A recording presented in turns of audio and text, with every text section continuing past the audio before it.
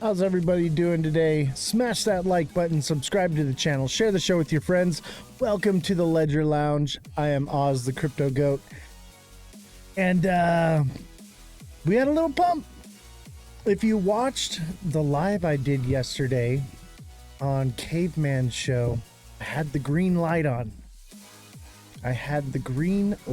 on.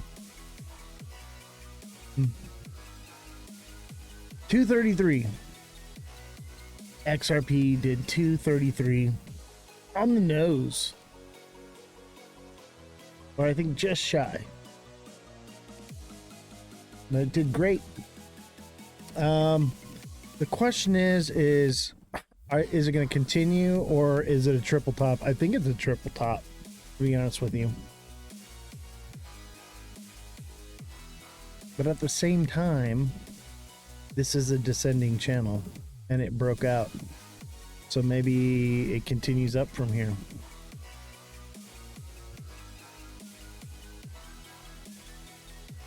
Don't forget to double tap the screen, tap the like button. I'm gonna put the Hulk.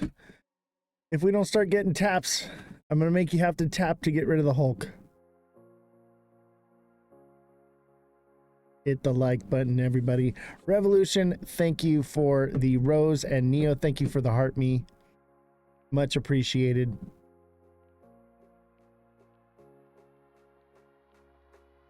How's the music? Is the music too loud?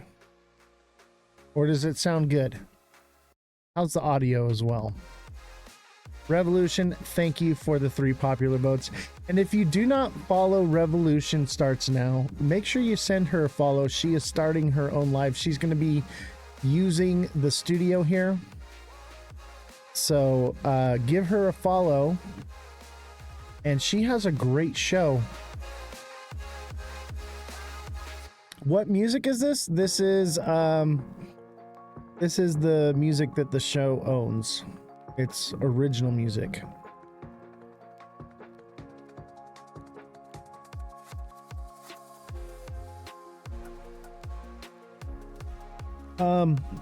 Jesse, I'm gonna bring you up and I want you to tell everyone, well, I'll do it later. We'll do your show once we get flowing and we get some people in here. But make sure you come watch the show. Neo 2.0 was in the show today.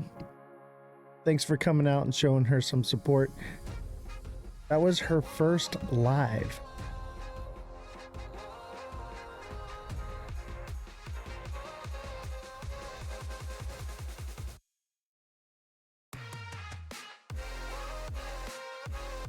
So we got some news today. It's, I don't know. It's news.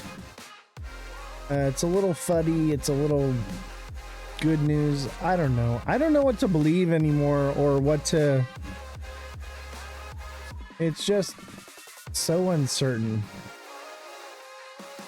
And it's like, man, do I jump in, or do I just wait a little longer? I think I'd rather wait for confirmation than try to jump in right now. I'll tell you what, though, if the first comes tomorrow and it still keeps going up, I will be surprised. I think it's the bull trap. What's up, Jason? How you doing? I think it's a bull trap. There's been so many of those. I would not be surprised. I don't know, jumping into the market. I think this is changed up, though, for sure. I think we have that descending, broadening, maybe, which is bullish. It's still bullish. Still same thing. It's a trap, you're right. I know, that's what I'm thinking. I'm thinking a bull trap. Because the end of the month, you know, the end of the month sell-off. XRP info Algorand. Yeah, so XRP, everyone's like, oh, the case is over, but no, it's not. Okay, case is not over. SEC has not dropped anything, and the judge has not approved it. Obviously, both of those things will happen, but technically not over. How many times has Brad Garlinghouse said that the case was over when it wasn't? How many times are you going to believe that? It's always at the most convenient time when everything's about to fall. They come out with the moon cheese and it pumps it right back up.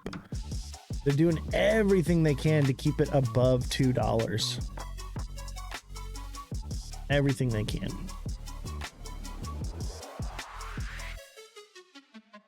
Algorand. Algorand's looking good. Let's look at Algo.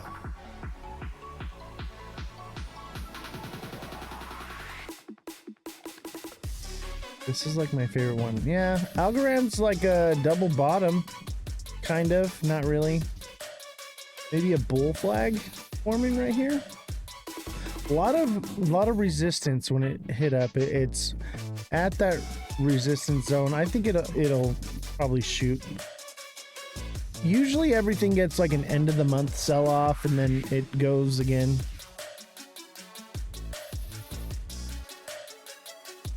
Yeah, I think everything's froze because it's the end of the month. This looks like a little bull flag though on the 1 hour. You know? Looks like a little bull flag right here. A little pennant. Call this a pennant. It's not really a bull flag. This is a pennant. Which means Algo's probably going to pump here. And go up to 119.50 again. But if it doesn't, this is a double top. And it's coming down to 1732.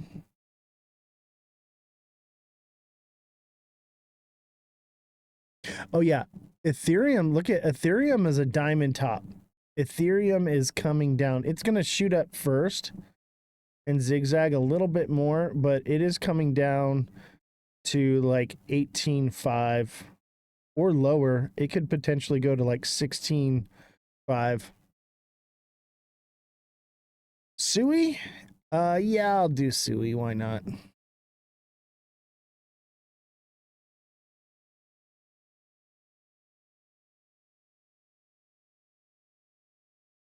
Let's look at Sui. Sui. Sui. Ooh. That is... Oh, that actually might be bullish. This is a flat bottom. So this is going 315 minimum to... Yeah, I think 315. 315, but it could do 350. This looks good. Normally, this is like an ascending wedge, which would be bearish. But I don't see it as a wedge. I see it as a flat top right here. So I see it as a triangle pattern. Let me double check that. These can be confusing. I'm usually really good at it, but I will double check just because I don't want to give you the wrong information. So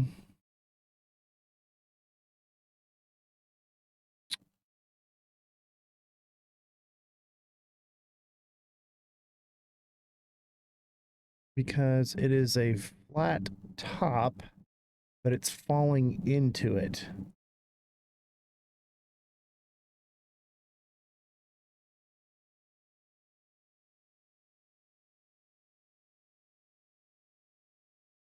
Which are very rare.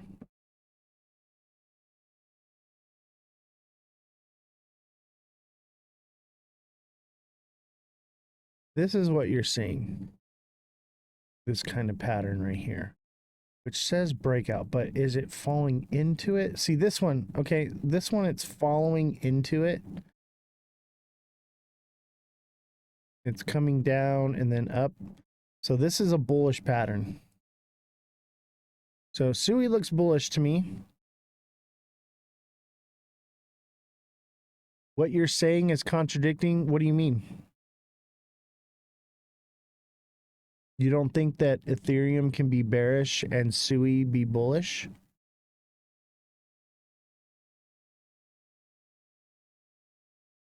What do you mean, thoughts on Pengu?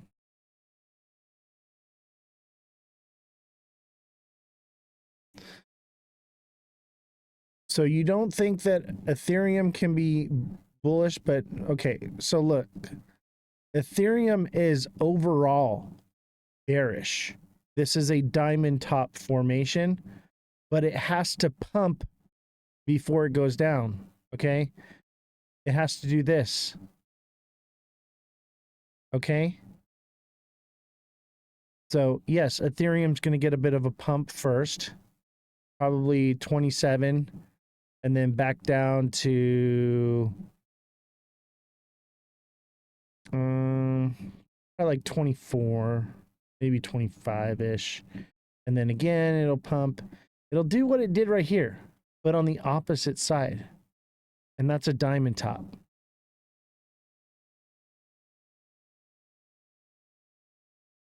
Dude, I'm just showing you what I see, okay? This is clearly a diamond top pattern, but it has to go up. And Sui wants to go up a little bit as well. This is not overall, it's not going to go up that much. Is it good to buy right now? I mean, that's up to you. I think the end of the month is usually a bad time to buy. Usually there's a pullback, but anything could happen. What's up, Marco? How you doing? Jfinity, thank you for the let 'em cook. Chill well, thank you for the heart me. Revolution, thank you for the 3 popular votes. But let me tell you something right now. Just because everything is moving together does not mean that one project could go up while the other one can't go down. That is not true at all. Anything can happen.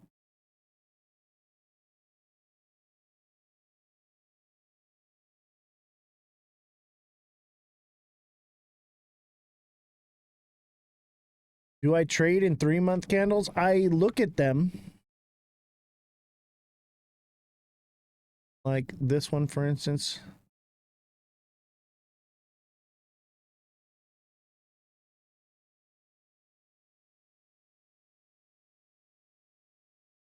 XRP in the 3-month.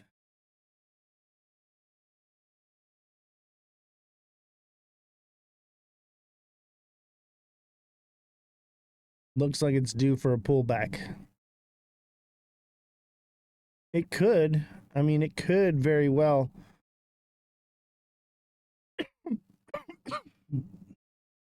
It could very well hit like all-time high. We'll have to see. The 3-month could indicate alt season coming. Don't worry, Marco. If you can't send gifts, just tap the like button, guys. Let's get up to 10K likes. All right. We need the 10K likes.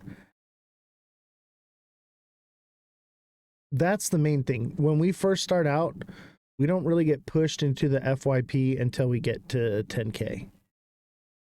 So everybody tap the like button, double tap away. Just keep going. Get your thumbs going like this. Tap away. Let's get to 10K. I prefer the 1-day candle. The 1 day says a lot. The 1 day and the 1 hour, they correlate. They do well. I feel like the 1 day will tell you what's going to happen in like the upcoming months, and the 1 hour will tell you what's going to happen in the upcoming days.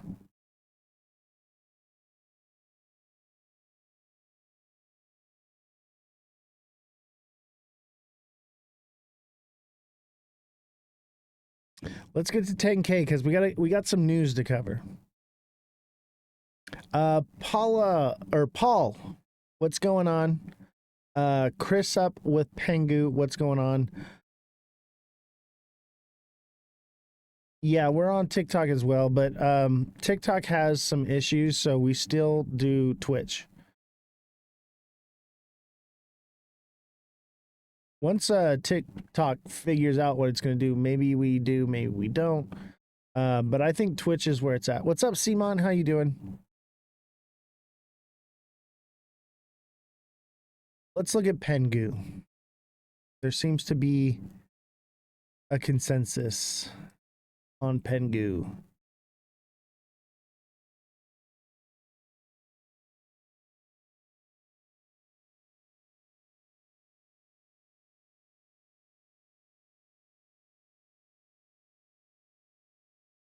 Pudgy penguins. Everybody wants stupid pudgy penguins.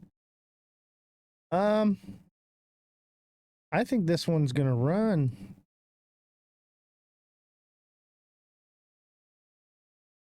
However, that kind of looks like a diamond top, possibly. Not really, though. It's more, it's kind of out of structure.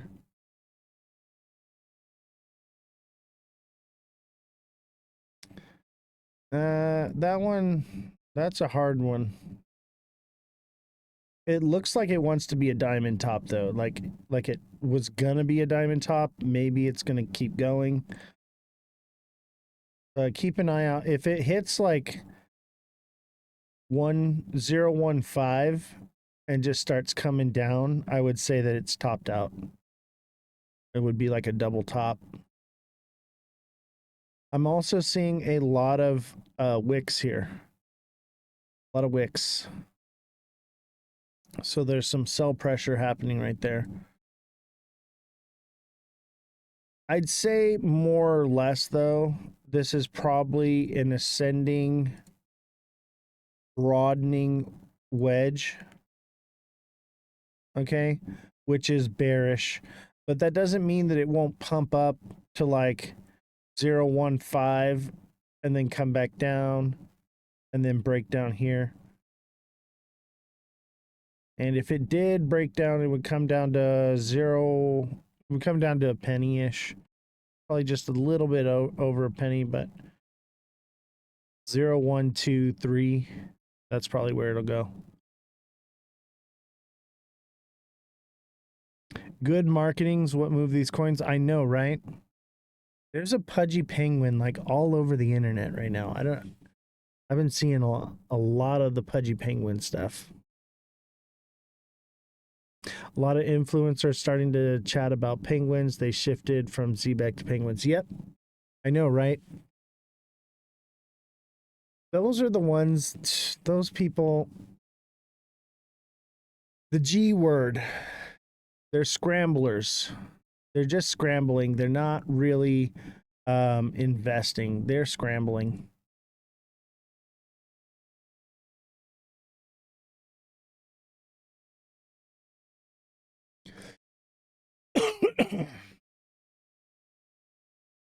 So how many likes we're at? We're at 5K likes. We're almost there. Almost to 10K so we can do the news. Let's get that rolling. Rocket and rolling. What's up, Gibby? Yeah, this is XRP. Gibby, did you have a question about XRP? I'll tell you this. I was saying that it had the potential to go to 233, and that's like right where it went to. It actually fell a little bit short.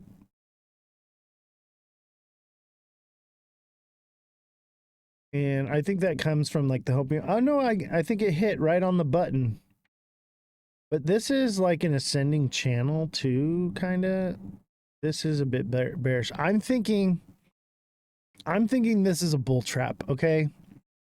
So what we saw here is we had an inverted head and shoulders, okay, which played out perfectly.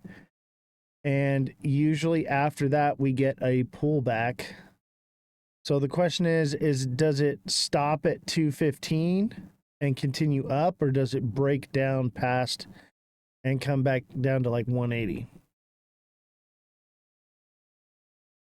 So I'm guessing that it comes down to 215, and as long as like Ripple doesn't sell off a lot, then it could potentially hold above the blue line. But I would say that 215 is where it's going. Now that doesn't, it's the end of the month, okay? Bad time to be in Ripple. Bad time to be in XRP, okay? Good for Ripple, bad for you, the holder. So XRP usually gets a pump right at the end of the month, and then just as it gets that pump, it just drops very quickly because everyone jumps out of it. And then they look to get back into it after the sell-off. Spider-Man says, oh snap, we broke out. Kind of broke out. Not a technical confirmation. I think it's more or less the bull trap right before the end of the month. Right before the end of the month? No way. I'm just not buying it. Not buying it.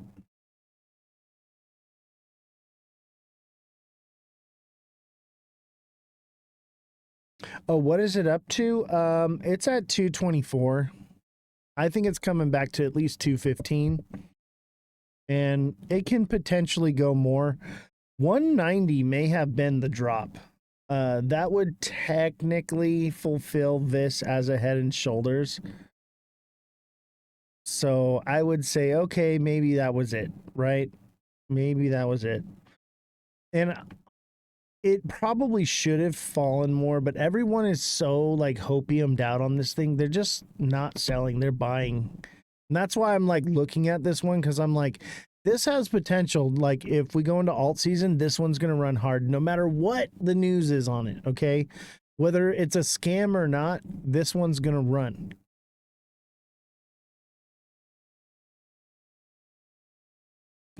But the lady with the patch making the sell-off face. Oh, I know. Yeah, exactly. From the meme. Verge on the ISO, nobody's looking at easiest 10x.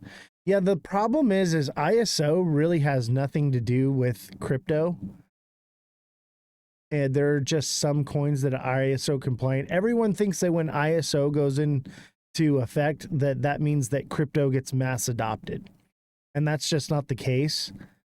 So yeah, we'll get a speculative pump from ISO, but and we'll run because of it, of course. But is the switch actually getting flipped? No. No banks are actually going to be using crypto because of ISO. ISO is required for banks, okay? They have till November 22nd, but the deadline is technically, what is it, July 12th or something like that? But just because banks are switching to ISO has nothing to do with crypto. Obviously, crypto will pump because people don't understand that. They think that ISO means that the switch gets flipped, everything's going digital, and this is the new. No, it's not. It's not. Everything will still be done, regular wire transfers. Nothing will change in the banking system except for ISO will be the way that the system communicates now. That's all ISO is. ISO has nothing to do with crypto. Not at all. There are coins that are ISO compliant, which means that banks can use them, but that doesn't, just because ISO is being implemented doesn't mean that they're going to be switching to crypto. Will they? Obviously, yeah, at some point, but it's not happening right now. I think once we get more legal clarity, things like that will happen. What if they just revalue gold and nothing much else changes? What do you mean, Champagne? like revalue gold and just use gold as the currency. I think gold is dead tech, to be honest with you. I think they're going to go digital. I think what they'll do is they'll RWA gold, and there will be a gold-backed cryptocurrency. That's whatever that is. That's what I'm going to buy for sure. But I like RWAs, man. All these projects like Bitcoin, XRP, they're fiat-backed. Okay, they're still backed by fiat, whereas RWAs will be backed by real-world assets, and real-world assets gain value over time. So they'll be backed by something much better than fiat.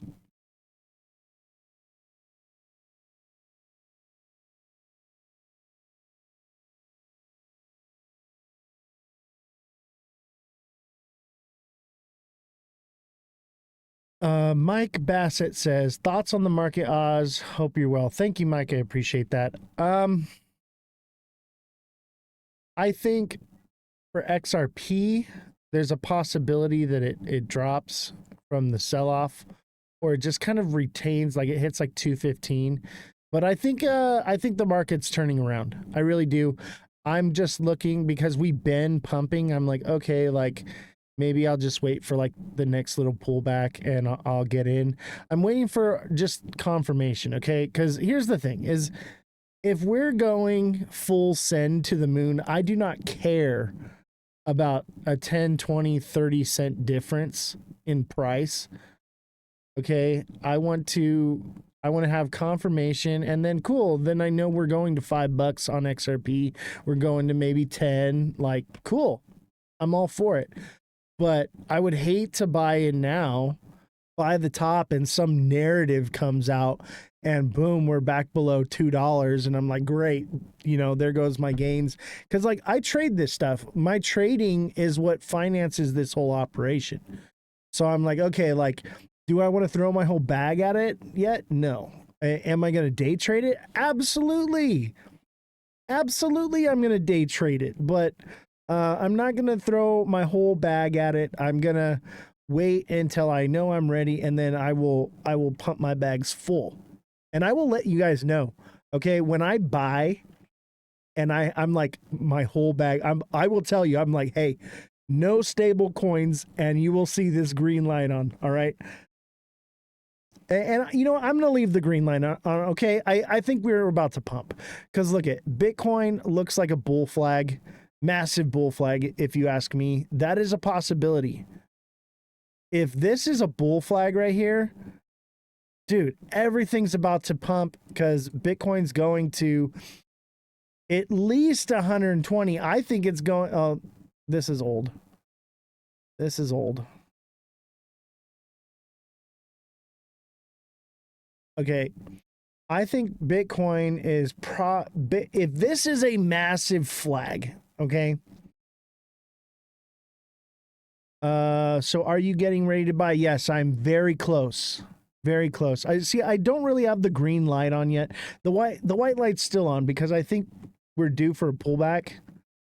Because the white light pretty much correlates with XRP. This is the Ledger Lounge. This whole show is centered and focused around XRP, okay? That obviously it's a crypto show and we talk about so much more than that. But I think that this cycle is going to be mainly focused on XRP. I think XRP is going to do massive amount of things. And I think Solana is going to be up there. You know, all the top ISO coins, they're going to be up there. The narrative behind XRP and the hopium and the moon cheese is going to full send this thing when it's time, okay? I think XRP will be the top mover in the crypto cycle. That doesn't mean that it's not still everything I've been saying about it. The moon cheese is real, ladies and gentlemen, all right? And I will factor in moon cheese, okay? That doesn't mean that XRP is not everything I've been saying, right? It could be, but those are very speculative. But no one cares. They're like, I'm still buying it. and I'm going to buy it too. I own some. Okay, I own some. I have a small bag and I'm trading it constantly every day. Like, it is great for day trading. I will tell you that right now. That's why I do the price points for the subscribers is focused on XRP, because there's a lot of good money to be made there, because it's basically in a consolidation where it's at. It's like the only one doing it. There's so much money to be made in XRP. And I think this, you know, I tend to pick them every bull run, right? And you know, I picked Shiba Inu back in May of 2020. This year, I'm picking XRP. XRP is going to be massive. You're going to make a ton of money on it, but it does have issues. But I'll tell you what, right now, Ripple is moving a lot of those coins into wallets and not unloading them. They're going to wait for it to run hard and then rug it. I think they rug it at, they take a portion at $5, and I think they take a portion at 10, 15, 20, and they just keep, if it keeps full send, maybe it hits $50, okay? I could be wrong. Let's say it hits $50. I think that's highly unlikely unless institutions start buying into it, but we'll see. I want to believe. I want to believe, because if it's true, okay, you get a Lambo and you get a Lambo and you get a Lambo. Like, I want that. I do. I want to believe. I really do. There's just, because it's such a narrative that it's all these amazing things. If all that was true, they wouldn't be pushing it out. You know, the algorithm wouldn't push it out. It would be suppressed. Thoughts on BNB? Will it, it was the creeper last time. We'll look at it. Give me a minute, Showell. Give me just a minute. I'll pull it up. Trump will use XRP to pay off the US debt. I don't think so. Champagne, why don't you come up as a guest? I'd like to talk about that. I'm going to send you an invite. I want to know why you think that. Mike Bassett says, I get my Lambo if XRP hits 50 cents. I don't believe it can, though. You got a short in? I'll tell you this right now. XRP can definitely hit 50 cents again after the bull run. All right. So if you're FOMOing into it because you think it's never going to fall below $2 ever again, you're mistaken. It'll see $1 again. Okay. Just hold out. But is it going to run first? Hell yeah, it is. And I'll tell you what, a lot of people will diamond hand this thing to the bottom. Oh, $50. See, that's the thing is, I don't think it's going to go to $50, but I think everyone's expecting 100 to 1,000 or to like 10,000. And those people will never sell. They'll never take profits. They're just going to buy it and hold it and never, ever sell any. And I've done that before. I've learned that lesson. I'm not doing that again. All right. That's why I sold in January. I'm not playing that game. I want to actually become wealthy, not just numbers on a piece of paper that I screenshotted that I can show people and say, hey, look what I didn't make.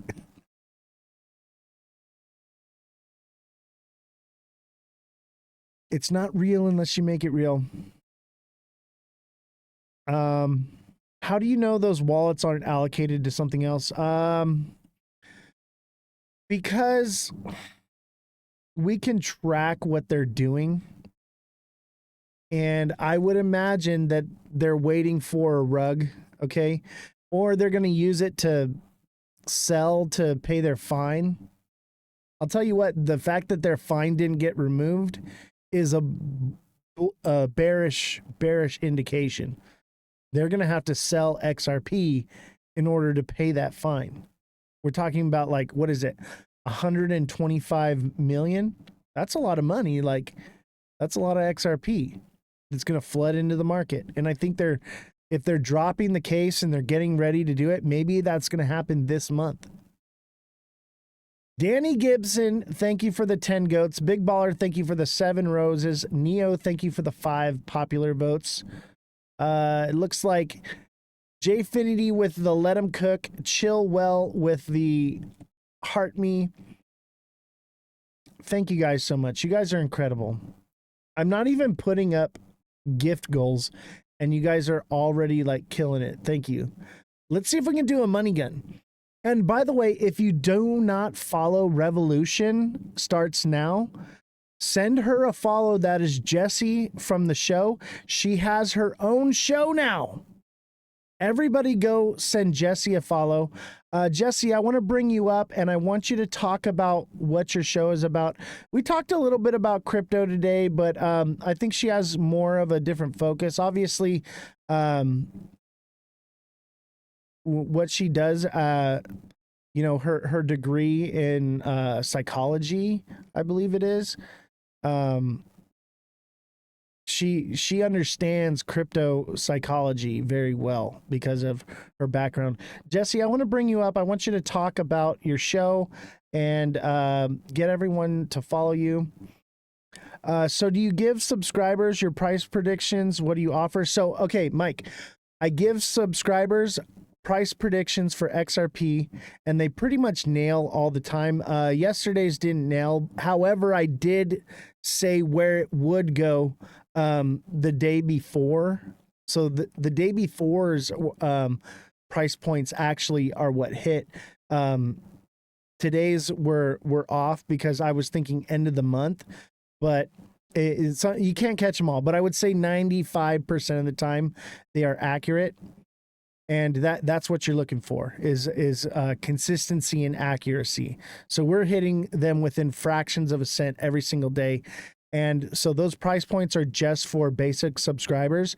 As a deluxe subscriber, you get one-on-one coaching with me. So you can ask me more in-depth questions about, you know, the price points and what is more foreseeable, because it's the price points are more for the advanced trader.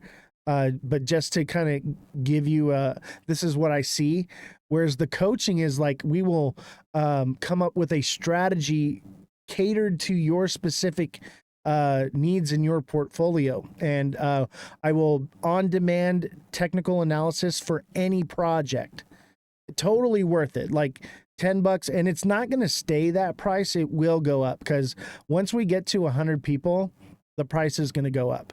But if you get in now, you can secure that lower price and you can start becoming profitable more quickly. And then you can offset those costs and it's not going to affect you at all. Highly recommend a deluxe subscription. Okay.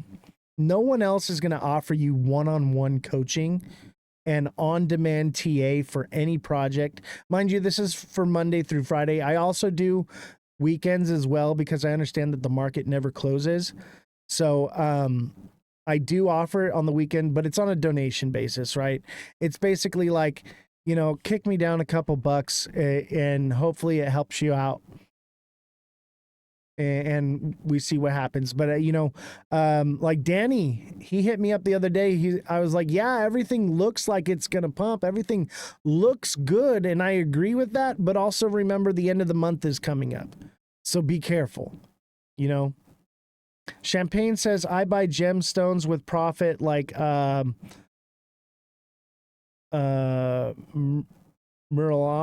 mint, garnets. I do something similar. I buy timepieces. I buy gold, silver. I generally buy jewelry. I try to buy jewelry secondhand because the jewelry, I think, holds more value than actually holding the bar. So, because it's art, it's been created into something, and you can generally get the jewelry from somebody secondhand for a really good deal. Like I find them in like thrift stores and yard sales and things like that, because people don't know, they're just whatever, and I'll buy it.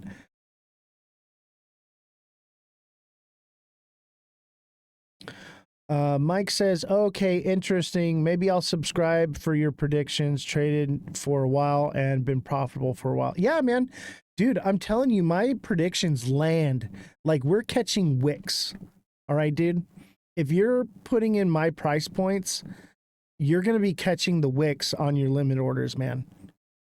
Like it's kind of phenomenal how good I am at doing this. I need to be doing a bit more. And I've been talking with a few other people. I want to do price points for more projects. I'll probably start doing like the top 5. And that's if I raise the price. I will do that. For now, it stays $1.99 for just the basic, you know.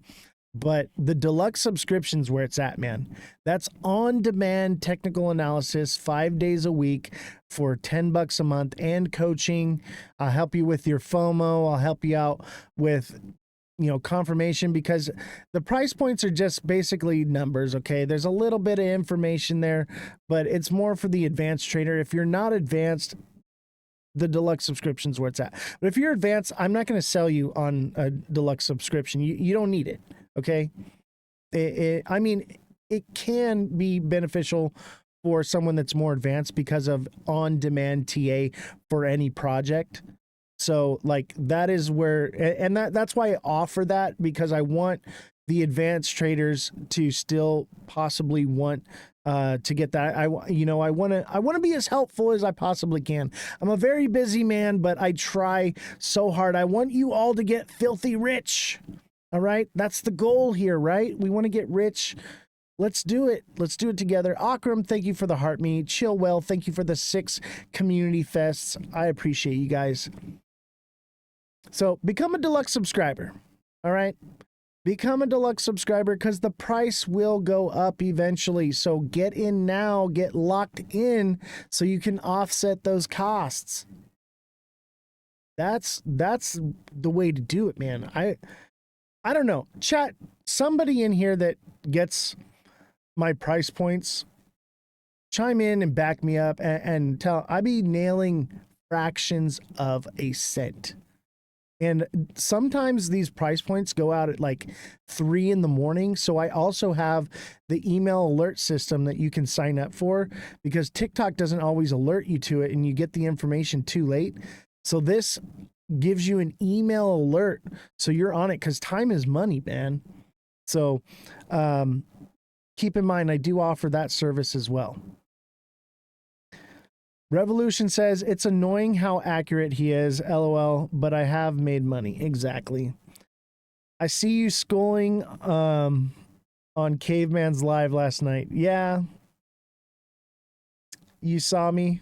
Was I schooling or trolling? By the way, I adore Caveman. Okay. Caveman is great. And he's such a good, genuine person. Canadians are just awesome. Okay. I freaking love Canadians, and just a great guy. I think he's a little bit on the moon cheese train, but also he's realistic at the same time, which is a good place to be, because I'm a little bit on the moon cheese too, man. I'm nibbling on it. I'm just tasting it. I like to taste everything, in case you weren't in that live. Chillwell knows what I'm talking about. I like to give everything a little taste. Got to see how it tastes first. The emails have been very helpful so I can stay focused in my crazy busy life. Exactly. Lexus Mom, I'm glad, because I know you haven't been in the live too much, but you've been around for a long time. And yeah, not everybody can be on TikTok all the time. Not everybody can constantly be checking TikTok to see what I put out. The email alert system is a great tool. I just had the idea one day. I was like, because people were making trades and they're like, oh, I got the trade wrong because of this. And I was like, dude, I posted that like 2 weeks ago. And they're like, oh, I thought it was brand new. And I'm like, okay, we have to create something to help fix that problem. So that's why we have the email alert system, and it helps those who are, if you're trading, especially XRP, you want that. It worth every penny. By the way, tomorrow it goes back to $1.99. Okay. What I'm going to do is I'm going to allow new subscribers to try it out for a week. And then you have to pay the $1.99, because I want you to be able to see what you're getting. What's up, YUBI? Hey, YUBI, you want to come up on the live, man? Let's talk. Dude, I've been meaning to get you up here. I'm going to send you an invite. Let's see if you can. Obviously, if you can't, I've been wanting to get you on the live for so long, man.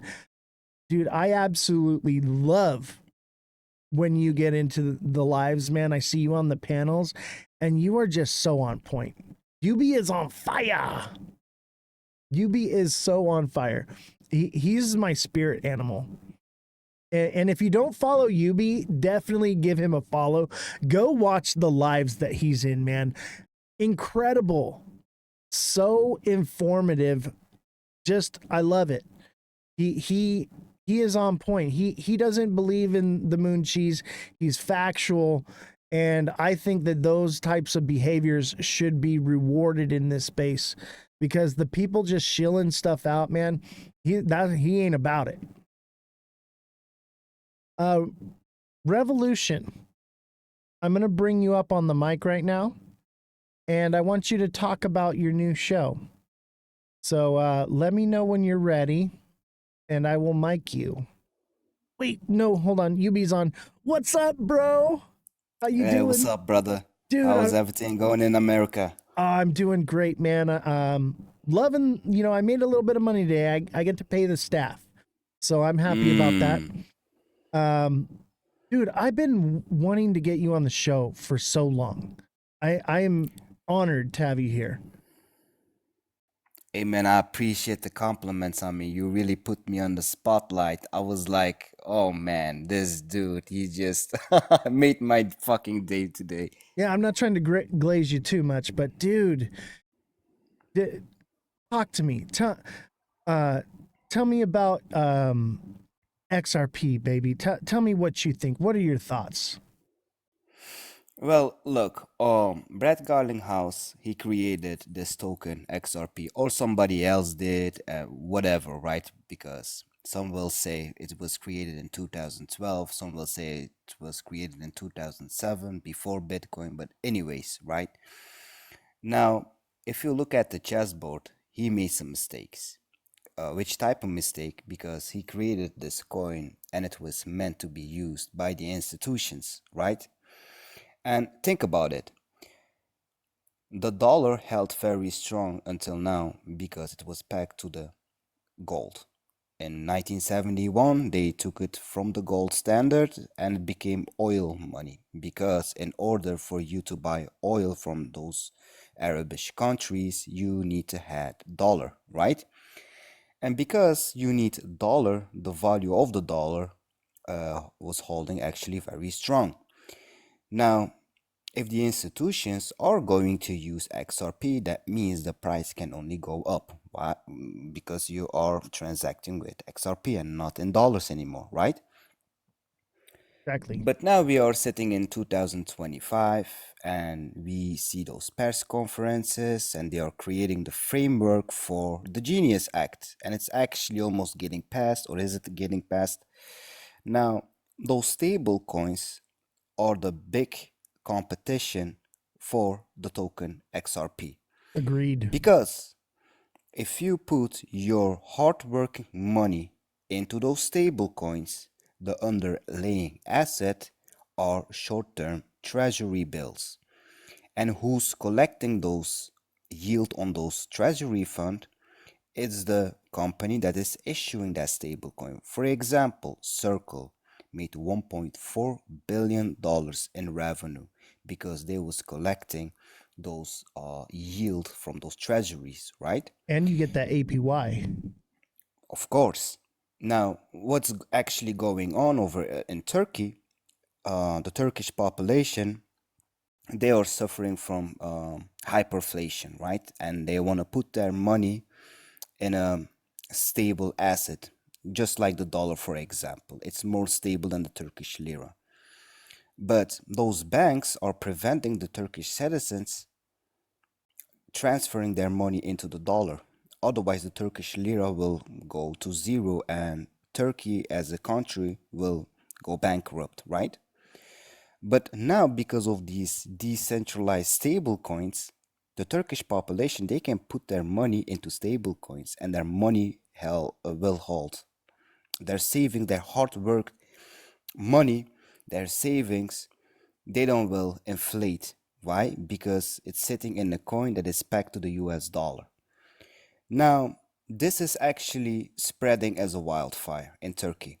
Now, if the whole Turkish population placed their money into USDT, that means actually the Turkish population are lending the US government with money because the underlying asset is treasury bills, right? Now, let's say that all third world countries are doing that. They are working with stable coins, right? Because their own fiat currency is going to zero. That means what? That puts between $750 trillion in treasury bills in the back pocket of the US government. And this is an issue that XRP never can solve. Okay? And here is the problem right now. XRP, the token, is actually useless because even though I'm bullish on the XRPL and to the stablecoin, then we have XRP is just like a token that doesn't have utility, right? Because let's go back to the foundation. It was created to use XRP and not just only for the gas fees. But because they came out with the RLUSD, the stablecoin, that means that XRP, the token itself, became, totally worthless. I wouldn't say totally. I mean, it basically will facilitate gas fees. It'll be a liquidity pool. Exactly. But it doesn't have the original use case of being the currency. The Yes. stable coin is the currency now. So will it hold some value? Of course it will. But, I always say this, XRP is like a bucket with no bottom in it, and you're trying to fill the bucket with water. It just can't fill. Mm-hmm. Now, I'm so bullish on the company Ripple because if all those transaction fees just go to Ripple and Ripple takes the company IPO, that means they can profit from it. And shareholders, they can, profit from that too. Because if you take a Ripple IPO, it's the same thing, just like Visa, MasterCard, and Circle, they can generate a lot of money. And the founders of Ripple, they can make money out of it, right? But if they take the company IPO, then there is no need to buy XRP. You just can own a piece of the company. Now, how does Brad Garlinghouse makes money right now? Not from the company Ripple, because the company Ripple doesn't generate money. Right. He Because makes all the his money transactions, from the holders of XRP. He's literally rugging every single month. That's why the price doesn't yes. go up. And that's the exactly problem. And he made some moves on the chessboard and he's stuck. And now he has to make decision. Or he is going with the Ripple and he focus fully on Ripple. Because all the activity that is going on the XRPL, and if everybody is using the stablecoin, which is RLUSD, that means all the transaction fees go to Ripple. Now, also Ripple is providing the US government, right, with a lot of treasury bills because of the stable coins, and the underlying asset are short-term treasury bills. Now you're backed up by the government because they will never put you in the ground, especially if you're providing the government with a lot of money, treasury bills, right? But if he does that, that means that the elites, those institutions, they will buy a piece of of the Ripple, the company itself. They will buy a stock, a piece. They will never buy XRP because XRP, the token itself, doesn't represent a piece of the company, I right? agree. It's not a share. People conflate XRP with Ripple. They think they're the same thing, and they're just completely two different things. And that's part of the issue, I think.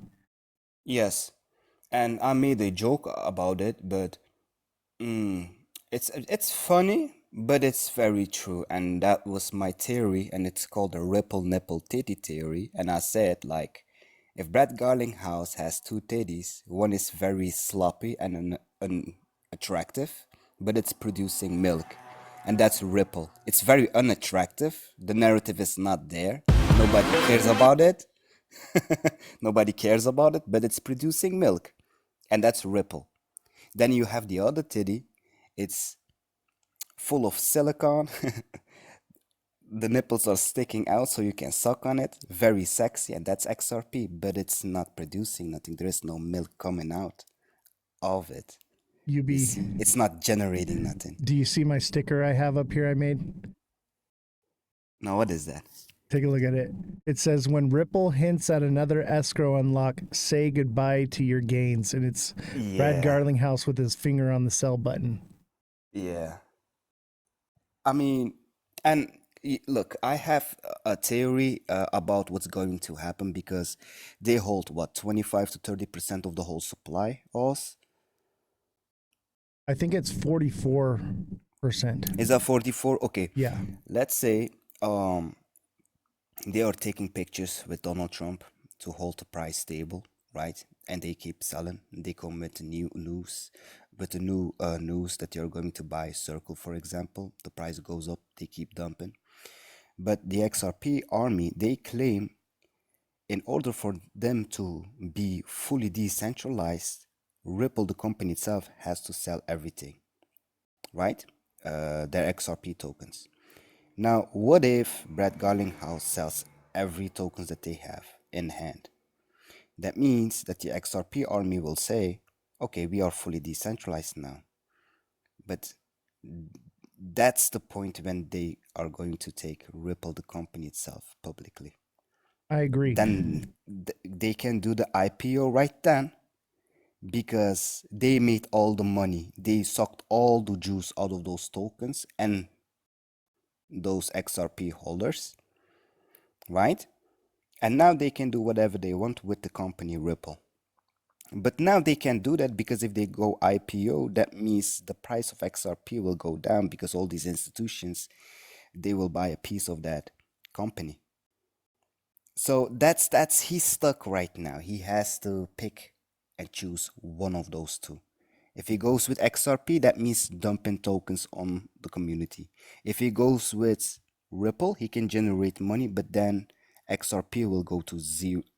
I'm not gonna say it's zero, but you see what I'm saying? The whole narrative will, yeah, dramatically. I agree. And Ripple actually said themselves that the reason they hold 44% of the supply is so that they can maintain the coin more stably and be less volatile. And I think that's part of the reason why now they have RLUSD is because that's the new norm. That's the new way of creating that stability. So it does. When it first came out, that was its original intent, and everything has just evolved and changed so much that we're just not there anymore. I don't think that these coins are going to be utilized for what they were originally intended. It's kind of dead technology. Exactly, it lost its narrative. The narrative was the token is going to get used by the institutions. But when Brad Garlinghouse saw what's happening with the Genius Act, he sees how Letnick, Scott Bessent, Donald Trump on the same stage talking about creating this framework of stable coins, right? And he launched his own stable coin right then. It's not like 6-7 months right now. The stable coin is not like 1 year old.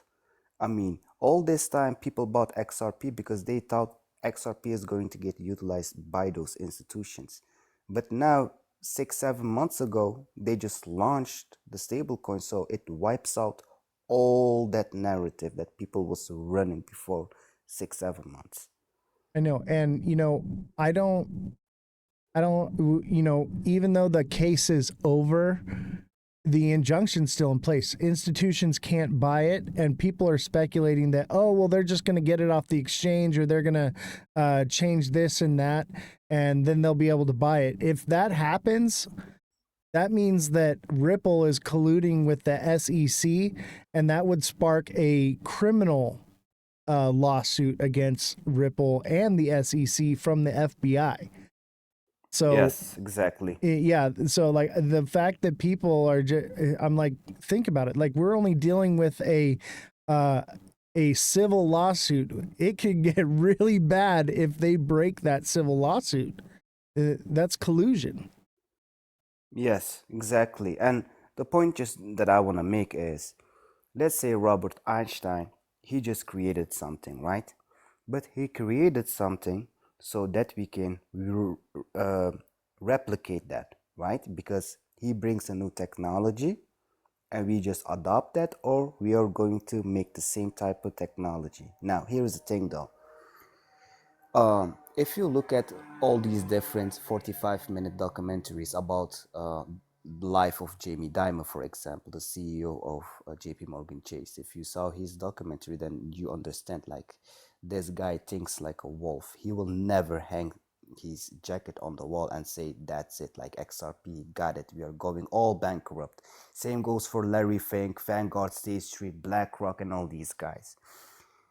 If you are sitting with all these elites on the same table, somebody has to say, hey, look, there is this token XRP with this fantastic fast technology, XRPL, and this and that. We want to replicate the same technology.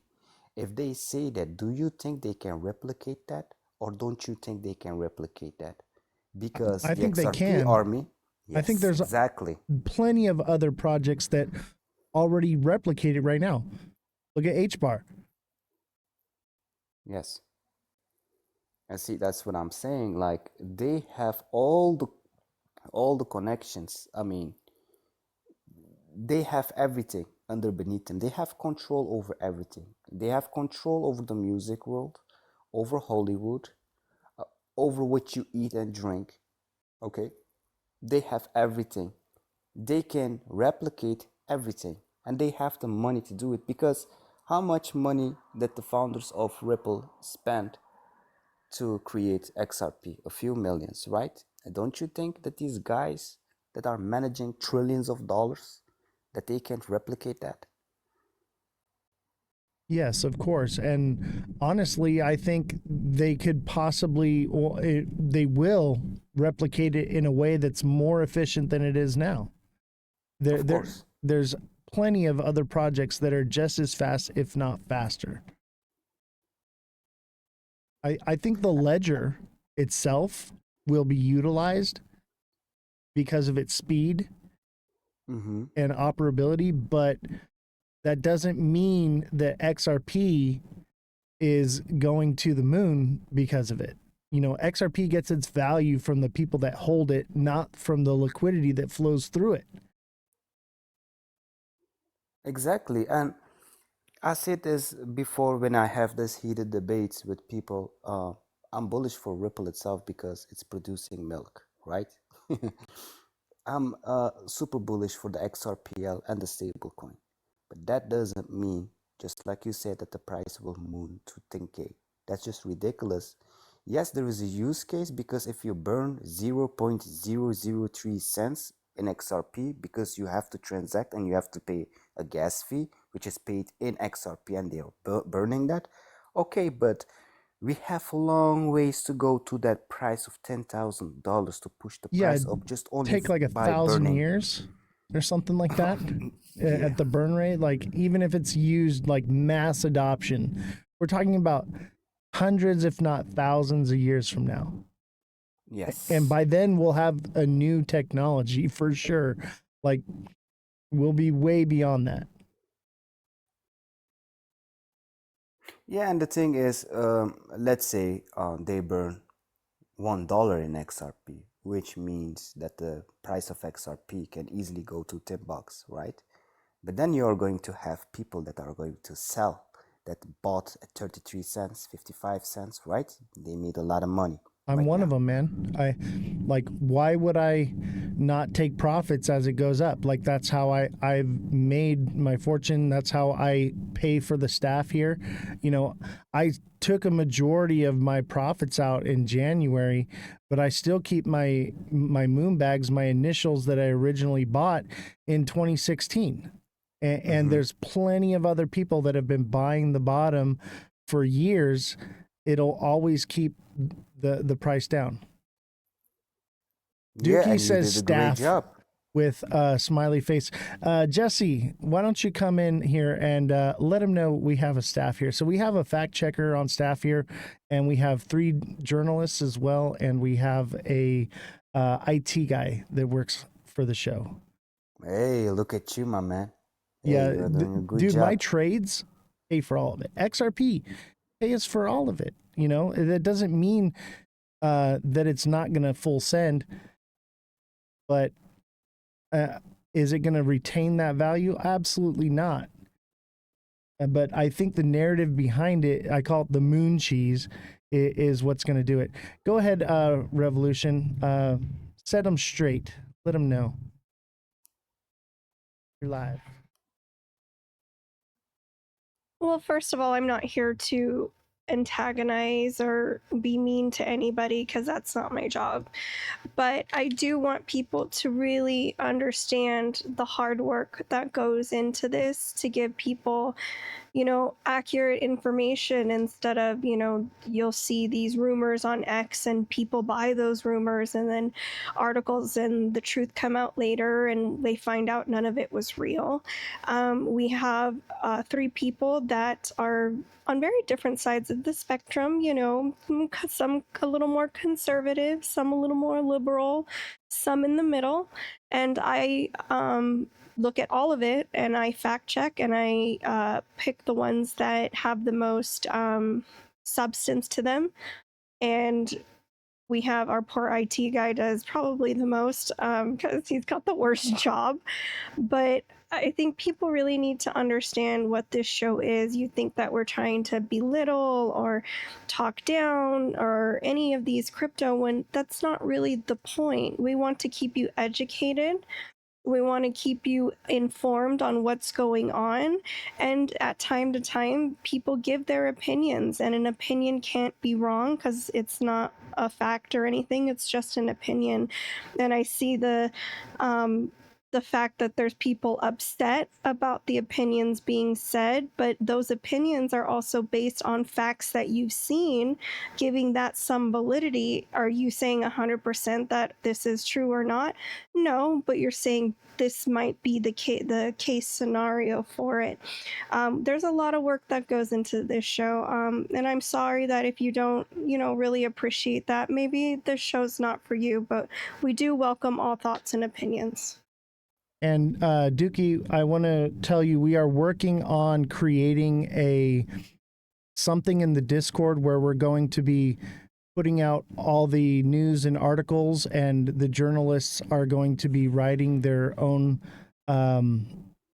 summarizations on those the information that comes in. So that is in the works. It is coming soon, but it takes time and money. I'll tell you what, if we get an alt season, then all of that will happen very quickly. But you have to understand it takes money for that to happen. And we've only made 25 cents this live. So it takes, you know, time to build and become profitable. So keep that in mind. Everything that we do here, I finance from my trading. I used to just keep it all to myself, and I was buying Corvettes and, you know, going on vacations all the time, taking cruises and flying across the country. And I'm not doing any of that anymore because I want to help people. Sorry, Yubi, go ahead. I didn't mean to cut you off there. I just wanted to. You have the face, the voice, everything is okay. I think you have the power to do it. Thank you. I appreciate that. You saw it all, right? When you make those first crypto bucks, you just want that Corvette, you want to get on that cruise. But if it's all done, you already saw it, right? What can you do with money? It's helping other people because that's activating your dopamine level even more with helping other people. Exactly. Like, it's just priceless when somebody comes up to you, hey, oh, it's because of you, man. Thank you. Like, right? That's just priceless. I'm putting food on the table of 5 different people now, like, and that just makes me feel so good. Like, I makes me happy that I can actually do something that's positive, not just for the crypto community, but actual people in my community where I live have a job now, because we live in a very small town out here and there's not much jobs for people. And the fact that, and like Jesse, she's got a degree. The IT guy he's saving his money so that he can get his degree. And these journalists that work remotely, you know, we're paying their student loans. So like that's an amazing thing to not just help the people in the community, but, you know, to put food on people's tables. It's like, it's a great feeling, man. And that's where I'm at, you know, because I could easily just hang up my hat with this show and keep all of my money and not be bleeding out basically all my profits. But I do it because I feel like it's the right thing to do. And I just want to help. Yes, and you have the talent for that, and I think God will put certain people in certain places, just like you, for example, just like I said, the way you look, the voice, everything is okay right there. And I see that you have a strong team, and I think you're going to have many more successes, brother. Thank you. I appreciate that. Dookie says paying for stuff doesn't make this stuff true. I agree, but what we do is we do fact check things, and we try to get to the bottom of what's going on. And a lot of what we say is opinionated, and it's very clear when something's my opinion, I will say this is speculation, this is my opinion, but the facts are the facts. And what YUBI's saying right now is factual. Like, I understand you have to believe in the moon cheese. You have to, because a lot of people, they don't have options. They need it. And they need that hope. They need to be able to feel like they can throw, you know, a couple $100 or $1,000 at something, forget about it, and one day wake up rich, because they don't have any options. And I feel the frustration when I talk about these things, because some people, they bought, of course, at $2.5, $3 at the top in January. But here's the thing, though. Can it go to $7? Can it go to $10? Yeah, maybe. Who Obviously. knows? That can happen. It's realistic, right?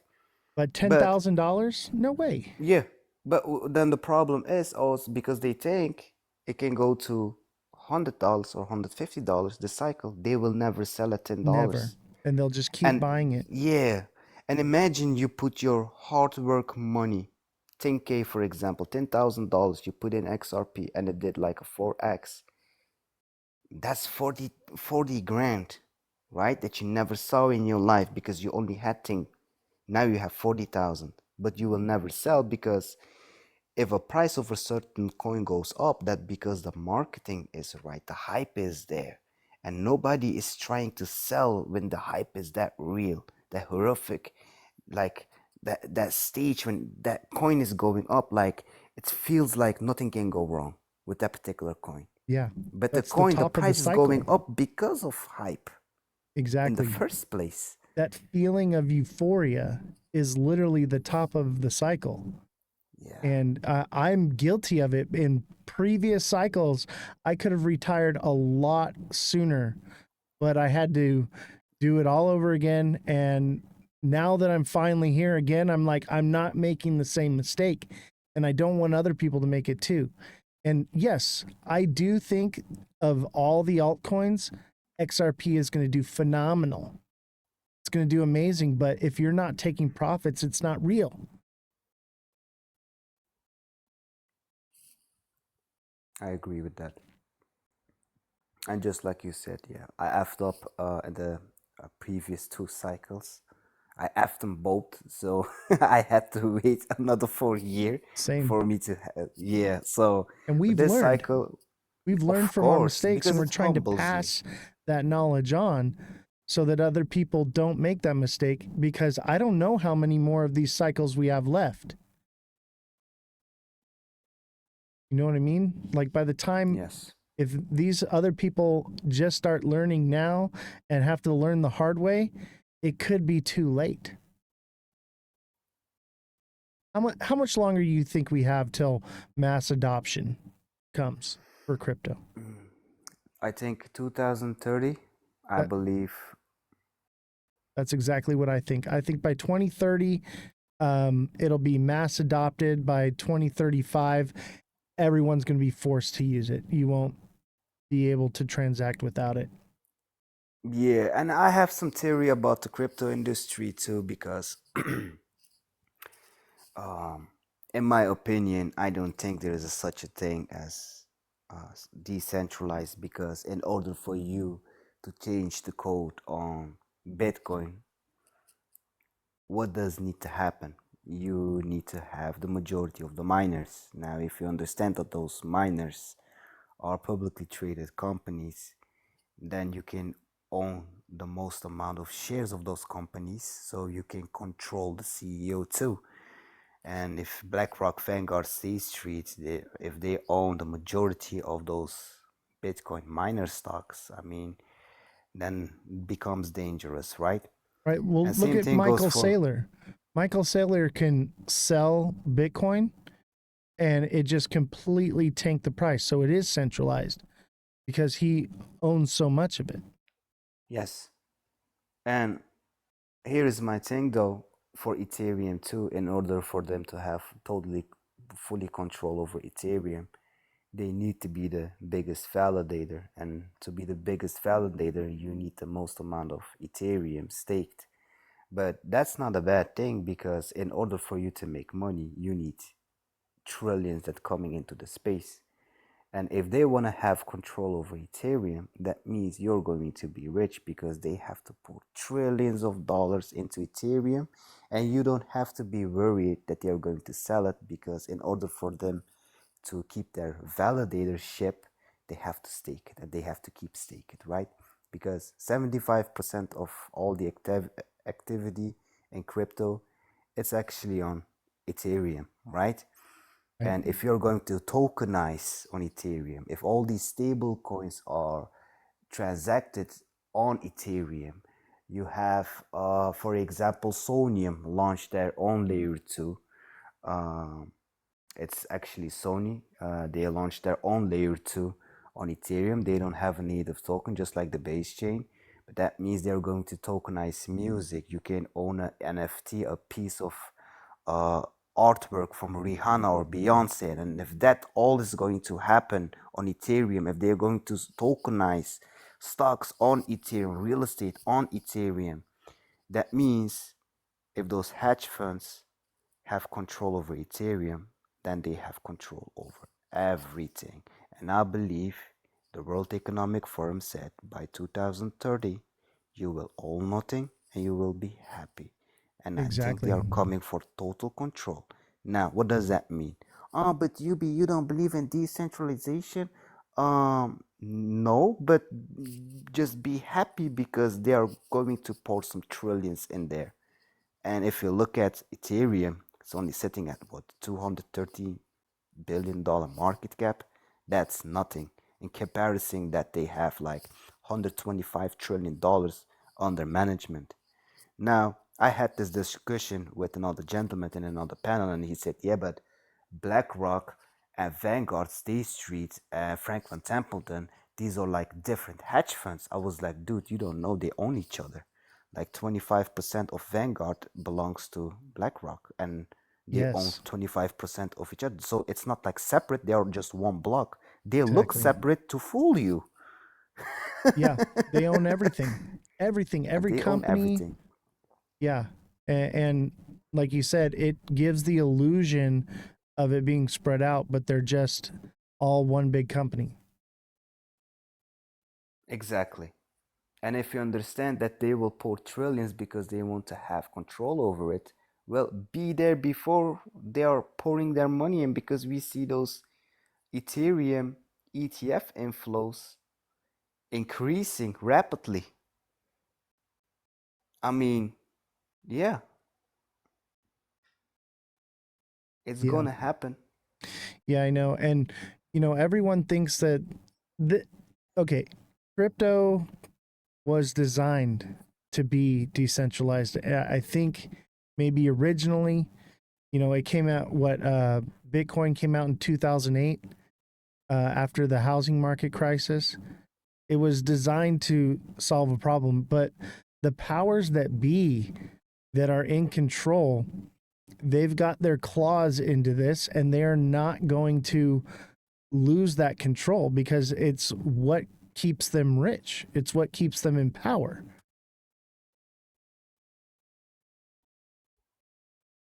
Yes.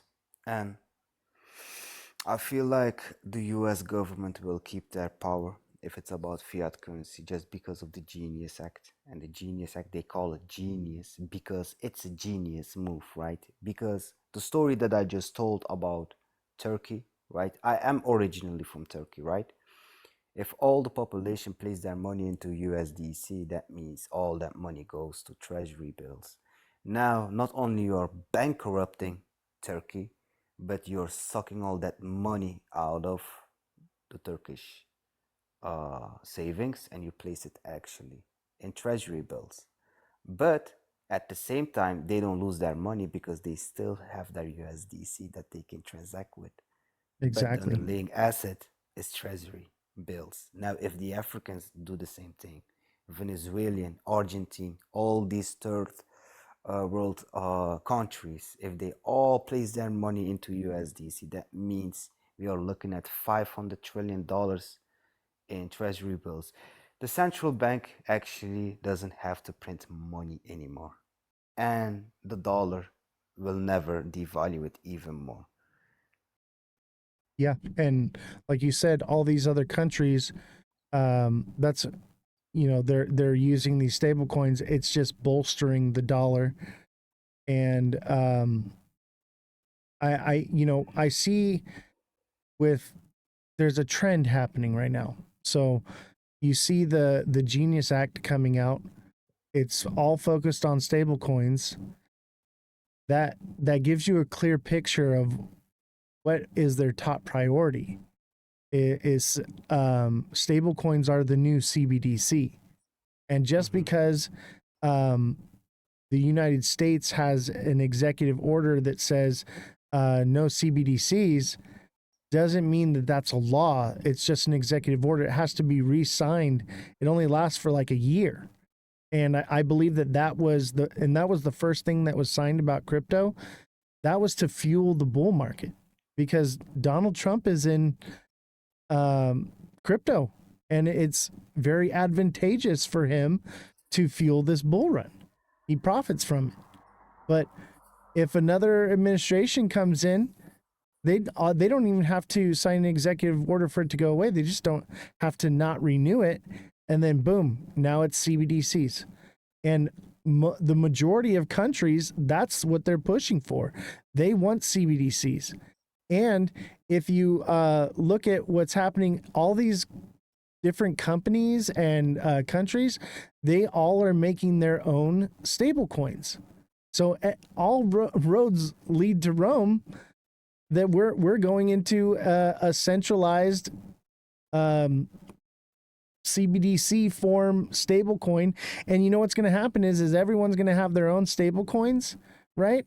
And you're going to have to transfer from this stablecoin to that stablecoin, and transaction fees are going to be the new overdraft fee. Of course, and not only they are providing, not only they are generating money because of those treasury yields that they earn, the APY. Not only they are generating fees, transaction fees, but also a lot of data. Because if you go back to the C-19 pandemic happened, there was records of transaction fees generated by MasterCard and Visa because nobody was allowed to pay in cash, right? Right. To not to spread the disease even further. But not only they generated a record fees, they also had records of data, right? Because if everybody is transacting with cards, that means you can track everybody, right? Exactly. Because you just removed cash. Now, who's the biggest shareholder of Circle right now, BlackRock, Vanguard, State Street, and all these other people, right? Now they have control over the data right now. If they see everybody is subscribing on us, okay, now I want to have a biggest share of us too because I see the Exactly. money going to his thing. It's total power. I mean, stable coins are the CBDCs, Yeah, no doubt. And 100%. first, they will take the population into CBDCs by telling them, hey, we will never block your transaction. And then they will run this news. Oh, Iran, malicious group was funded in USDC. So you guys agree that we have to block some sort of transactions to keep the bad people out of this war, right? Exactly. And we will all say yes, yeah, block the transaction, and once we give that green light, then we allow them just to block every transactions if they don't Exactly. like it. Yeah, and And then it's going to be a full-blown CBDC right there. exactly. And that's the overall goal they want. They want the controls for marketing data. They want all the data they can collect so they can influence where they want you to sell and buy things, you know, and they want to own, like you said, a portion of the biggest whatever is popular and make more money that way by getting the data. The data is so valuable right now, and especially Yes. with AI, they can figure out what people are spending their money on and why, and come up with new ways to market to influence you on how and what to spend it on. And like you said, they want you to own nothing and be happy. They want UBI, you know, they want universal based income, and they want to control where you're spending that money. They want to make it so that you can never save it and you have to spend it in the way that they see fit. And we're on a slippery slope headed towards total control of the money supply right now because we have cash. We have the ability to do certain things, but we will be going to a cashless society. Whether you believe it or not, it is going to happen because let me tell you, anything that is going to happen, they test it out. And I learned this. This was back in 2022. I was working the MLB All-Star game, and you could not transact within a 10 block radius in Los Angeles without a credit card. Everything was digital, Yeah. and cash was worthless. And so the writing's on the wall. They're already testing it, you know, at these sport games. Every sports game is 100% cashless now. And that's how they normalize it, is to, you know, get you to accept it, get used to it, and trickle it out. And then one day, that's just all there is. Yeah, and if we go back to the topic of XRP, now I already told you, I mean, if they can control Bitcoin, they will pour their money into Bitcoin, trillions of dollars. That means what? We are already sitting at above 100K, which was unbelievable in 2022 to think about 100K Bitcoin, right? And then Right. we are sitting here above $100,000. Now, for Ethereum, they must be the biggest validator to have control over Ethereum too. That means trillions, right? Now, if you want to have control over XRP, I mean, you need to have control over Ripple, but Ripple is not a publicly traded company, right? It will be. Then it will be, yeah, one day, yes. But then XRP, the token, will lose the narrative even further. But they just can't buy XRP and stake it. That's not how it works. I mean, see, you want to always look at where the elite is going to place their bets because they want to have control. That's why I love Charles Hoskinson, but I don't believe in the project Cardano because he wants to bring decentralized finance into Bitcoin. but the institutions already labeled Bitcoin as gold and not as a place where you can build on. That's Ethereum. Larry Fink, he said it himself. I think we are going to a way where tokenization is going to take place, and that's why Ethereum and this and this and this. You know, Even Jamie Dimon was bearish about Bitcoin, but he said, I know the use case for Ethereum. And I feel sad because if we talk about Charles Hoskinson and Cardano, that guy is really decentralized. He's really about that life, right? He doesn't like to be controlled. Like, he's really that guy. But that's why the price, I mean, that's why I don't see a future of Cardano, because they will never let this guy play in the big league. I agree. You know, there's this kid that comes on the live sometimes. His name's Josh. And he's like, well, I think the people are going to fight for the decentralization and they're going to push for all of that. And I was like, you do realize that of the entire population of the world, less than 10% are in cryptocurrency right now. And of that 10%, I'd say 99% of them are crypto normies that they think that Bitcoin and crypto are the same thing. And there's only 1% that actually know what's going on. And of that percent, most of them are whales. And then that just leaves a small fraction of a percent of people that actually want DeFi and want decentralization. Yeah, everybody is here to make money. Let's be honest. Everybody has that picture of a Ferrari on their wall at home. Nobody cares about decentralization. I don't think everybody got banned from a bank system or something. It can happen and it happens, right? We see that. But they will have control over everything. Now you can make a decision. You can be rich and be controlled, because it's already happening now too. Or you can just play PlayStation as a brokey at home and be controlled. I mean, what is going to be bad? Yeah. They want you Money to and live be in the controlled? pod and eat the bugs. Yeah, exactly. And I'm saying they will have control over everything eventually, but be happy you made millions because you throw money into a bet where the devil was not there yet. And that's huge, that's big, that's checkmate, right? You made a huge accomplishment on the chessboard. You was there first. Right.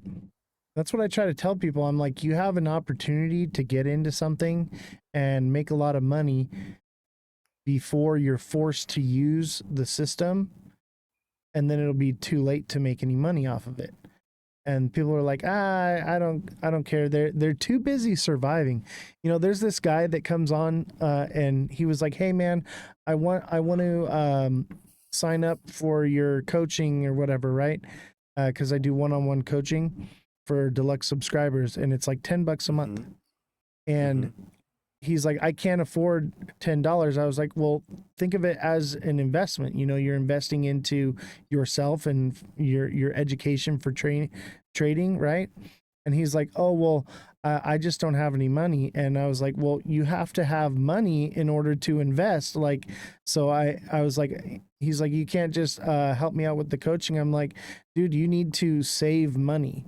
You need to, you know, go wash some windows or something, get some kind of capital saved up so that way you can invest into something. But you can't just get into my coaching and then think that that's going to solve all the problem. You have to have capital. You know, people don't, they are really that uneducated. They don't understand what any of this is. It's kind of phenomenal to me. The lack of financial education that people have. And I think that's a big problem, is we need more financial education. That's why I have this show. I'm trying to educate people, you know, because it should be taught in school. You know, I didn't know anything about money when I got out of high school. And it's kind of sad. It's really sad that no one understands what's going on in front of them. And I'll tell you what, most people don't even care. They are so asleep. They just And it's not even that. I think a big part of it is most people are living off of credit. They don't even have cash on hand. They don't have anything. They're literally paycheck to paycheck, and it's it's even worse than that. They're credit card to credit card. And I think that that's by design to keep as many people out of this as possible. What do you think? Well, here's my answer to that. If you understand that BlackRock is also the biggest private investors in prisons in the United States, well, that means something, because why investing in something? Look, if you see the prison system as a business and you invest in it, to make profits, you need what? More staff, more prisoners, right? Why do they think that there's going to be more prisoners in those prison system? Why do you think that? Because Be, of inflation, yeah, right? They they've understand. they've made it illegal to be homeless now. Here in California, if you're sleeping in your car, you go to jail. I think it's a felony. Yeah. That's crazy. And also you have people that take a mortgage loan, but in the 1970s, the man used to work and the woman did the household. And only 25% of that salary went to your mortgage payment. Now, you and your wife have to work, and one of the salary goes to the mortgage payment. I'd say most people can't even get a mortgage. They just rent. Yeah. And that's a concern, because I mean, investing in real estate is not relevant anymore. And that's why I love crypto, because which technology is going to provide that much gains in Right. 4 years' time?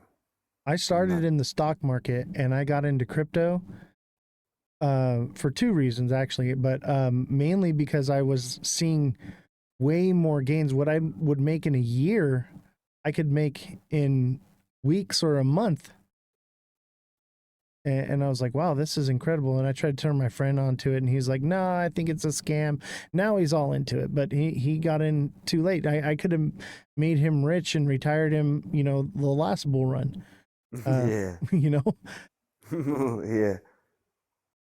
And, but you know what got me into crypto, man? Um, my entire life, I've never had a credit card. I've never had a car loan. I've never, had anything on credit, not once in my entire life. And luckily, I was an audio video engineer. I made really good money. And so, I would, after taxes, I'd clear 8 grand a week. Mm-hmm. So I was making good money. So I Mm-hmm. never really needed credit. So I never used it. If I wanted something, I'd save for it.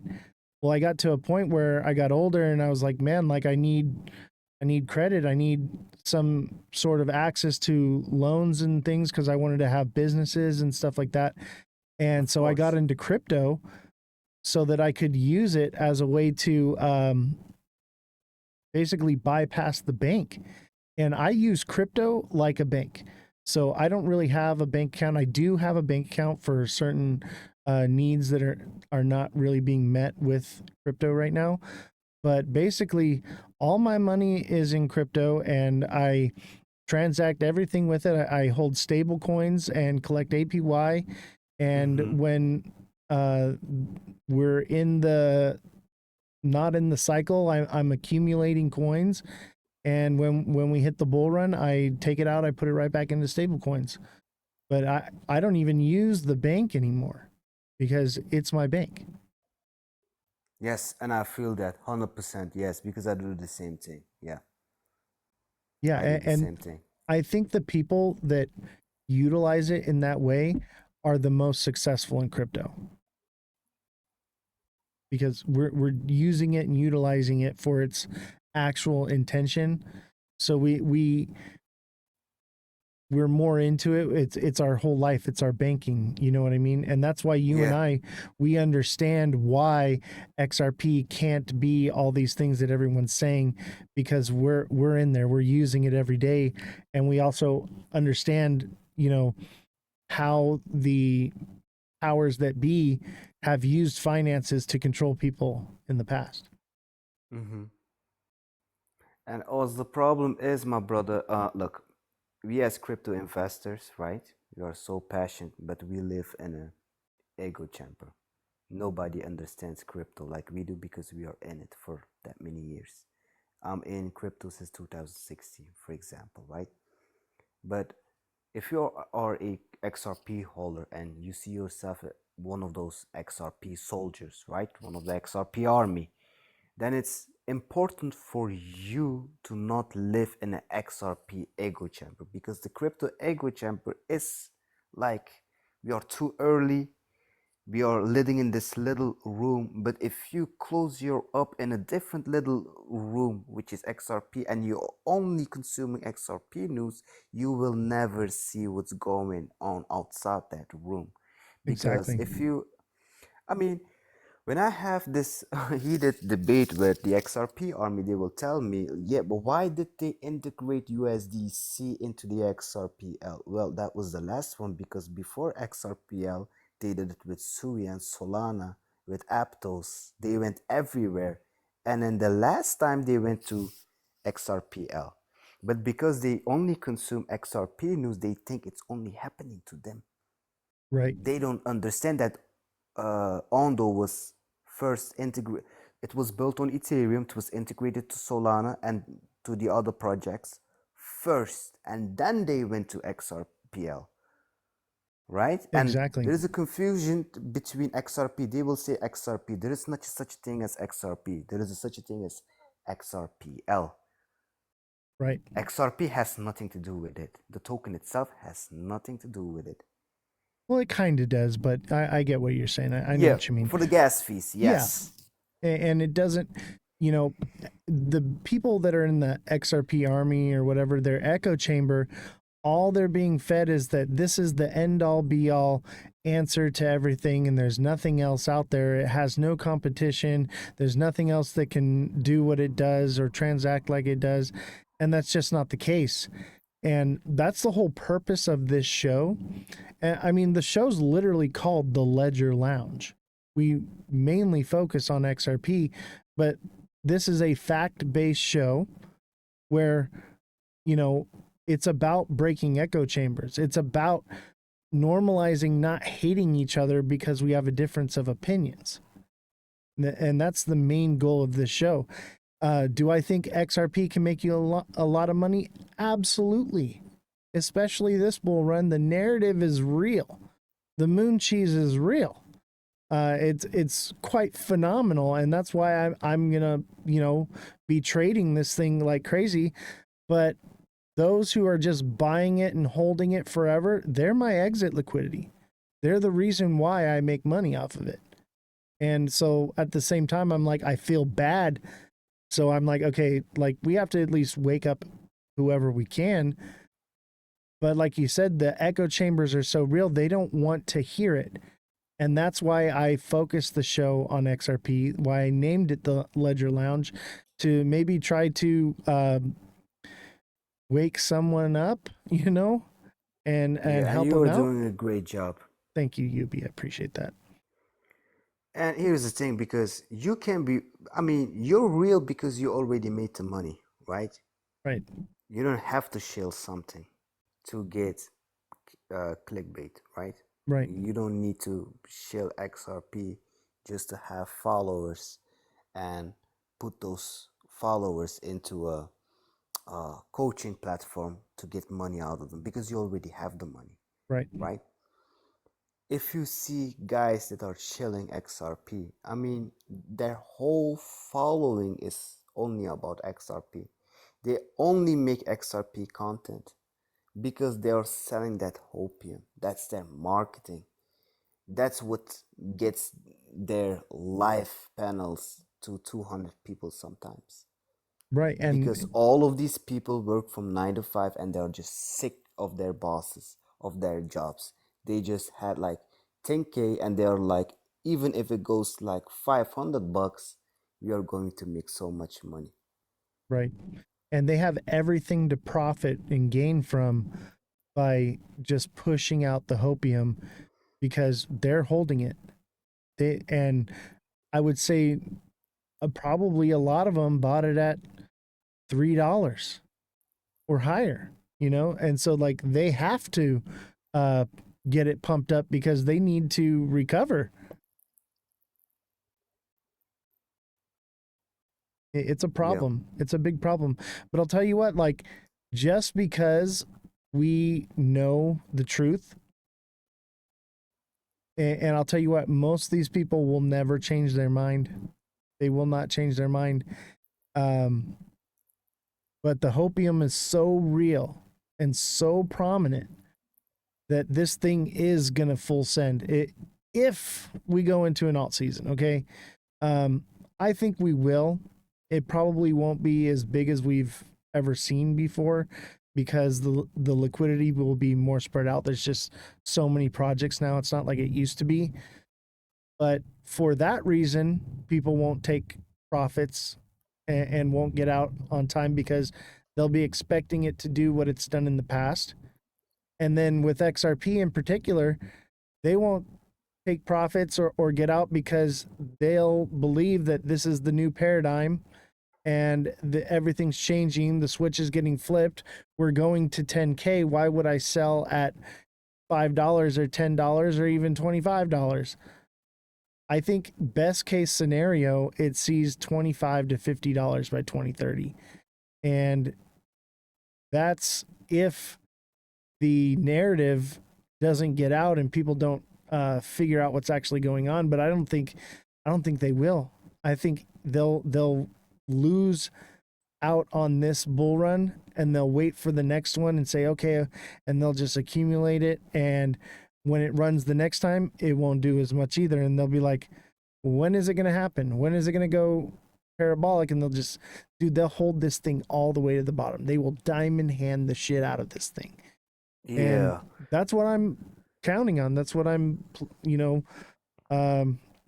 and you should count on it too, chat. Count on the fact that the hopium is real and the narrative being pushed is so strong that this coin is going to do amazing things and it's going to make you filthy rich. But is it going to be used the way everyone's speculating? It's more likely that it won't.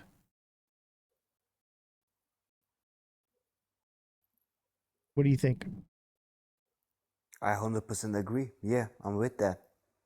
Yeah, that's why I'll trade this thing. I'm good with it. I mean, look at it, what it's doing right now. Basically, since when was this? This is December. It's basically been running sideways.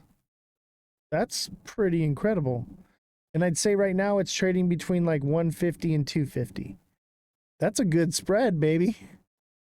That is good. Yeah, if I'm looking at all these charts, every crypto that I was holding before I sold it, and I'm still holding a huge portion of cryptos, but XRP is one of those cryptos that held very steady and very stable.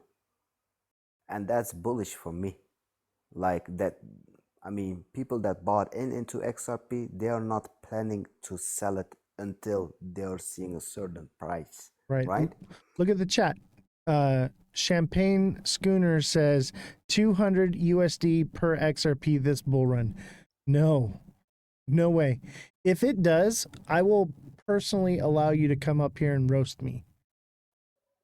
It ain't gonna do it. I actually have some bet with people about XRP. I told them like, hey, look, me against all you guys on the panel. There was like 6-7 people. I was like, if XRP surpasses $5, right, I'm gonna give each of you 5K. And I didn't say that because I don't believe that it can't surpass. Oh, you was there? I was there. But it was more like I wanted to have somebody from the XRP army telling me, Yubi, look, if you can put 5K, I will put 5K. But they didn't say that. They was like, oh, you only expect one XRP? If you win, oh, I will do that. But I was like, oh, that's your conviction about XRP? That's how much you have conviction in XRP? Exactly. Because if you really think that it can go to $50, why can't you put like 5 grand? Because if you put 5 grand, I will put 10 grand, right? Right. And that was the thing. And can it go above $5? Of course it can, right? It's still realistic. I I, will lose, I think, 35K on that bet, but that I brought entertainment, and it's entertainment. Right now, everybody is biting in their thumb thumbnail, like, who, yeah. what's going to happen? Is he going to win? Is he going to lose? I feel like $8 would be the top, maybe 9. I don't think it actually gets to $10. And if it does, it will hit it and it'll wick way back down to like $8, like very quickly. It's one of those psychological numbers that is like the $3 number. It's going to take so much work to get past $3. And same thing with $5. That's why I kind of agree with the $5 sentiment that you have, because as soon as it hits that $5 mark, a lot of people are going to sell. I'm going to sell, you know, I'm Yeah. going to leave some in there for a moon bag in case it does go. But I'll tell you what, when it hits $10, I'm out. I'm done. Of course. And that's the most bullish case. Like $10 is bullish above bullishness. Yeah. And dude, I someone's saying going off market cap, like the market cap is already so high. It would take I was just about to I was just about to bring that up. Like Yeah. market cap does matters. Yeah. Yeah, it does matter. And everybody says like, oh, well, there's the multiplier on this thing. And I'm like, Network effects, right? What is that? Wyckoff? Wyckoff method. Wyckoff? Yeah. Yeah. I know. I don't I'm use like, any dude, of like, that crap, dude. Like, nope. if Einstein was alive and you will tell him like market cap doesn't matter, he will had a heart attack like 3 times that second. Like you just Yeah. it's just mad. I just don't get it. And on top of that, you have Ripple holding this massive supply of XRP. And Yubi, did you know that Ripple restructured the escrow? No. Yeah, see, a lot of people don't know that Ripple restructured their escrow in April. They released. Normally, it was 1 billion tokens were released, and then they would put 750 million back into the escrow, right? So now what they do, I think in April they released 250 billion and put nothing back into the escrow, moved it into private wallets. And then in May, I want to say it was like 200 billion XRP was put into private wallets. I may be wrong on that number on what May's was, but it was more, and they put all of it into these private wallets. Okay, so what does that tell you? What does that tell you? I mean, Sounds it's like a already run to in me, play. man. Yeah, it's already in play. I mean, look, there's this documentary about a hedge fund manager, and he made a fatal mistake in the early 2000.com bubble, and he kept it as a secret so that he keeps the trust of his clients, right? But at that point, the whole hedge fund became a pyramid scheme because he took new clients, and with the new clients' investments, they paid the old clients, Yeah. right? And in 2008, it came to light, and they flipped the switch on his ass, and he went to jail. Yeah. And that whole company went into shambles. Yeah. But the guy himself, he didn't start it as a fraud. It was just his ego. he didn't want to tell his investors that he lost the money. That's right? Michael Saylor, Because of man. his ego. And if it goes this path, Brett Garlinghouse is facing the same problem because he's keeping the price stable enough to sell even more. We are going to buy Circle. The price goes up. Boom, he sells. Yeah, look We at have another picture with Donald Trump, right? And if you have that's a slow work on the community. But if something happens, for example, right? And everybody starts to sell of XRP. Now, that is going to be a ripple effect, right? Yep. Just like what happened with that hedge fund manager that I was just talking about 5 minutes ago. His name, you know what the name was? Bernie Madoff. Bernie Madoff, He yeah. didn't start it as a fraud. Yeah, he was a legit guy, very successful. Yeah, same thing's going to happen with Michael Saylor and Bitcoin. It's at least in my opinion, that's what I'm seeing right now. I want to address. So Champagne Schooner says, "What if the U.S. takes over all escrow from Ripple?" That'll never happen. That'll never happen. Why would Ripple just give their escrow to the government? They have everything to gain from holding all the coins. What do you think, Yubi? They can do it so they can take the company public, right? Because they still have to get rid of that 40%, right? If they get rid of it by saying, I'm going to give it to the United States, the government itself, right? Then they can take the company public. Because if they take the company public, they can generate a lot of money. But XRP is not going to benefit from it because all the transaction fees goes to Ripple, the company itself. Exactly. But if you keep the 40%, then you want to keep the money within the XRP so you can sell the 40%. Yeah, either way, it doesn't help either way the holder. Yeah.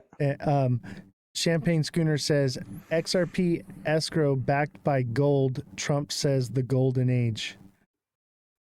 Now you're just reading between lines, man. You're just hearing what you want to hear. What do you think about that, Yubi? That comment? Well, there's this yeah, it's Trump just, will take it by force is what he says. No way. No way. Y'all are eating the moochies. They can pack XRP to the gold just before 1971, and I see that maybe going to $10,000, but I don't see that actually from happening though. Yeah, I don't either.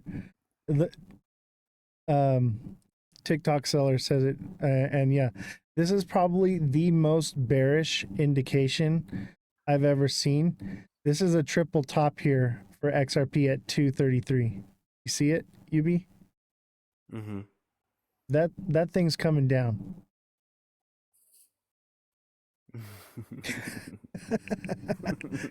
And we're coming into the end of the month where everyone's about to sell off because they know Ripple's about to dump on them, and Ripple's about to dump on them.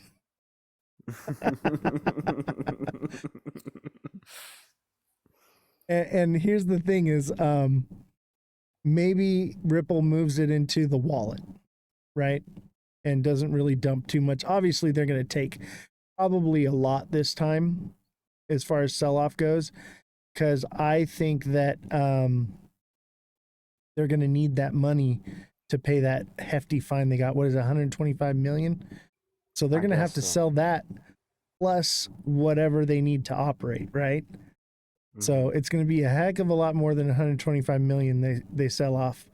I would assume $500 million minimum they're going to sell off, if not more, maybe $1 billion or more. What do you think it costs to operate Ripple per month? I really don't know that. Right, I'd have to speculate. Hey, Jesse, can you fact check for us and find out how much it costs for Ripple to operate each month. So if they sell off, let's say that they don't sell off and they're hoping to accumulate this and wait for it to run hard and then sell it off, right? It's still coming down to 215. But I believe that it's coming to at least $2 again. Has to. What do you think? You read the charts, YUBI, or are you just into crypto? Oh, I'm also into charts though. That can definitely happen, but yeah, I actually am bullish on the markets right now because I think we are merging up for the third mini alt season, right? Not the full blown alt season, but just the third mini alt season. I mean, can we have some news that popping off and Donald Trump is running his mouth on Twitter? Of course, the price can dump to $2. Yes, but if it's about the selling of XRP, I really don't know about that. But I'm actually yes, we can see a dump.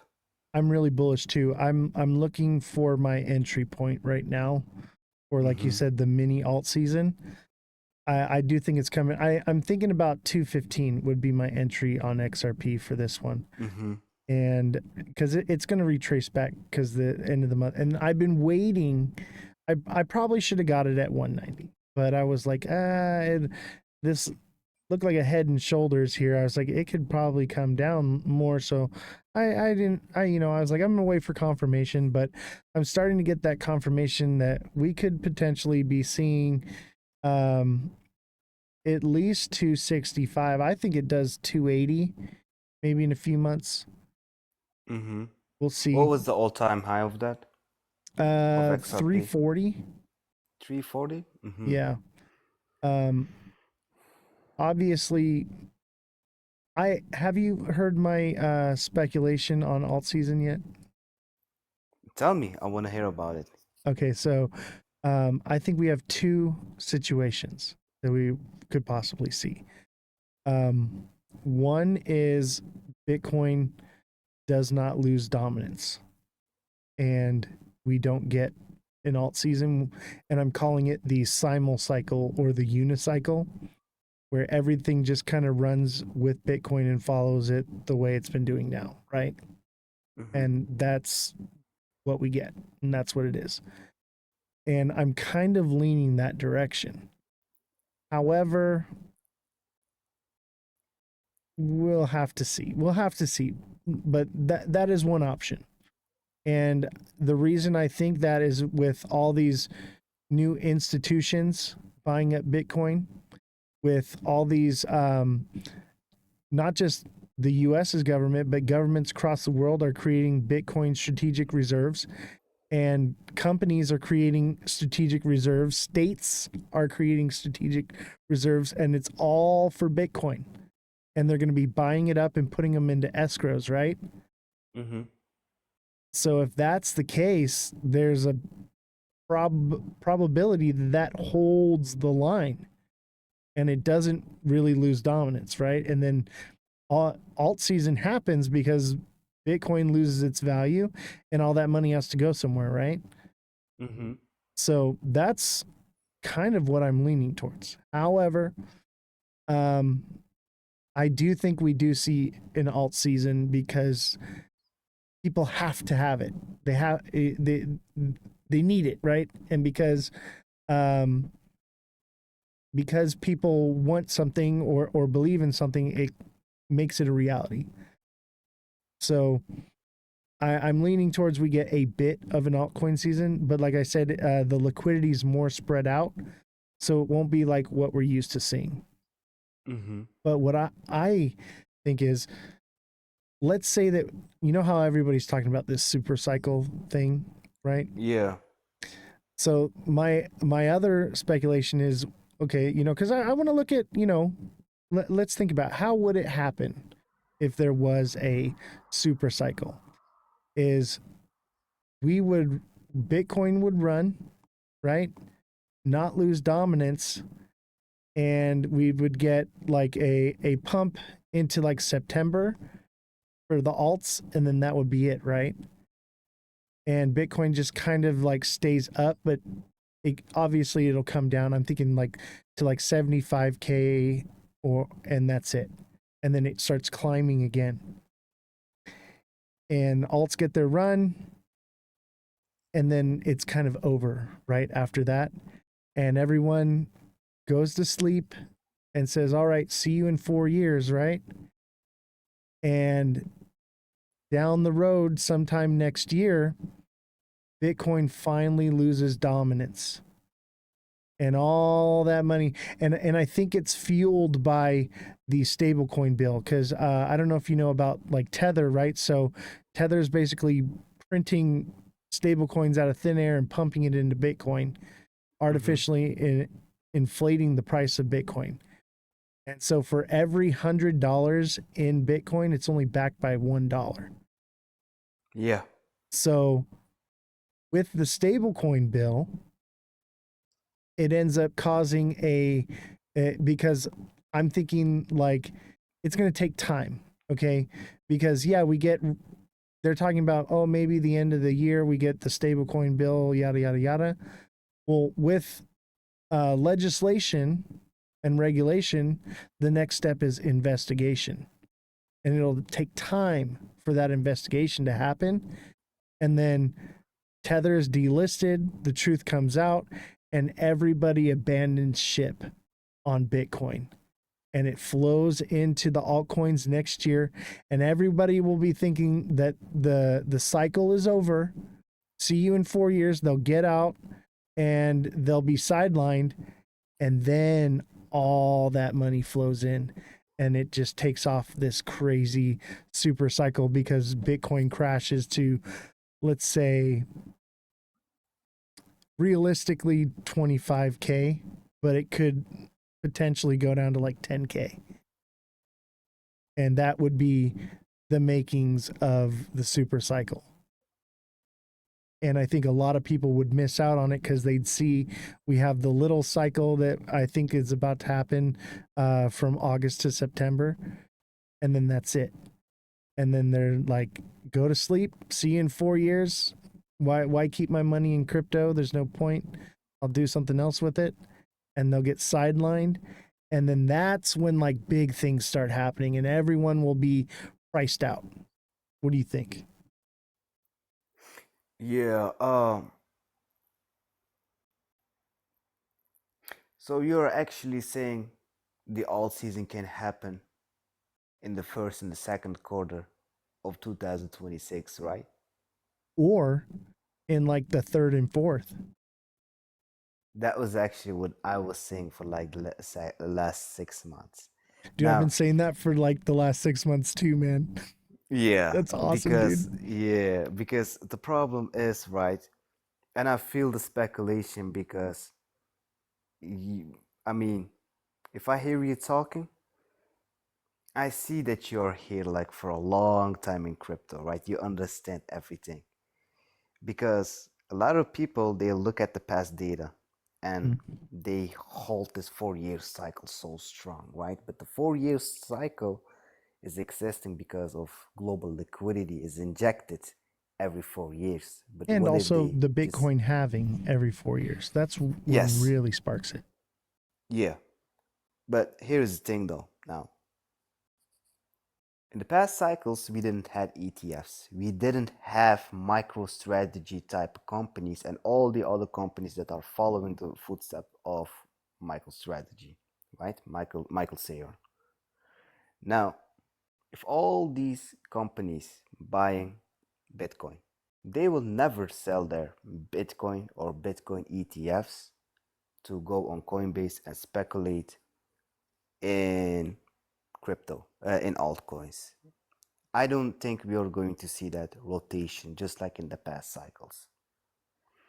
But I understand that Michael Saylor is taking risk above risk because only thing he's doing is buying Bitcoin.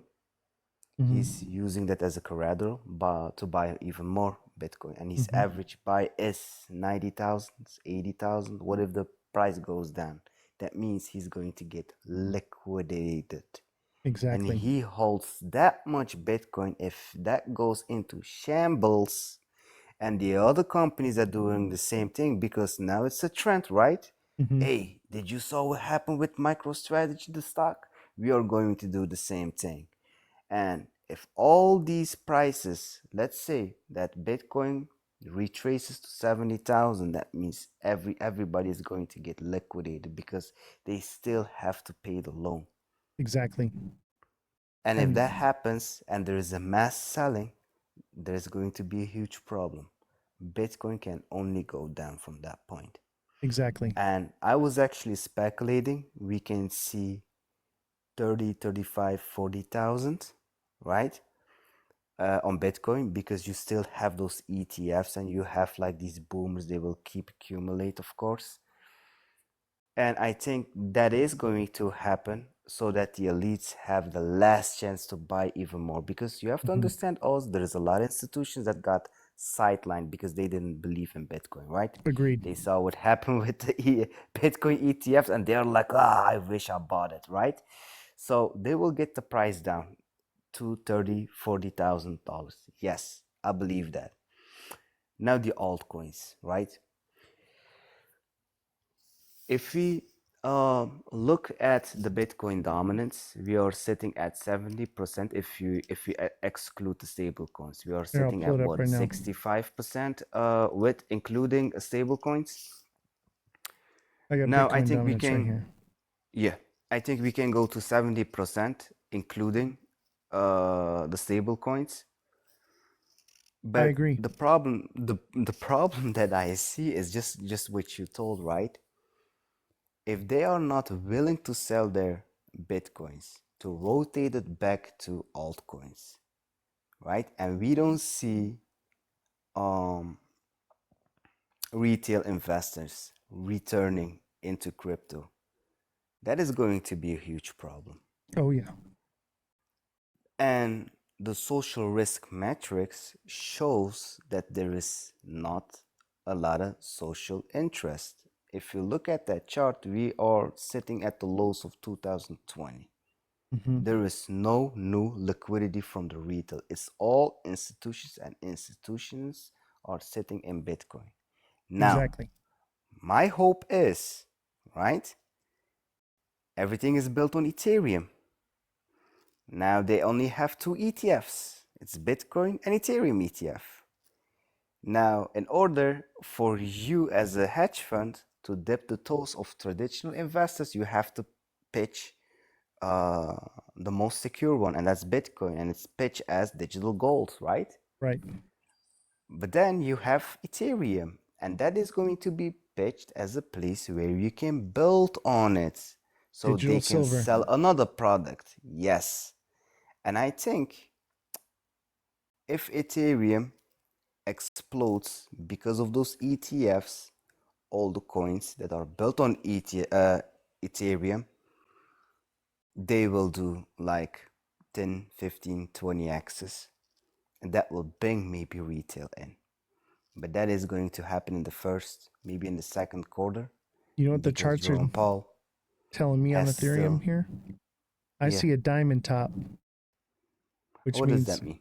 diamond top is this pattern right here Mm-hmm. on Ethereum, which Mm-hmm. means that September Ethereum's coming back down to like 1800. Oh, yeah.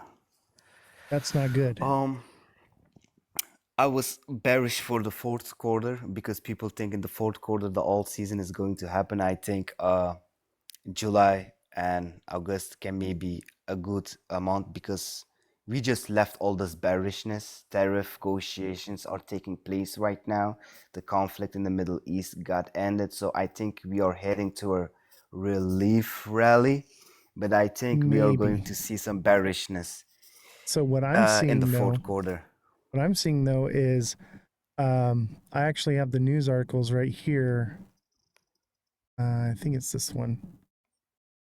I'll just read the headlines because we're going on this one. So, where is it here? So we're a little bullish right now because Canada dropped the tech tax progress for trade talks, right? So Trump was like, we're not even talking to Canada, right? Now all of a sudden they're talking, they're making deals. So this looks bullish. But then if you're looking at the full scope of what's going on with tariffs, Trump is threatening Japan with new tariffs, claiming it won't buy America's rice. Okay. So we're looking at possible tariff hikes with Japan. And then right here it says, Trump says not planning to extend tariff pause after July 9th, says Donald Trump. India's trade team extends U.S. stay. And then it says right here, India is seeking full exemption from the additional 26% reciprocal tariff announced by the U.S. on April 2nd. While the tariff was suspended for 90 days, the 10% baseline tariff imposed by Washington remains in place. Should negotiations fail to conclude by July 8th, India might encounter renewed tariff pressures. And then EU is prepared to accept Trump's universal tariff but seeks key exemptions. So the EU has already said that if they don't get what they want, they're going to do retaliatory tariffs. And it's mainly like Spain and Germany or France. I can't remember. It was Spain and someone else. They're talking about retaliatory tariffs. So if that doesn't happen, we're going to see a 50% tariff on the EU again. And if they retaliate, they said that they would put a 500% tariff on the US. Mm-hmm. And which I bet you Donald Trump isn't going to like that, and he's going to retaliate. So it's still kind of in the air. And also the rate cuts thing. People are expecting rate cuts to come here in July, but the Fed has basically said they're not going to probably do it till September. So it looks bullish, but at the same time, I'm not completely convinced, man. I think that there's a potential that come, beginning of July, we see the whole tariff problem all over again. And we see interest rates not get cut. So if that happens, expect that one last fear narrative. And that's why I'm still in stable coins right now, because I kind of want to see what happens. I think things are running right now because the main news that's being pumped out is that we're making trade deals and we're about to get rate cuts. But more news is saying that we're going to get retaliatory tariffs and we're going to get no rate cuts. So that's why I think it's bullish right now. It's the moon cheese, right? Everyone's, buy the rumor, sell the news. I think when the news comes, man, it's going to be a nasty, nasty tank. And then on top of it, you said that the war was over with Iran. That's not over yet either. So we have the Ukraine war, obviously. And then Iran, it says Iran back at it again, begins repairs at the Fordo nuclear site just days after U.S. bombing satellite photos show. So Iran is not, is showing that they could potentially be gearing up their nuclear program again. And then Trump suspends negotiations with Iran after defiant speech with the Ayatollah. This war has been going on for thousands of years. You would know that, obviously, because you're from Turkey. Yes. This kind of thing doesn't get settled overnight. No, it's just the de-escalation just happened because Donald Trump said ceasefire is ceasefire. I don't want you to have problems because I mean, the problem is he has to de-escalate it fast because he doesn't want to invade Iran just like Iraq and Libya because that Right. was a huge mistake, and he already spoke about It'd this. be another 20-year But war. of course, but Donald Trump, he wants to force Jerome Powell's hand to lower those interest rates. That didn't happen, so he has to please Jerome Powell's hand by negotiating with China and for those tariffs. Right. But if you have a conflict in a place that's holding a lot of oil and controlling the sea, so the cargo ships, if it escalates even further, that means that's going to put a big smile on Jerome Powell's face because that means even more inflation.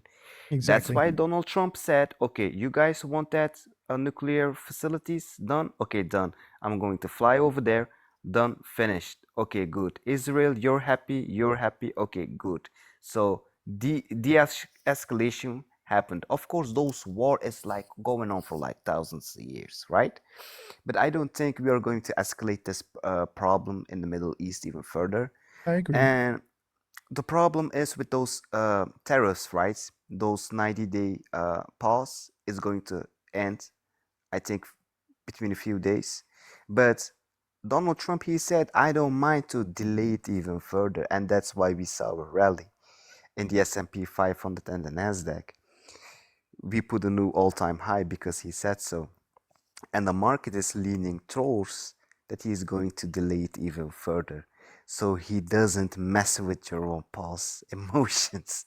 Because Jerome Powell, he said to himself, if Donald Trump didn't put those tariff policies, I was already lowering those interest rates like months ago. And Donald Trump is like, okay, if you're talking that way, let me do my thing with those tariffs. So I think he's going to delay it even further because if he doesn't, and you get a backlash from other countries, then Jerome Powell is going to be like, okay, uncertainty means uncertainty. I'm not going to lower those interest rates. I agree. And I think Donald Trump is going to get that pat on delaying it even further. But that's why I'm saying like he can delay it even to September. But still that bearishness has to come because how much can you delay it though? Exactly.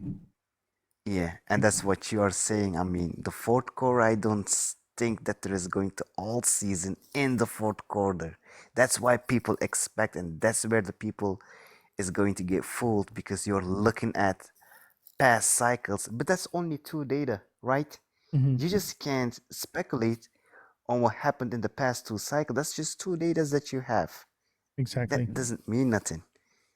And everyone's clinging to that like it's this amazing data that you can rely on. And it's like, I don't even think Ethereum is as relevant as it used to be. I think it's expensive and slow, but it's secure. So it does have that going for it. It's the most secure blockchain. But Yes. can we really use Ethereum as a gauge anymore? Because what if XRP or a different alt ends up being that one that we should be using to gauge? You know what I'm saying? Yeah, but that's why they have layer twos on top of it. I mean, I'm so bullish on the base chain. Uh, Not because it's fast, but all those things that they have going on, like for example, Aerodrome. Yeah. Um, Have you heard you of can stake SXT? Bitcoin.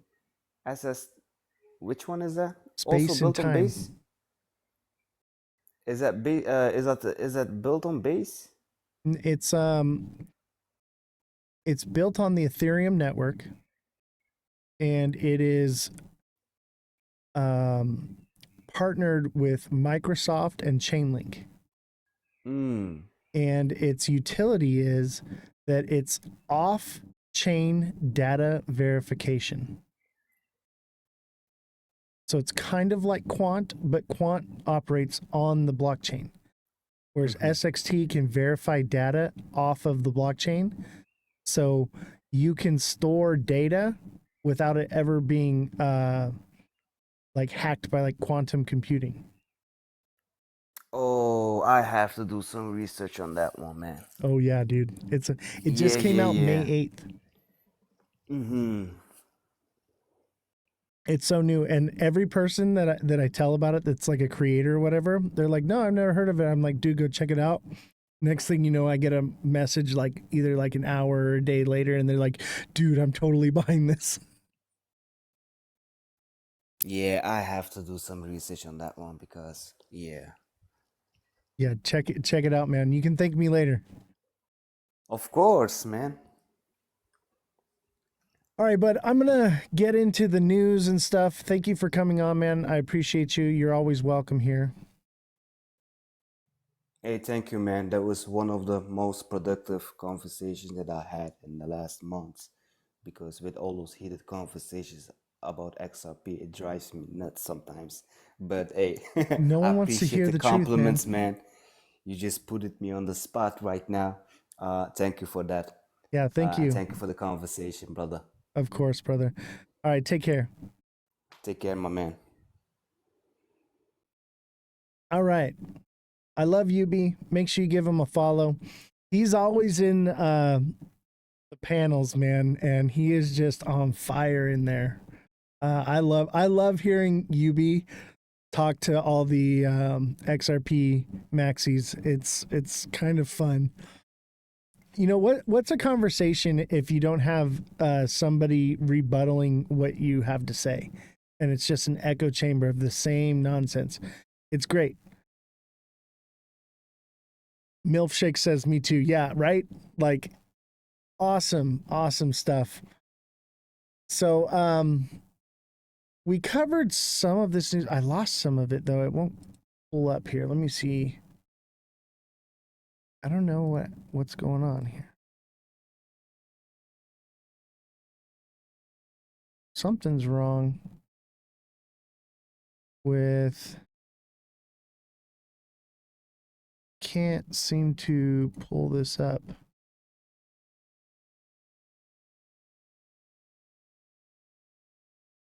There we go. I got it. Wait, no, that's not it either.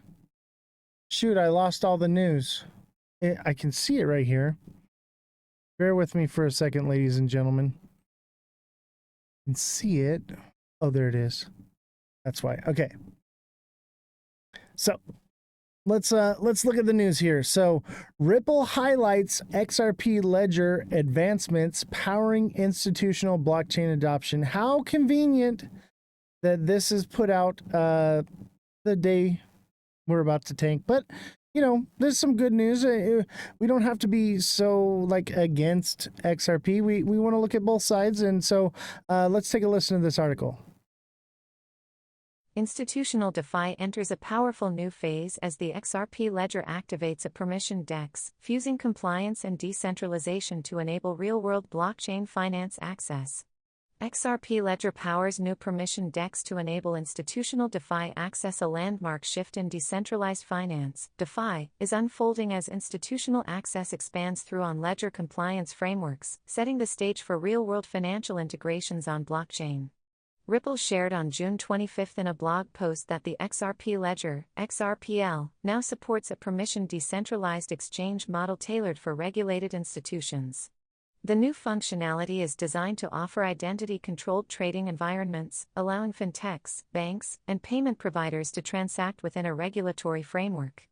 Ripple highlighted the advancement, launching alongside other on-chain finance features. Permissioned DEX enables regulated institutions to trade or move value on the XRPL decentralized exchange (DEX) without compromising on compliance, scalability, or decentralization. The permissioned DEX model introduces rule-based access via permissioned domains, enabling credentialed participants to access specific markets. Ripple explained, this structure ensures that only authorized participants can match trades, addressing institutional concerns over Know Your Customer, KYC, and anti-money laundering, AML, compliance. Because the DEX is native to XRPL and not reliant on smart contracts, liquidity remains consolidated and infrastructure is streamlined. The framework is particularly suited to institutional applications like B2B payments, stablecoin conversions for payroll, and corporate treasury management. Underpinned by pending standards such as verifiable credentials and controlled domains, the model delivers regulatory readiness while preserving decentralization. With this launch, Ripple advances the XRPL's capability to support institutional-grade DeFi, positioning it as a compliant and scalable financial layer for tokenized economies.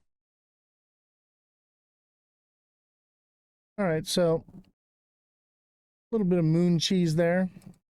They come out with this stuff right before it's about to dump. I'll tell you what, when you're hearing everything positive news about XRP, get ready for a dump. All right. When you hear nothing but bearish news, get ready for a pump. It's always the opposite. Big Baller, thank you for the heart me. UB, thank you for the 5 year awesomes. Revolution, thank you for the 18 goats. Mother of Dragons with the community crown ×2. Mother of Dragons with the popular vote. Revolution sent to UB, and thank you for the gifts for UB as well. Everyone that sent gifts to UB. Revolution, thank you for the community crown. Neo with the 9 community fests. What else we have here? Neo with Marvelous Confetti ×3. TikTok seller with the 3 popular votes. Neo with the club's cheers. TikTok seller with the heart me. Scotty with the 21 community fest. Joe with the 10 community fest. Danny Gibson with 10 community fest. TikTok seller with 9 roses. Kodak 59 with a rose. Scotty with the, where'd it go? With the summer sun and a heart me.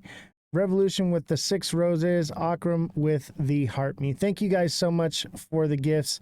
Seamont with the hat and mustache, and Kodak with a rose. Thank you guys so much for helping us achieve these goals and bring in some revenue. We've earned $3.42. We are raking it over here, baby. But thank you guys. What you give is incredible. It helps with the algorithm. So it's much appreciated, everything that you give. And if you can't give, remember, you can always just hit the like button. That is just as helpful.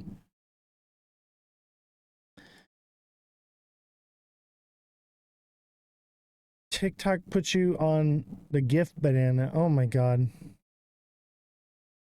Almost ready for a gallon of gas. I know, right? Almost got enough for a gallon of gas. Getting close, getting close. Don't forget to smash that like button, subscribe to the channel, share the show with your friends, and not just share the live, you know, but tell your friends. Tell your friends, your family, your coworkers. Spread the word of this show, and we will grow.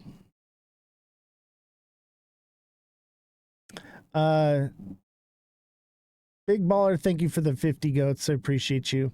And those of you that have sent donations as well through the Cash App, Venmo, and PayPal, thank you very much. That is the best way to support the show. That money goes to paying the staff, and you guys give substantially so much more that way. And 100% of the revenue goes to the show. And I obviously I spend way more than what we make for paying the staff, but that helps offset those costs. Seamont with a bubbling heart. Thank you very much, man. I appreciate you guys.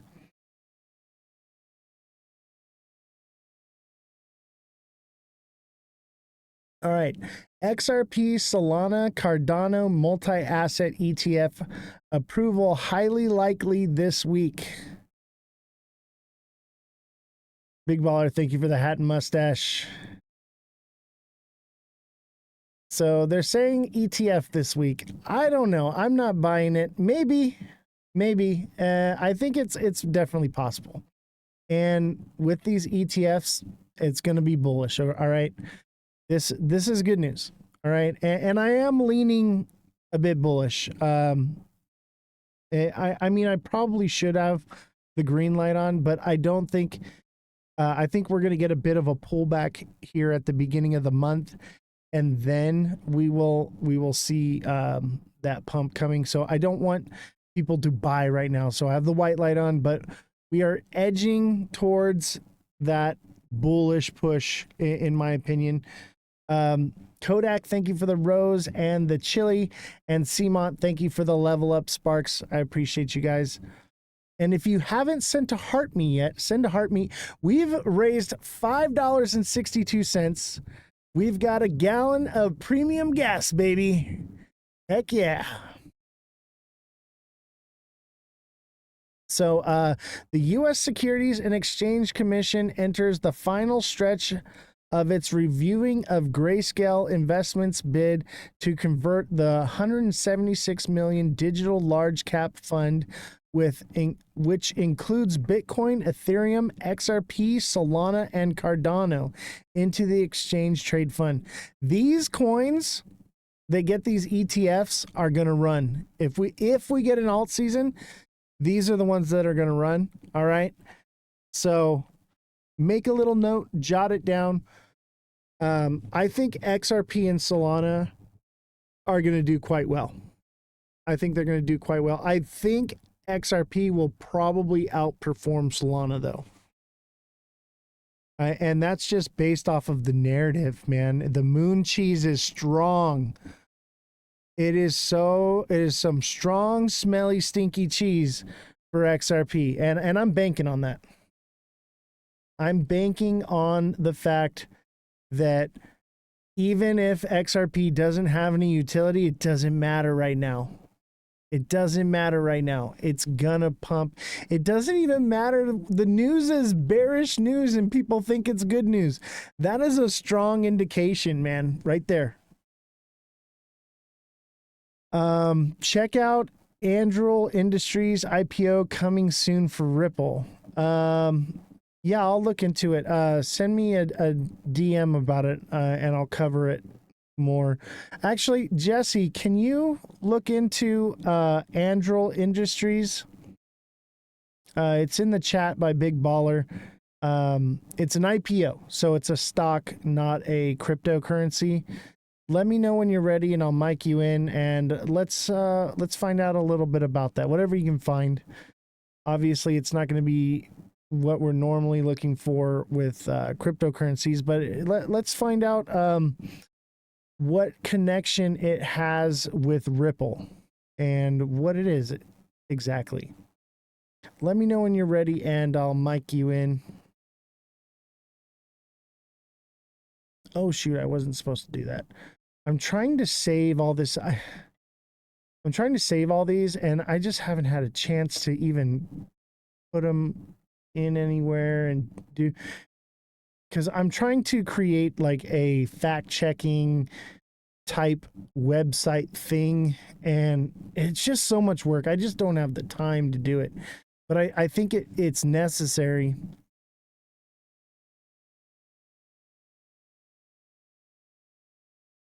Robinhood expands its global push minutes from crypto chief's old cramped apartment in Cairns.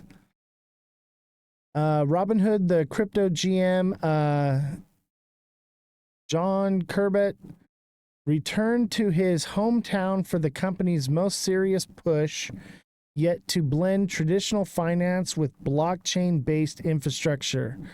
Robinhood is offering tokenized U.S. stocks and ETFs across Europe, crypto staking in the U.S., perpetual futures for eligible EU traders, and a new Layer 2 blockchain. The announcement, timed with the new European license and Ethereum Community Conference, marks Robinhood's biggest international crypto expansion to date. I'm seeing a lot of bullish news, okay? Expanding its range and adding more money into our cryptos. I agree. I think we get one little pullback here, and then we're probably going to full send. Yeah, crypto is going to pump soon. I think we get, for XRP in particular, it's going to get that end of the month here sell-off. I think it's kind of already starting to do it.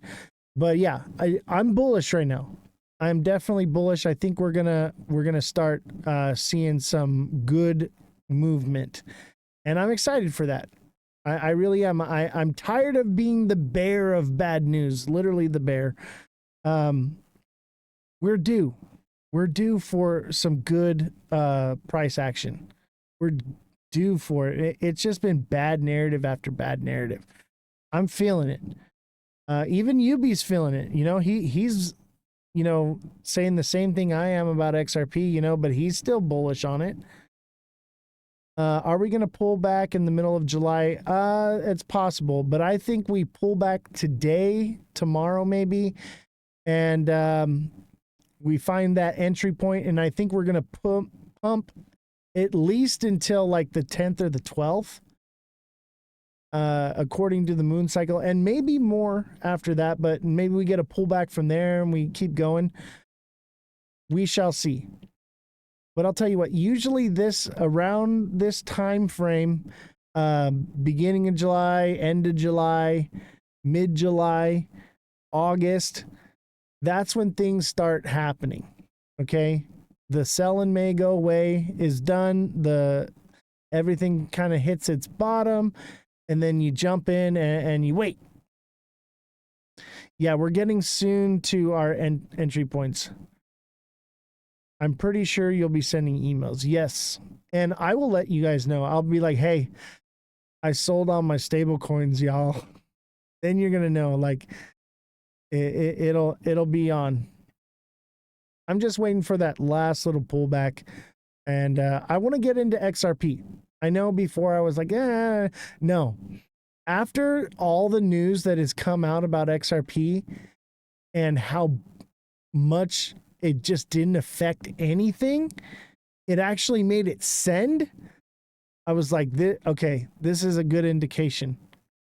This is a good indication. XRP is going to do phenomenal this bull run. Maybe not long term. It's not going to 10K, but it's going to do some amazing stuff, and I'm excited for that. Will you hold XRP long term or sell and rebuy? I will. I already sold and rebought. Okay, I'm holding moon bags, but I will buy some. And as soon as it runs, I'm going to be taking profits at every psychological point. And then once it starts to pull back, I'm out. I'm not going to be holding long term on this one. That is not a good strategy whatsoever. That's not how crypto works. You don't buy it and hold it and expect to make money. Okay, you make money because it's volatility. It swings so much. You trade it. The people that actually make money in crypto are trading it. The people that tell you to just buy it and hold it, you're their exit liquidity, or they don't know what they're talking about. Butchie Boy says, KK, it's my first bull run and I bought it cheap a while back. Dude, if it's your first bull run, highly recommend you become a deluxe subscriber. I offer one-on-one coaching where we can create a strategy based off of your portfolio, your specific needs, and I will do technical analysis on demand for whatever projects you're at. And this way you will be profitable, and make sure that you retain those profits as well. Highly recommend it. Become a deluxe subscriber, and that goes for everybody, okay? If you are not a deluxe subscriber, take advantage, okay? You're not going to find anyone that does one-on-one coaching and on-demand technical analysis 5 days a week for anyone for $10 a month, okay? It's $9.99. And if you can't afford that, I put out the price points for regular basic subscribers so you can get that information for XRP. What's up, ABSXS Writer? How you doing? Senate committee creates framework for crypto market structure bill. This is awesome. Okay, so remember how I've been saying like, oh, they're they're putting out this bill for the stable coins and everything, and they're not really focusing on whether or not cryptos are securities or commodities and all that stuff. We finally have it.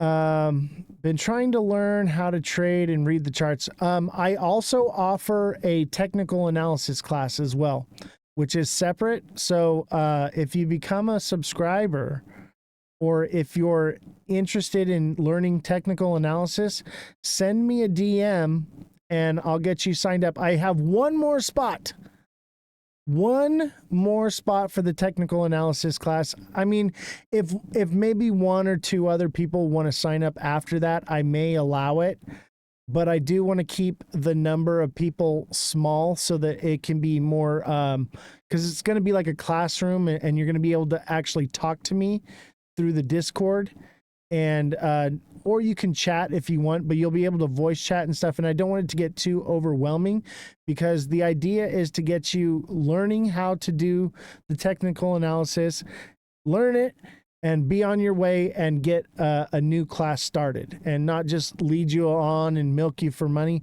That's not what it's about. It's about teaching you to get good at this quickly so that you can start making those trades.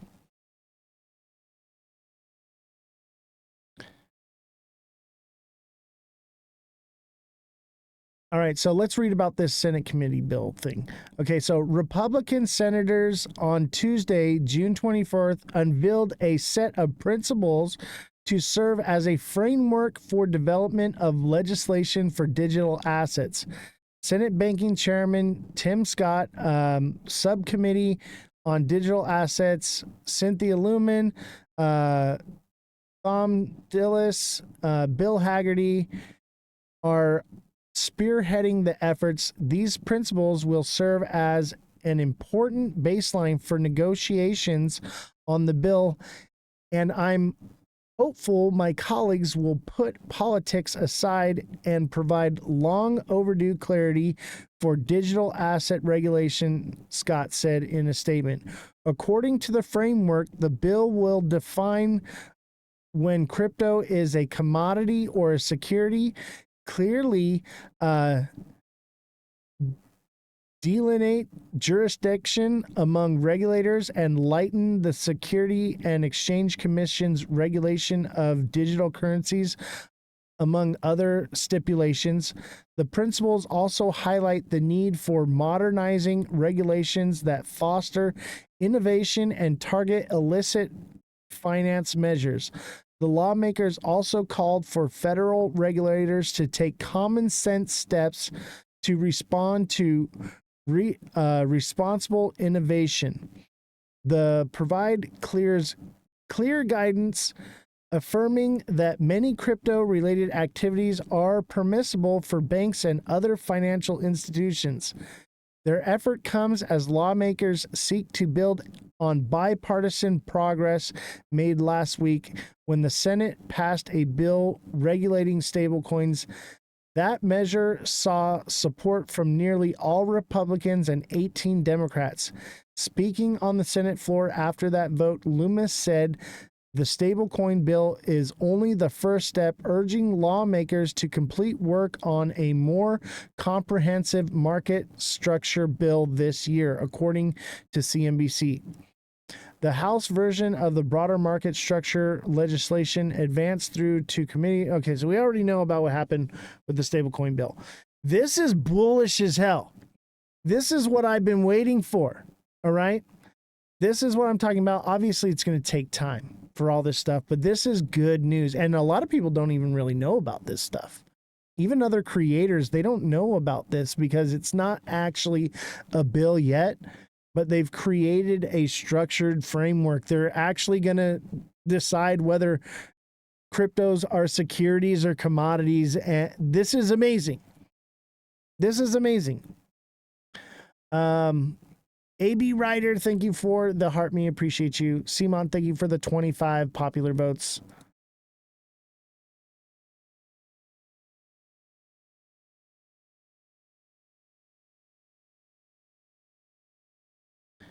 All right. So this is awesome. This is amazing stuff. Okay, so we kind of covered this earlier. Canada drops tech tax to progress trade talks. Let's take a listen to it. A Canadian tax targeting US big tech is scrapped at the last minute. Hello, this is the Marketplace Morning Report, and we're live from the BBC World Service. I'm Leanna Byrne. Good morning. So Canada has scrapped its planned Digital Services Tax, or DST, just hours before it was due to take effect after President Donald Trump threatened to end trade talks over the issue. The BBC's Ian McWilliam reports. The Canadian Department of Finance said in a statement that the digital services tax would be rescinded in anticipation of a comprehensive trade arrangement with the United States. The planned tax would have hit major US tech companies, including Amazon, Meta and Apple. Ottawa said it was introduced because large technology companies operating in Canada would otherwise not pay tax on revenues generated there. President Trump's threatened new tariffs, however, would have thrown US-Canada trade into chaos again after months of relative calm. That was Ian McWilliam reporting. Earlier, I spoke to Carleen Varian, Associate Vice President at Summa Strategies and a former Chief of Staff to then Canadian Prime Minister Justin Trudeau. This is not just a Donald Trump and Republican grievance. Under President Biden, his U.S. trade representative frequently raised the issue of the DST with Canadian counterparts as a point of disagreement and something that was a challenge for the trading relationship. But I think the president likes to create some drama at the 11th hour, and this is the moment when the tax would have been implemented. Is that a dangerous precedent, though, if what Trump wants is going to push what Canadian lawmakers do? It is a bit complex in that way. I think you see a division among Canadian businesses. On the one hand, Canadians don't want to see themselves punished by the U.S. for a tax that has nothing to do with them. But at the same time, you also have businesses who I think directly are impacted by this. And that's because many of the tech companies are choosing to pass on the digital services tax directly to their customers. Carleen Varian, thank you so much for joining us on Marketplace. Thank you for having me.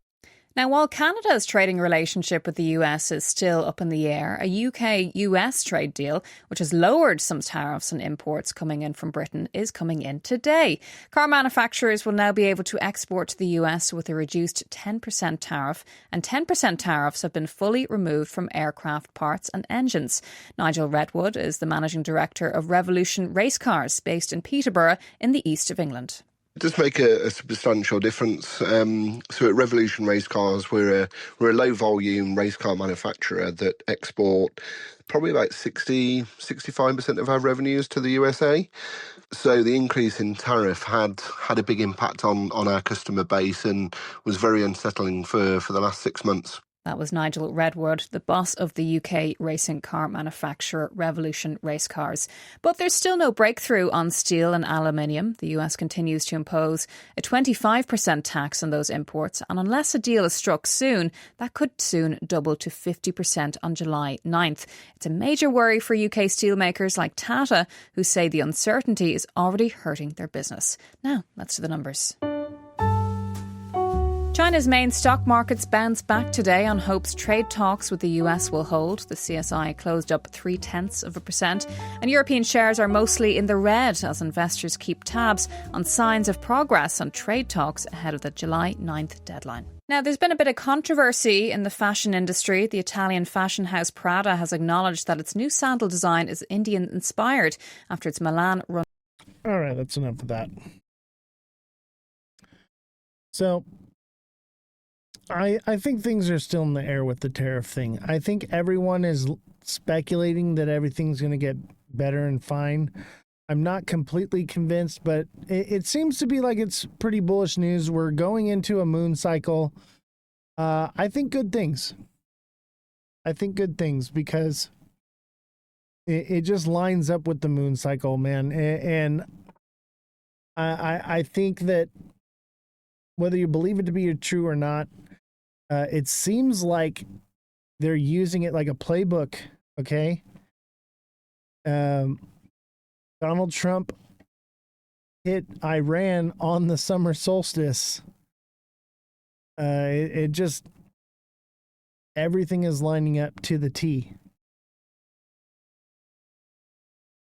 Trump threatens Japan with new tariffs, claiming it won't buy America's rice. President Donald Trump is threatening to impose higher tariffs on Japanese exports on the United States over what he claimed is the country's unwillingness to buy American grown rice. They won't take our rice, and yet they have a massive rice shortage. In other words, we'll just be sending them a letter, and we love having them as a trading partner for many years to come, Trump said in the post on Truth Social. Trump's claim that Japan won't take rice from the U.S. isn't true. The country bought 298 million worth of rice from the U.S. last year, according to the U.S. Census Bureau trade between April. Okay, that's old data. Them saying that it's not true. They're talking about what Japan is saying that they're going to do. Oh my God. This is what I'm talking about. This is poor journalism. It's so bad. So bad. They're going off of last year's figures before Trump was even in office, before tariffs. So dumb. Obviously, they're saying what he's trying to say is that they're not going to buy our rice if we don't come up with a deal, if they have to do tariffs. It's ridiculous.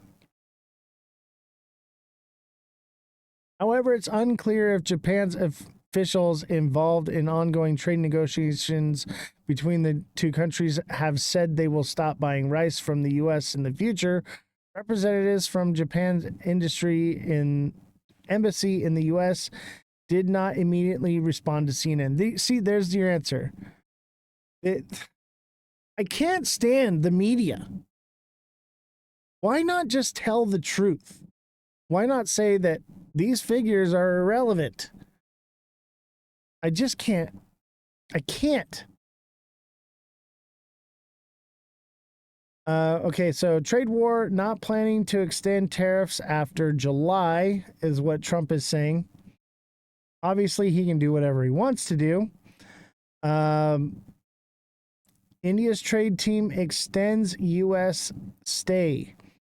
President Trump indicated he won't extend the tariff pause beyond July 9th, even as India's delegation extended its stay in Washington to negotiate a trade deal. India seeks exemption from additional tariffs while the U.S. presses the market across in agriculture and other sectors. The U.S. President Donald Trump has said he does not plan to extend the 90-day pause on additional global tariffs beyond July 9th, even as India's trade delegation extended its stay in Washington in a final push to iron out differences before the deadline. The in-person negotiations between India and U.S. officials, initially scheduled to run through June interim trade agreement, Bloomberg reported, quoting officials. India is seeking full exemption from the additional 26% reciprocal tariff announced by the U.S. on April 2nd. While the tariff was suspended for 90 days, the 10% baseline tariff imposed by Washington remains in place. Should negotiations fail to conclude by July 8th, India might encounter renewed tariff pressure. All right? Not out of the woods. And Donald Trump is saying that he's going to be sending out a blanket letter to all these different countries that, hey, this is the tariff. This is what you're going to pay. Don't like it. Don't care. So that could spark retaliatory tariffs so that countries get a chance to actually negotiate. So are we out of the woods yet? No.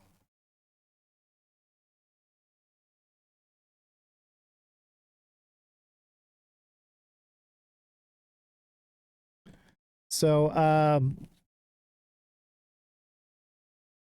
let's see here. Trump tariff live updates. Trump threatens to send Japan new tariffs. Tariff rate EU open to universal tariffs. This is basically reiterating the same thing, but I wanted to show that it's not just one publication because that was a foreign publication. But yeah, all of this stuff is happening, and all you're ever going to hear is the good news. Yeah, Big Baller says the art of the deal. Yes, I agree. And don't forget to click the link if you're watching on Twitch. Sign up for HelloFresh, use my promo code, and get, I believe it's 10 free meals when you sign up for HelloFresh. The link is right there on the Twitch. So give that a little click, sign up, and that helps support the show. And thank you for all of you that donate as well. Much appreciated. If you want to give to the show, the best way to help is to send donations. Or if you want to get something in return, you can buy our hoodies, t-shirts, mugs, stickers. I got my mug right here. So you can actually get something, and that helps with advertisement. You take your coffee mug to work and you're sipping it from it, and they're like, what is that? And you tell them about the show, and next thing you know, there's a new viewer watching. You wear the hoodie, you wear a t-shirt. It helps, you know. And also, signing up for HelloFresh, you gotta eat, right? You gotta eat food. For every person that signs up using my promo code, you're making a $90 donation to the show. And you're getting fresh meals delivered to your door. It's going to make you healthy. Okay. Good food. It's going to save you time, money. The cost of food right now is ridiculous. So it's something you're spending money on already. This is a way that you can, get something that's going to be good for you, save you time, save you money, and also help support the show. So if you're interested in that, on Twitch at Oz the Crypto Goat, all lowercases, no spaces, there's a little link that you can click right there on the screen, and you can use the promo code and sign up and get your free meals and free add-ons for life. I just went to Costco and spent $1,000 for my parents in 30 minutes. I know, right? Food is very expensive. And I'll tell you what, since I've gotten HelloFresh coming here, I've lost 50 pounds. I've lost 50 pounds, okay? Just eating better, being active. Obviously, I'm taking the shot or whatever, but there's more to it than that. Like, you have to eat better, right? But you have to eat, and you save money doing it this way, and you save time. Time is money. I'm just saying, it has made my life easy. Markets are gearing up for rate cuts. Morgan Stanley thinks investors will be disappointed. Markets have been clamoring for rate cuts and eyeing the next two Fed meetings as possible windows. But Morgan Stanley analysts predict that the Fed won't be cutting rates in July or September. The market view of rate cuts has brightened after recent dovish commentary. Economists at Morgan Stanley think investors are about to be disappointed in the outcomes of the next two Federal Reserve meetings. I agree with this. The bank said in a note on Friday that despite a recent push from President Donald Trump and recent dovish talk with central banks, the July and September FOMC meeting will result in no change to borrowing costs. And I agree with this, because Jerome Powell himself said that he wanted to wait a few months to see what tariffs are going to do, and that he would consider it if there's some trade deals that are made. But I don't think we're out of the woods yet. Hi, Joe. How are you doing? The Fed's cautious approach this year has sparked backlash from President Trump, who said he believes interest rates need to be cut by at least 2 to 3 points. Big Baller says Jerome Powell is finished a political hack. Well, I'll tell you this right now. Jerome Powell is not part of the federal government. Okay, it is a private institution, and he cannot be fired. All right, cannot be fired by the president. The Federal Reserve, there's nothing federal about it.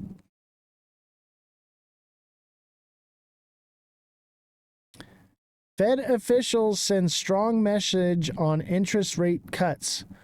Whether mortgage rates, student loans, credit card bills, or auto loans, America runs on empty when it comes to post-pandemic interest rates we are paying. The Federal Reserve Bank of Minneapolis President CEO Neil Kashkari expects changes ahead in 2025, even though there hasn't been a rate cut all year. Kashkari, in keeping with other economists and market watchers, is keen to see how President Donald Trump wisping tariffs in their co-joined trade war increase inflation or the impact on the jobs market. Federal Reserve Board Chair Jerome Powell defended keeping the federal funds rate steady in June per Fed's dual mandate, prudent monetary policy, regulating the money supply that keeps inflation and unemployment relatively low and GDP happily growing along. Kashkari, in comments before the Montana Chamber Foundation in June 26th, described the balancing process similar to a seesaw. The dual mandate is what we're always trying to achieve, Kashkari said. Powell describes the economy as solid, but a wait-and-see forecast is needed until the full impact of the expected tariff prices passes through inflation and employment numbers over the next 3 months. The next 3 months. He said that in June. So September, possibly we will know where it's going to be at. Are we going to get an answer? I think the answer you're going to get is not what you're expecting. Next May, Big Baller says. Yeah, I think they might cut it before that. But I'll tell you what, if the tariff impact actually ends up being a big deal, then yeah, I could see that. If it ends up not, then we'll see. But I think that we haven't even felt the supply chain issues. And that's because the tariffs go on and then they get paused and they just rush too much stuff here and then they go back on. So we haven't really seen the supply chain issue. But I'll tell you what, if things get set in stone and these deals aren't happening so graciously for the US, I don't know. Joe, thank you for the heart me. TikTok seller, thank you for the 10 roses. Rihanna, thank you for the rose, the donut, and the heart me. ABSXS writer, thank you for the heart me as well. Simon, thank you for the 25 popular votes. Thank you for all your support. I'm confused. Trump brought in 122 billion from tariffs. Explain to me. So that goes to like the debt. So we're creating money, but at the same time, we're pumping money out into these foreign wars like Ukraine. So we're printing like crazy and sending the money overseas. So until the war in Ukraine is over, inflation is still going up like it was in 2020. When was it? 2022? Whenever the war started, all the massive spending that was going on is still happening. All that inflation is still happening. So even though the national debt is decreasing, the amount of money we're printing is not diminishing.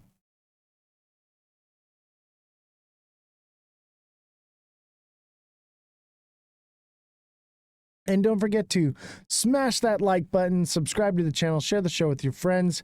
Everybody double tap. Everybody hashtag FYP in the chat. Send in those gifts. Who's got me with a money gun?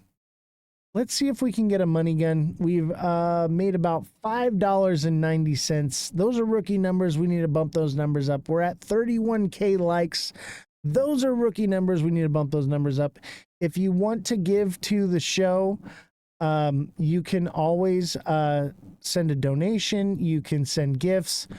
But if you can't afford to give, no worries. All you got to do is just keep hitting the like button. Send, a share to one of your friends to help get the viewership up. Neo, thank you for the money gun. Much appreciated. We're gonna do a little bit something here. These community crowns, by the way, these are really good for the algorithm right now because we're in Community Fest. So they really pump the show. And that's the main thing right here is I want to get viewership for the show. Hi, Francesca. How are you?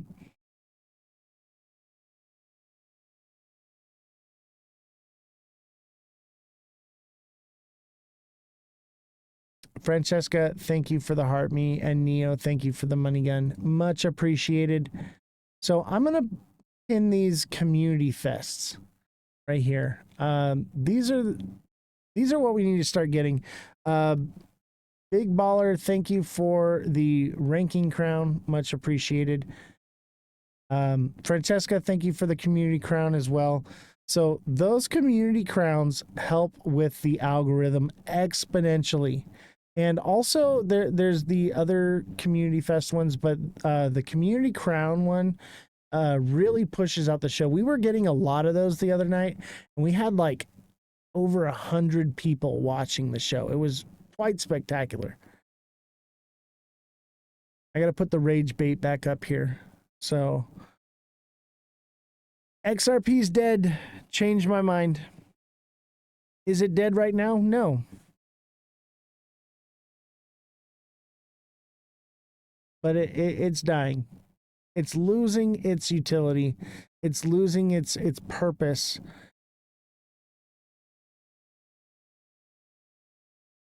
All right.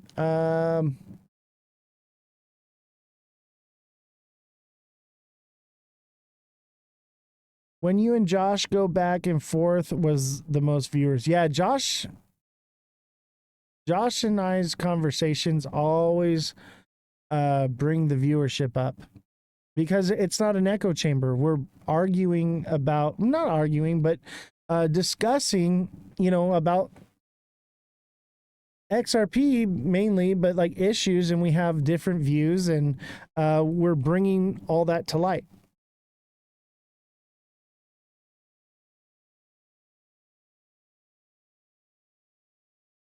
Musk shreds Trump's tax bill as debt slavery vows to unset Republicans. Oh, wait, this is old. I don't know how this wound up on here.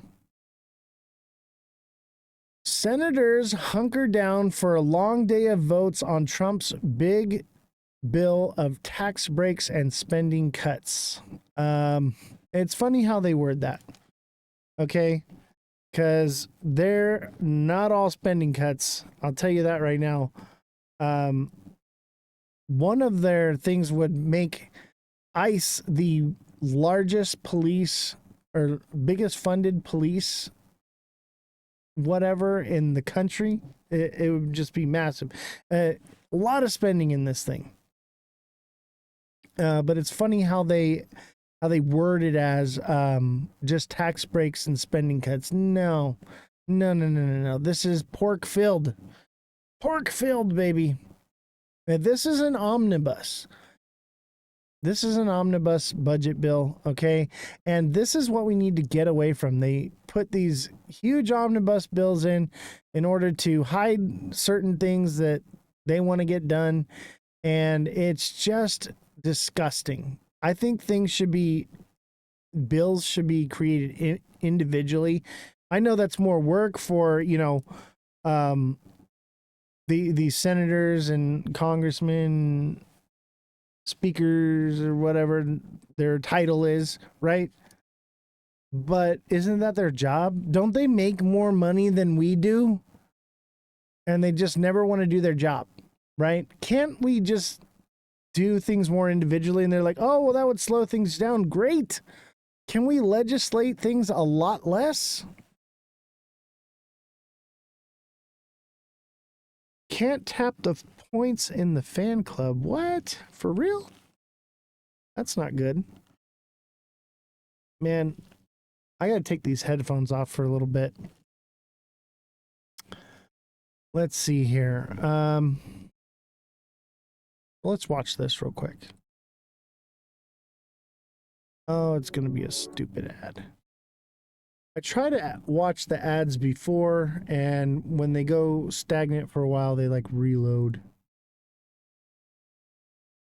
Republicans over their signature tax breaks and spending cut plan that included at least one GOP senator saying they would no longer seek re-election after a public spat with President Donald Trump. The lawmakers have now decided that they are going to proceed with a marathon series of amendments known as a vote-a-thon. So what is a vote-a-thon? In essence, it's an endurance test for lawmakers, where senators are allowed to propose an unlimited number of amendments to this bill. In theory, it could go on forever, though senators have said that they predict that it's going to take about 12 to 15 hours to get through the process. I mean, this is called a vote-a-rama for a reason, so we're about ready to walk in the Thunderdome. I don't know how many there are going to be. Democrats are saying that they're going to submit amendments on issues such as health care, tax cuts for the wealthy, and potential cuts to social programs and environmental I sure programs. hope they take out Whereas the AI some thing conservative in there. Republicans have said that they're going to propose amendments that would extend or deepen the cuts to some programs and also tackle issues such as the deficit. Whereas some more moderate Republicans have said that they've raised issues in the amendment process on policies such as rural hospitals. But even after this lengthy amendment process, the bill only has a narrow pathway to passage after two GOP senators have said that it's dead on arrival with them. Senator Rand Paul of Kentucky has said that he will never vote for raising the debt ceiling, which means that he cannot support the bill in its current form. Meanwhile, Senator Thom Tillis of North Carolina has said that the cuts to Medicaid in the bill at the moment are too steep for his state. The goal all along has been to get this sweeping package to President Trump's desk by July 4th. Though even after the Senate potentially passes this bill, it will have to go back to the House, where House Speaker Mike Johnson will have to make the case to some moderate Republicans to support the bill, even after a number of changes to social programs and tax cuts.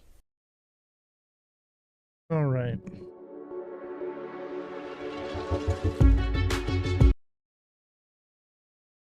Righty. And let's talk about this.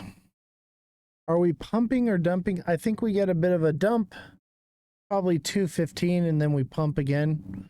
Or we break down to $2 on XRP. But I feel a little bit bullish. XRP is obviously going to get the end of the month dump, beginning of the month dump. But overall, I think things look bullish. This on Bitcoin could potentially be a bull flag. I think it's more or less it could come down one more time and then go. But if this is a bull flag on Bitcoin, everything's going to follow it. So we shall see. Bull flags are generally like this. Like this is a bull flag right here. But if this is a bull flag, this is a massive bull flag, sending it up to like 220 or more. Maybe 120 or like 125. But there's a potential for this to happen first before it goes. And I'm kind of leaning towards that. It'll probably move down. And then this would be what, July 4th would be the date. That seems about right. This is what I'm thinking. July 4th, July 5th.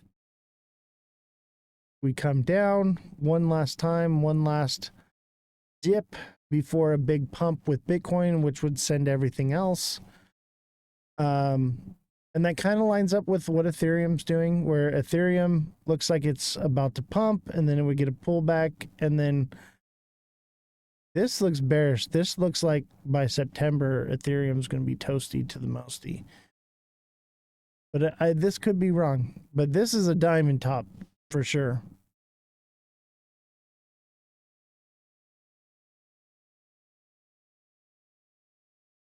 But XRP, this is a descending channel, and it looks like we broke out, but we hit a triple top here. I think this is a bull trap. This is a bull trap, in my opinion. And it could go to 215 and then take off from there. And that would take it to like 247, 248. But we'll have to wait and see. And it could potentially do more. From there, it could, get a bit of a pullback and then finally break that 250 and then just keep going. We shall see. But I have a feeling that we're probably going to break down. Here's another thing is we had this inverted head and shoulders. It basically played out. But what if this happens? What if this is a head and shoulders? That would send the price right back down to $2 to 95 cents. And that would be July 12th. It doesn't really line up with the moon cycle, though. We shall see.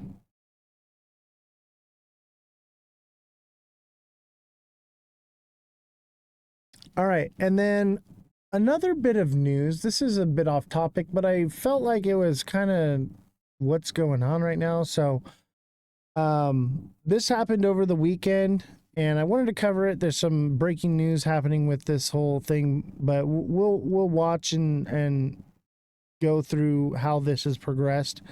So multiple firefighters reportedly shot while responding to fire near this place in Idaho. And we are cutting into programming this afternoon for live breaking news of an active shooter situation targeting firefighters in North Idaho. Good afternoon, everybody. Thank you for joining us. I'm John Webb. Here's what we know at this hour. It all started at 1:30 this afternoon after investigators say a fire was set on purpose. We know multiple firefighters were shot. The total number at this point we cannot confirm. We did talk with the chief, Pat Riley, at Northern Lakes Fire District, who said it sounds like multiple gunshot Francesca, wounds to thank the you chest. for the popular Their votes. injuries at this point Big are Baller, thank you unknown. for the It's happening in crown. East Francesca, Nettleton thank you Gulch for the Road community area. crown. This is just to the east of Coeur d'Alene High School and to the north of the Ponderosa golf course there in that area. We know a heavy law enforcement presence scene is there. We saw law enforcement from Washington heading there. We saw SWAT from Spokane County Sheriff's Office heading there as well. Our own crews got to the scene just moments ago. Nonstop Local Giera Cottingham joining us live right now from Coeur d'Alene. Giera, what are you seeing and what are you learning from law enforcement tonight? Yeah, John, since our team has arrived, there has been just multiple cops driving up and down 15th Street. We've talked with neighbors already who have been here since the scene got louder. And we were told, like you said, a fire was started, fire crews went to that fire, and then all of a sudden shots broke out and shots were aimed towards those firefighters, and then law enforcement came as well, and they were also shot at. So we're told there is an active shooter out here in Coeur d'Alene.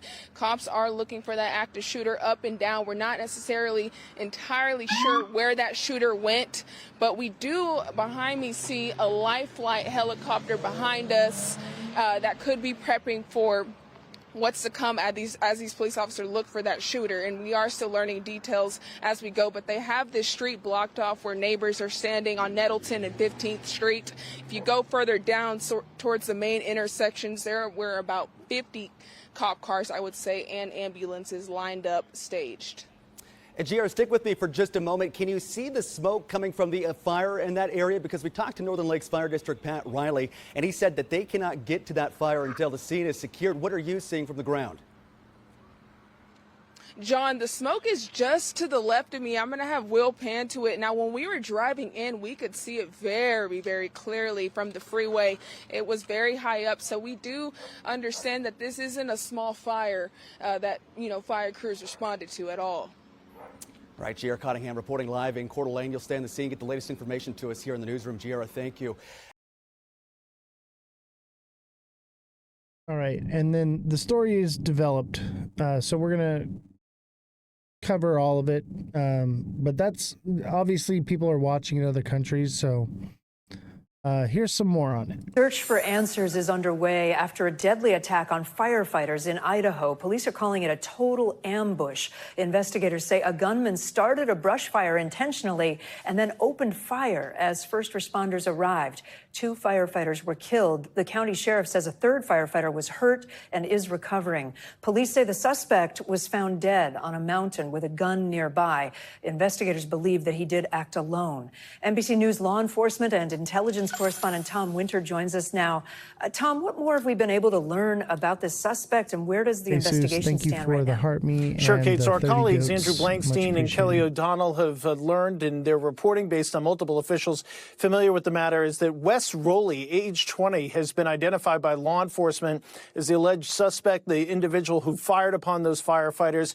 As you said yesterday, this occurred approximately 4:30 in the afternoon Eastern time. There was a report of a fire. There was a 911 call. Not clear whether or not that belongs to Rowley or not, if he was the person who made the call. Firefighters responded, just as you would expect they would, to this type of wildfire situation, and were in the process of sizing up the fire, which direction it was going when they were fired upon. It was his cell phone that gave away Rowley's whereabouts. The fact that a specific cell phone number, apparently attributable to him, was not moving on the side of the mountain, and that got investigators' interest because obviously a number of people were trying to come off the mountain. Law enforcement was in the process of going up to find this individual who shot at those firefighters. That led a helicopter to finding him and getting him out here, at least his body, off of the mountain so that they could get him out of there before the fire got close to that location. Apparently the fire is still going on this afternoon. They're still in the process of trying to get it contained and put it out. So this remains very much an ongoing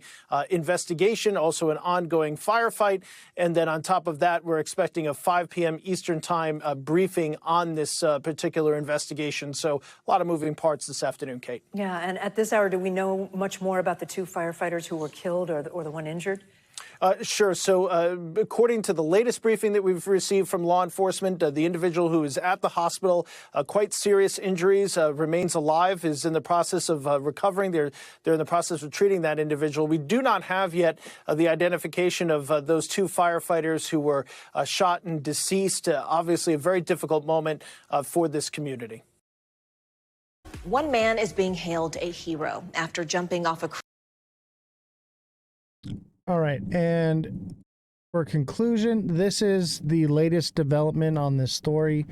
So just to recap, the suspect in the shooting, his grandfather said that he wanted to be a firefighter and that something must have snapped for him to have committed such an attack. He probably didn't make it through the academy or get accepted. It's very hard to become a firefighter. This is just so tragic. This is so tragic. It breaks my heart. Jesus, thank you for the 2 Community Fest crowns. I appreciate it. But this is such a tragic story. And my heart goes out to the families, and it's just so sad, so terrible.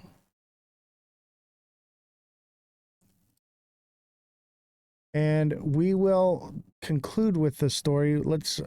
So this is the latest developments on what's going on. So let's check it out here.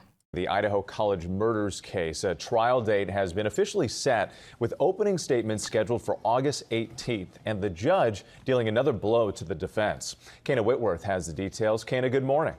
Yeah, wait, good morning. So the judge in the case finding no justification to delay the trial, but opening statements will be pushed by a week, now starting August 18th. Jury selection will remain, though, on August 4th, allowing a full 2 weeks to be completed in the highly publicized death penalty case. Now, the defense for Brian Kohberger, who is accused of killing Ethan Chapin, Xana Kernodle, Kaylee Gonzalez, and Madison Mogen in November of 2022, has argued their client is innocent, and with his life on the line, they wanted more time. But the judge also denied a request from the defense to This is a totally different story. My apologies.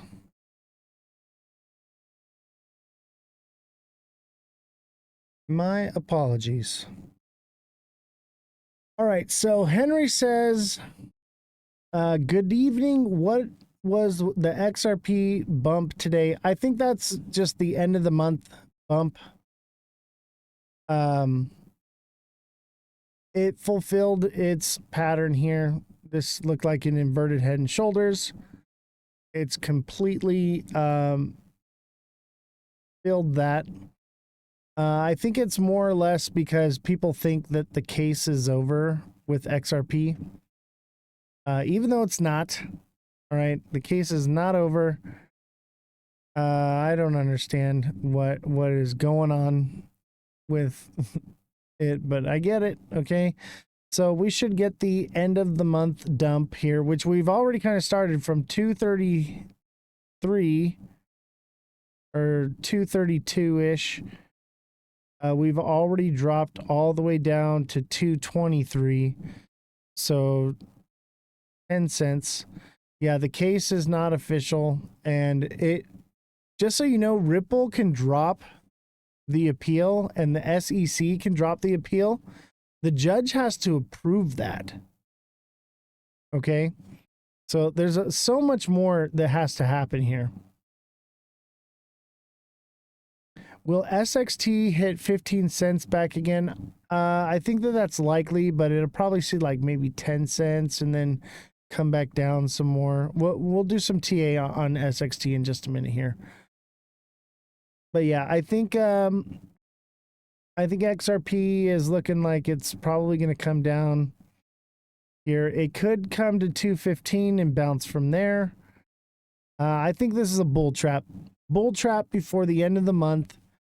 You know, because of the whole case narrative, and then Ripple's going to sell off.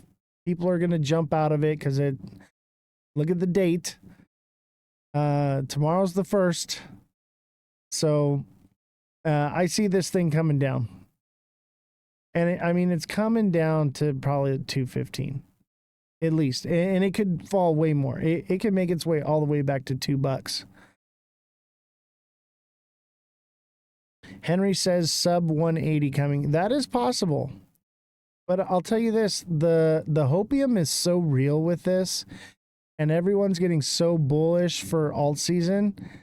It may just come down to $2 to 190 again, maybe 195, and that's as low as it goes. We shall see. Yeah, I will get to let me do those real quick here.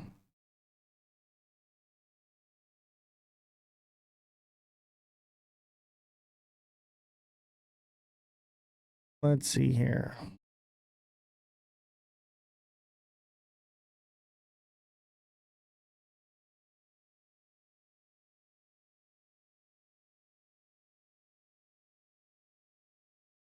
Yeah, it's a strong magnet. It's like it just wants to stay around $2. And it's funny how people are like, oh, it'll never drop below $2. Nah, it will. All right, let's do SXT first. Space and time.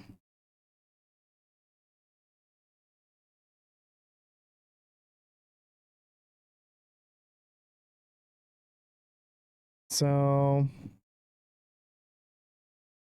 this is a little concerning. This could potentially be forming an ascending channel, which means that it would pump up to like 8 cents and then come back down and fall lower to like 5 cents. So that is the potential. This one, it's just so early, but it could also just gear up for reversal. If we go into alt season, this thing will take off, okay? Just keep an eye on this one, all right? We got to find a new floor on it. Got to find a new floor. Things just the world crumbled in front of us. You know, there's nothing we can really, no one could have predicted that we were going to go to war with Iran. You know, there was no way anyone could have known that. And that's why we're down here where we're at. Yeah, I know the market cap is so low on this one. This one, it has a lot of potential, but this is one of those ones where you got to hold on to it and wait, or, you know, get out of it and be done with it and move on.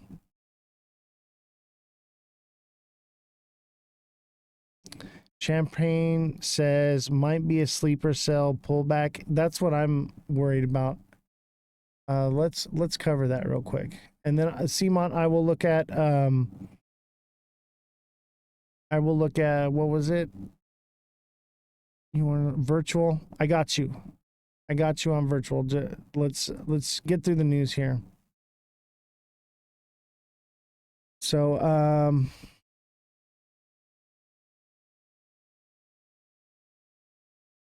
and the war between Israel and Iran. This is a live look in Jerusalem right now.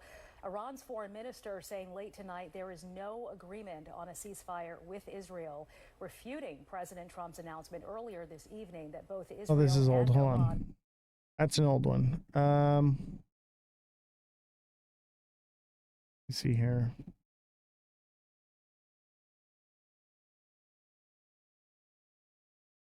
Hold on.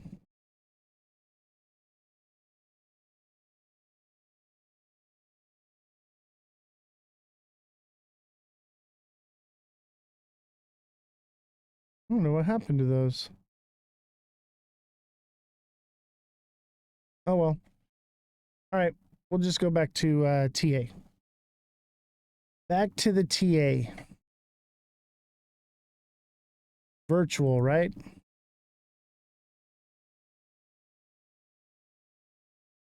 Microsoft has cuddled up with space and time. I know. This is a great project. Okay? This is a great one, but it's so new, there's no predicting it right now. And it was predictable, and then everything happened with the war, and so now tariffs are kind of in the driver's seat. So we'll see what happens.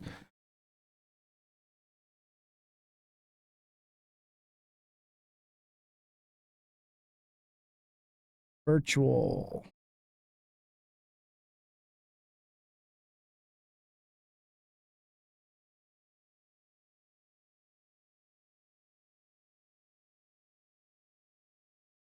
Interesting. This is a massive, like, I would say this is more like a crown, but it's kind of like a head and shoulders. This thing is potentially going to come down.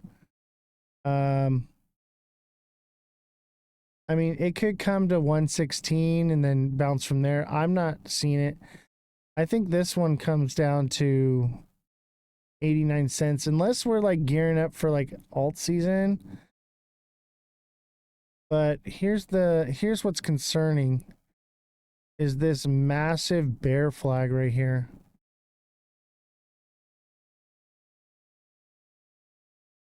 That is bearish. So this thing's coming down.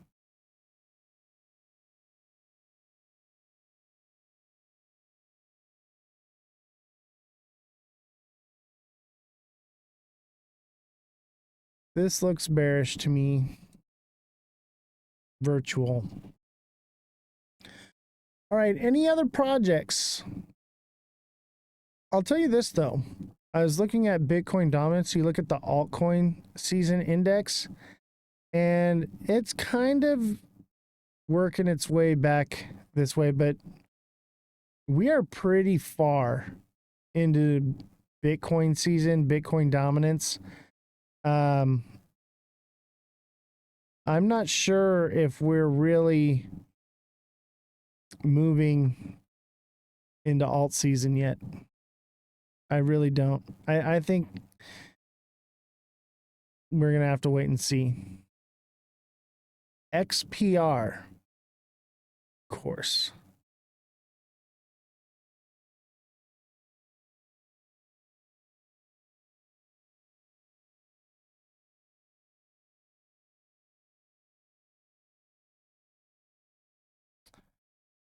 Of course, the XRP Maxi wants XPR. You know, I normally do this for subscribers, bro. You should subscribe.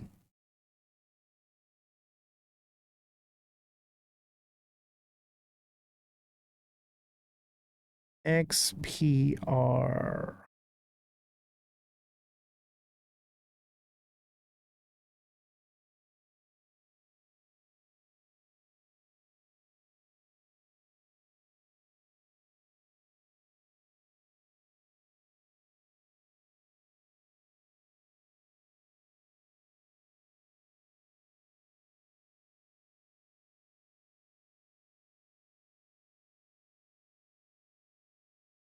Is this the right chart?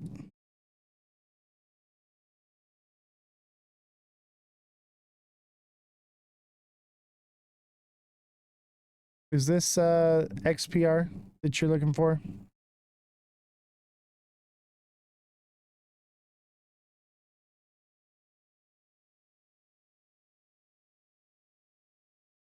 Looks good. I mean, it's definitely going down. I would say it's probably due for a reversal. Let's look at it in the 1 hour.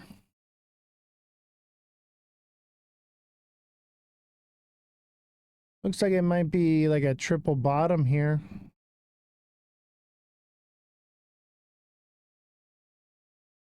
Looks like a bull flag on it in the 1 hour. Yeah, this one's about to move up. I don't know about all-time highs, but yeah, this one's gonna pump up to 5 cents, probably, or just shy of it. 0.495.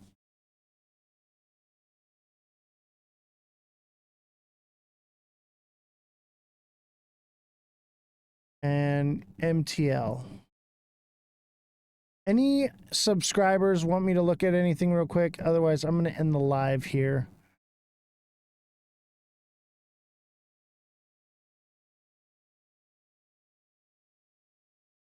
Syrup, I got you.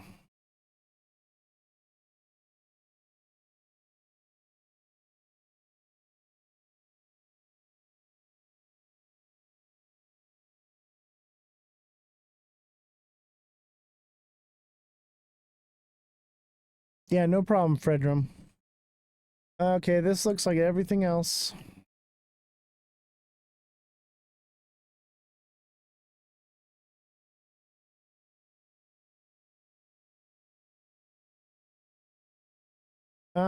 This could be a flag forming, but I don't think so.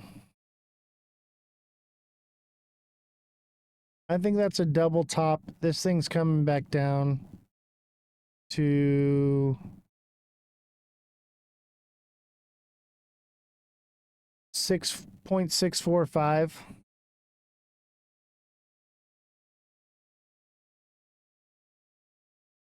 And it could potentially turn up from there.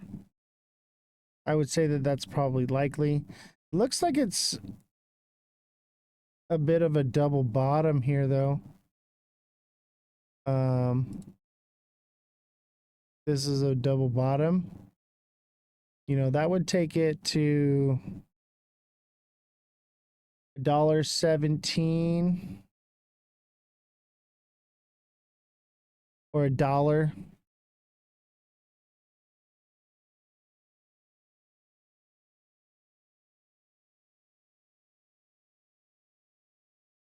I just did SXT.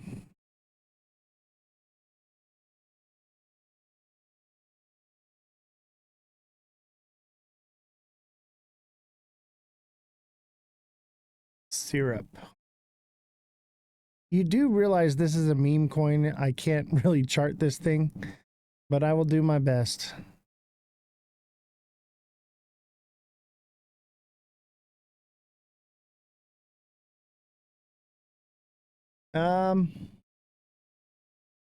I would watch it. If it breaks any lower, it's probably cooked. And it would come down and then come back up, but it would never get higher than where it's at now. Yeah, watch this one. If it recovers and starts going, it's going to go up to, you know,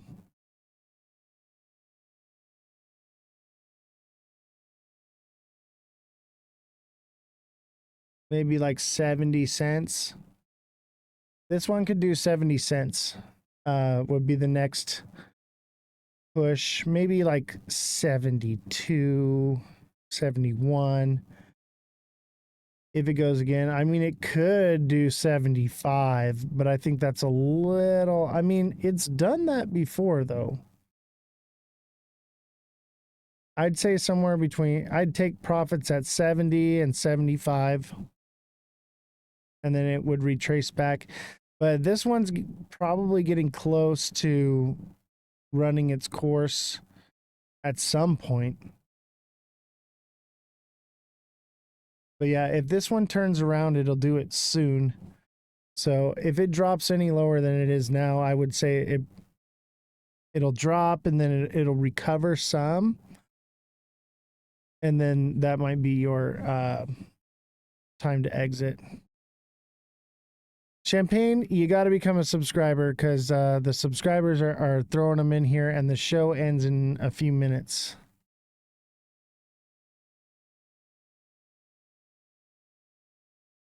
All right, let's see here. Looks like we have VeChain.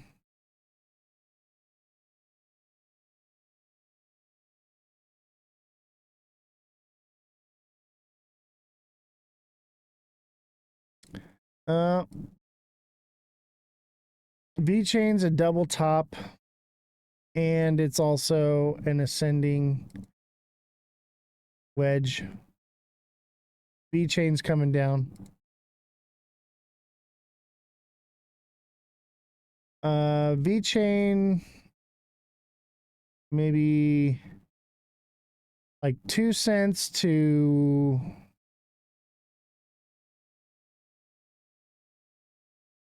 .017. Yeah, this is hella bearish. This is coming lower, and it could drop. Here's the thing, though. Is it even though it's bearish? I think what we're seeing here, though, is overall, this is a double bottom. I think this is going to send to 3.5, 3.6. That would be in like mid-August. Live's good, Francesca. Thank you.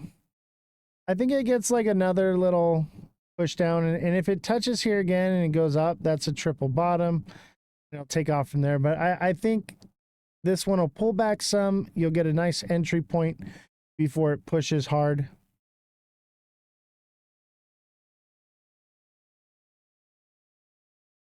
Henry wants CTF.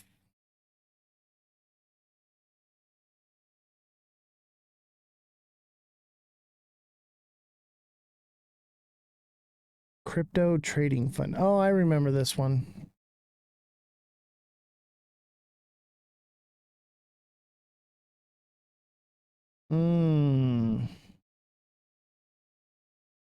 This one's pretty hard to chart. I'll tell you what, it's got strong resistance at 50 cents. But it looks like it's got strong support at 30 cents. So I imagine this one will reach 50 cents, and I would focus on trying to trade it between 20 and 30, or excuse me, 30 and 50.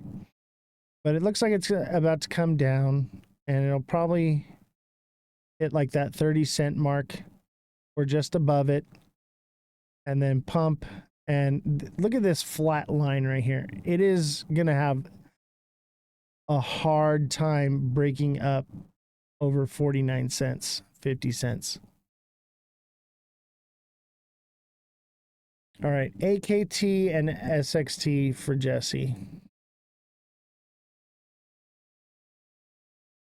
Fart coin. Are you serious about the fart coin, or are you just making a joke? TikTok seller, thank you for the 4 let 'em cooks.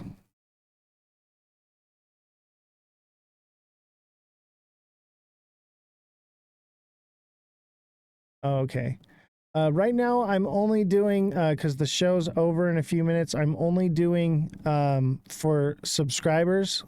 So unless you're a subscriber, we're gonna do a couple more. Sorry, Francesca, I just don't have time. We've only made like $11.83 this live, and I just can't afford to pay the staff overtime.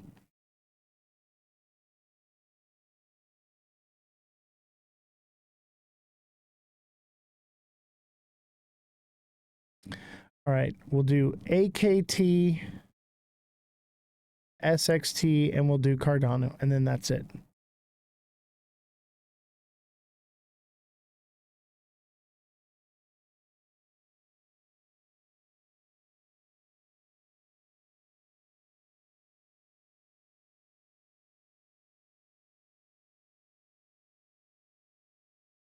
Oh, STX. Sorry. I'm sorry. Pay attention. I'm sorry. So yeah, this is a double top. This is coming down.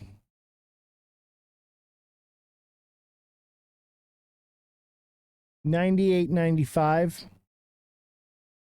But same thing with this one. This is overall looks like a double bottom to me. And that would send it up to 265. It's short-term bearish, like bearish over the next couple days, but probably by beginning of August, sometime in August, this thing it'll start sending.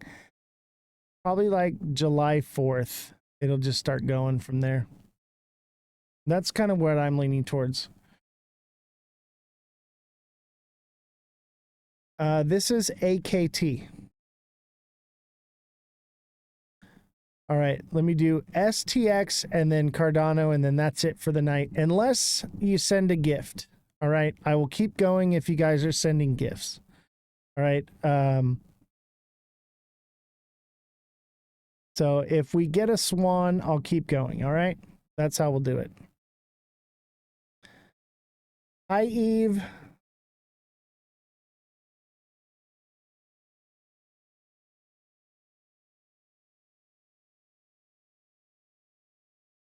Thank you for the heart, me. Eve is great. Make sure you guys give Eve a follow. Yes, happy Monday. Like clockwork, I'm live. Been live for 4 hours. You never have to get on me about making sure I get my time in. All right, what did we say? STX. Stacks.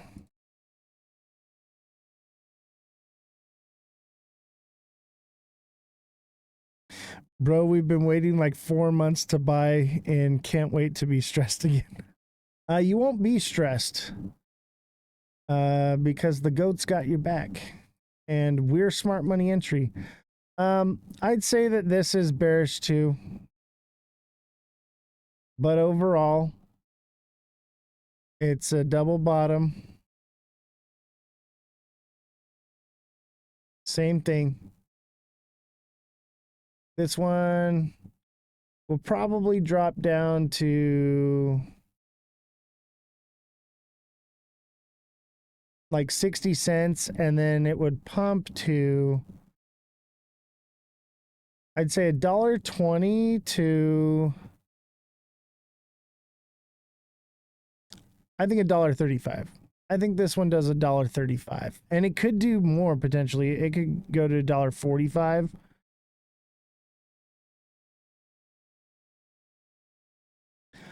Eve says, "Hey Jesse." Jesse, you want to say hi to Eve? I'll mic you in. Let me know when you're ready. And also, I want you to come on, Jesse, and tell us about your show. Let me know when you're ready, and I'll mic you in.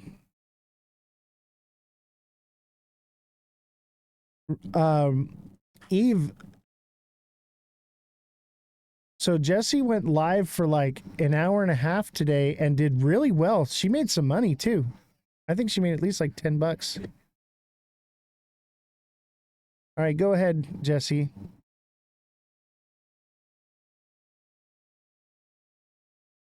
Hi, everybody. Those of you who were supporting me today, I appreciate you so very, very much. I decided to have a show that brings awareness to people who are struggling with mental health illness, especially right now with everything that's going on in the world, to just be a platform for people to talk. Like, I know a lot of people like myself, we bottle it all up and we don't want to tell people because we don't want to burden anybody. And right now, especially with the statistics of men who are struggling so much and never reach out, that's kind of the target, to have a platform where your family doesn't see or anything and just say what you need to say and feel how you need to feel. And especially right now, the world is so crazy and there's so many expectations. And so I want a safe space. You can come and talk, and don't have to put your picture up, and just say what you need to say and let us all help each other. No politics, no bias, no nothing, and just support each other as human beings. Because right now, more than ever, we really, really need that love and support. Because at the end of the day, it's us humans. We're all human. And I just want something, I guess, that I wish I had growing up was a safe space to talk. And, even if it's not being given like, the type of help you want, but sometimes just venting and working through it and talking through it with other people helps a lot, just to feel heard. So that's the direction I'm going. If anybody would like to watch, and if not, that's okay too. But I do have a degree in psychology with an emphasis on trauma. I did that because I've had my own issues in the past and wanting to understand them. So I want to put that to good use and help other people as well. Thank you, Oz, for letting me. Yeah, of course. And so that's Revolution starts now. Make sure you send her a follow, set your alerts for the show. And we also talked crypto today. It was a fun show. So she's going to be doing that live, doing that show. So make sure you all show up and support her. And let's send her lots of love. Get her likes. I think she had like 30,000 likes today, which was incredible for her first live. So great job, Jesse. Cardano, Jesus, you wanted Cardano. It looks like this is going to come back down to 251, 250, or excuse me, 51 to 50. Come down, and then it's a double bottom, or it's actually more like a triple bottom in that instance. That would send the price to about $1, maybe $1.05, but it could potentially go as high as $1.15, maybe even $1.20. So this one's about to send to. It looks like this is speculative, obviously, not financial advice. but everything looks like it's gearing up for a big pump. All right, I think we got one last little pullback coming our way and then entry. All right, I think we're at confirmation. Triple bottom. A lot of these are all showing this triple bottom, but it's really a double bottom in the macro. So things are starting to get very bullish. And that's it for the show. If you want to have a project done, all you got to do is send a gift. So the gift right now is the swan. So if you want me to check a project for you, send me a swan. I'll give you guys 1 minute, and then if we don't get it, then we'll go ahead and call it a night, because we are over.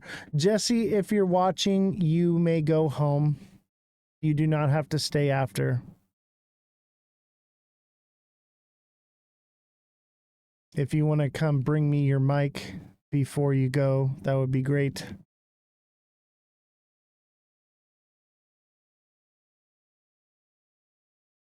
And let's take a look. Francesca, thank you for the community crown. MVP, thank you for the community crown. And the Heart Me, Jesus, thank you for the money gun. TikTok seller, thank you for, oh crap, we got to keep going. Seamont never wants me to leave. TikTok seller, thank you for the 4 Let 'em Cooks. Jesus, thank you for the 2 Community Fest and the 52 Community Fest as well. I'll take it. Thank you. Have a good day. Drive safe.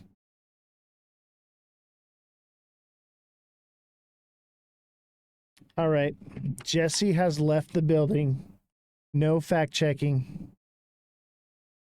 Oh, I love algo.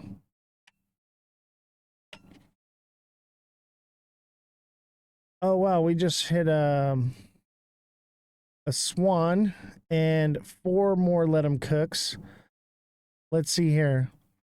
So, Seamont, what did you want me to do for you? And let's see here. What's the next gift?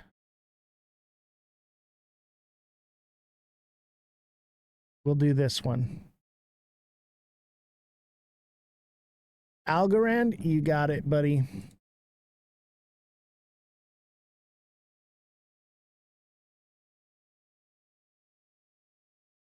Algorand.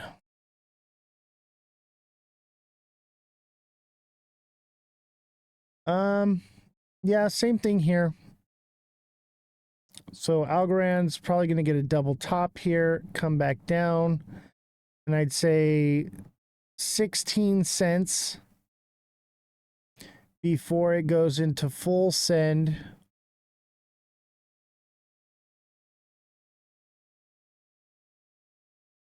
Putting the price at about 35 cents. And remember, these could potentially go further, but once you hit 35 cents, make sure you take profits. And then your next would be 40 cents. The next would be 44, and so on and so forth. Basically, in like 5-cent increments on this one, you're going to be taking profits as it goes. But this could potentially, you know, get a new all-time high. Who knows? Like, it could potentially go way higher. I think that that's more likely what we see, is that right there. It could even stop at 33 cents, okay? 33, 35, okay? 33 is strong resistance right here.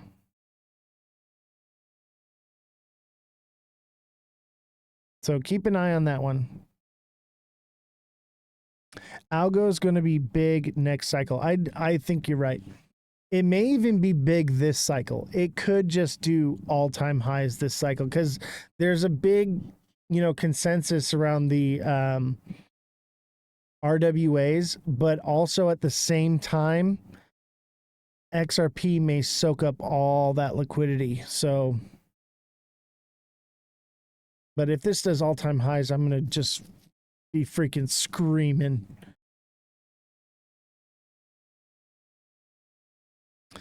Cardano was same, double bottom, but I don't remember what the price action was. But I'll tell you what, Henry, I'll do it again if you send the gift goal. I'll pin it here. The next gift is the sunflower.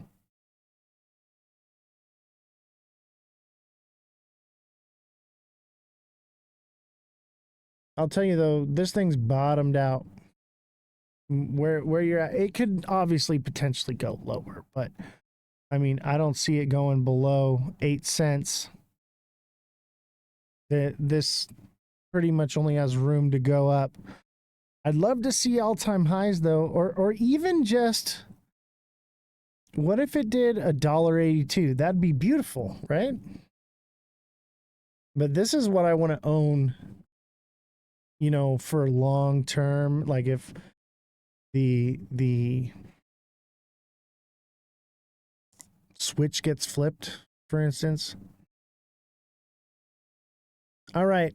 Anybody want to keep going, or we're going to end the live? I'll give you guys 1 minute to send the sunflower.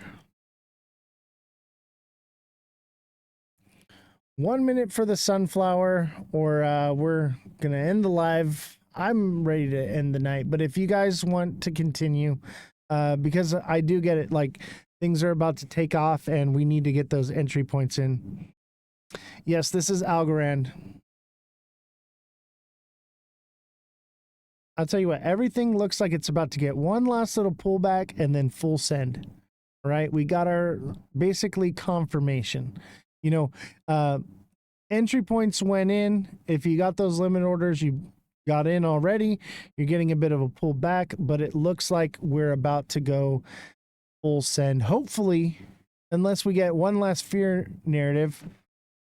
Quant stamp, yep, I will do that for you, no problem. I will do any project you like, buddy. But you either got to become a subscriber, a deluxe subscriber, or you got to send the gift goal. I will give it just a couple more seconds here, and then we're going to call it a night. And thank you all so much for the gifts. We raised 17 bucks. The goal is to reach $20 every live, and some lives we don't quite make it. Some lives are worse than others, but as long as we're getting like 20 bucks a live, I'm like, okay, like this is cool. Like at least there's something coming in. Otherwise it's like, man, what's the point of all this? Like, you know, the idea is to get some sort of offset. And you also, when you guys send donations, it's awesome. Thank you, TikTok seller, for the 2 confettis. Appreciate you. But I'll tell you what, those of you that send donations, you guys are like basically covering like a good percentage of what I'm paying the staff. So thank you all for those donations. And that's why I started the TA class, because I was like, I need more revenue to pay the staff. I can't just continue to be out of pocket. So that's like, I think we're like $500 for this month, just from the TA class. So that's awesome. By the way, if you are signed up for the TA class and you're listening, I will be reaching out to you and giving you a list of like resources that you're going to need for the class. All right.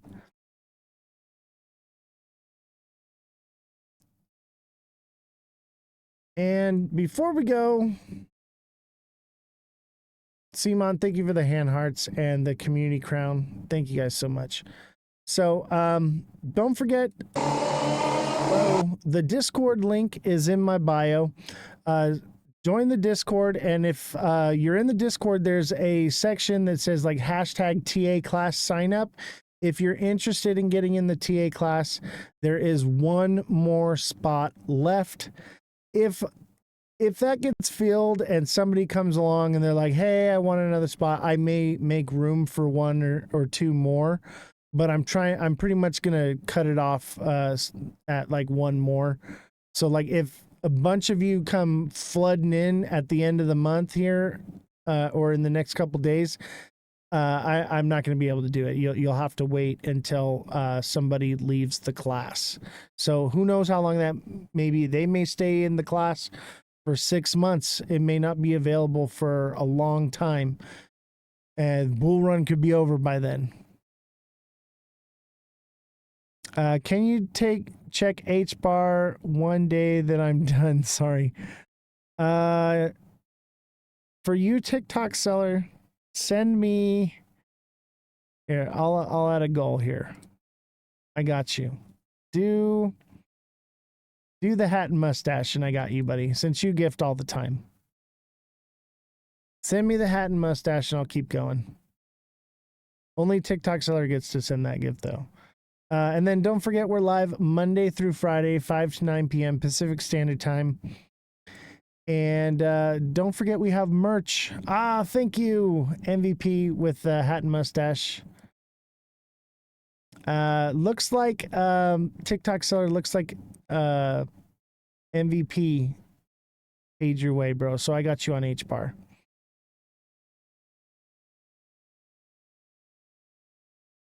Let's do.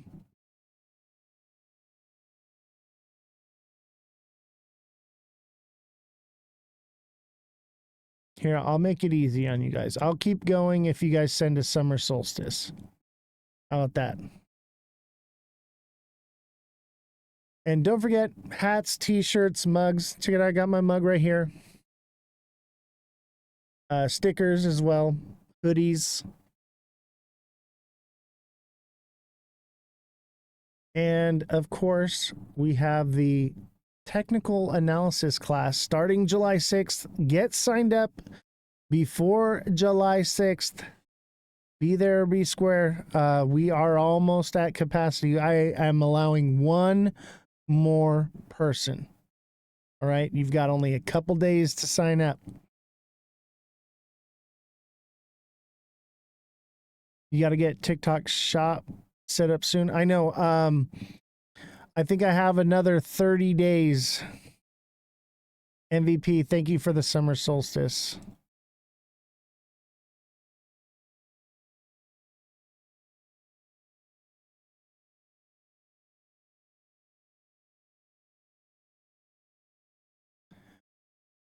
All right, let's see here. What was it, H bar? Thank you, Eve. I appreciate you.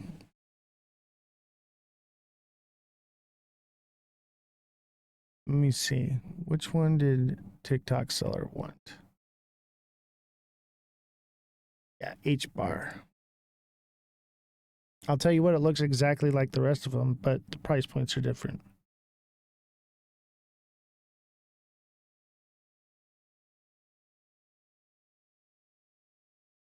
Jesse is official. Yay! So Jesse's in the network now.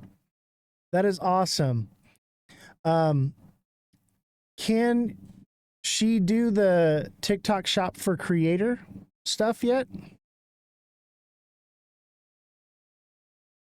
Can she sell stuff in the... Okay, she is. Cool. Can she sell products? Probably not. Yeah, that's what I figured. I think there's like a waiting period on that one. It took me forever to be able to sell products. So yeah, this is like a double top. Kind of like a so yeah, I would imagine this one comes down to 1335.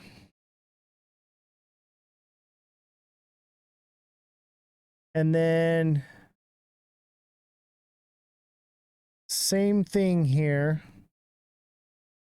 We have this double bottom, and that would take it to like, yeah, like 28, 29 cents. I'm thinking like 28, 28.5. I mean, it could go to just 26 and be done. Thank you, Eve. I appreciate you. Thank you for all the gifts as well, Eve. 5 goats, 2 community fests, a rose, and a summer solstice. Thank you very much. And TikTok seller, thank you for the hat and mustache. You got a flight tomorrow. Where are you going? You going on vacation?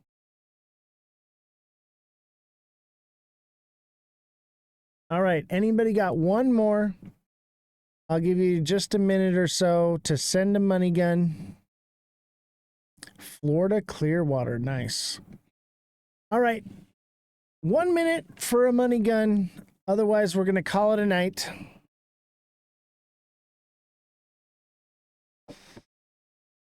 Oh, TikTok seller with the money gun. All right, I got to keep going. Was there a project you wanted me to do, TikTok seller? Thank you for the money gun, by the way. Much appreciated. I got to set the goals higher so I can get out of here. Here we go.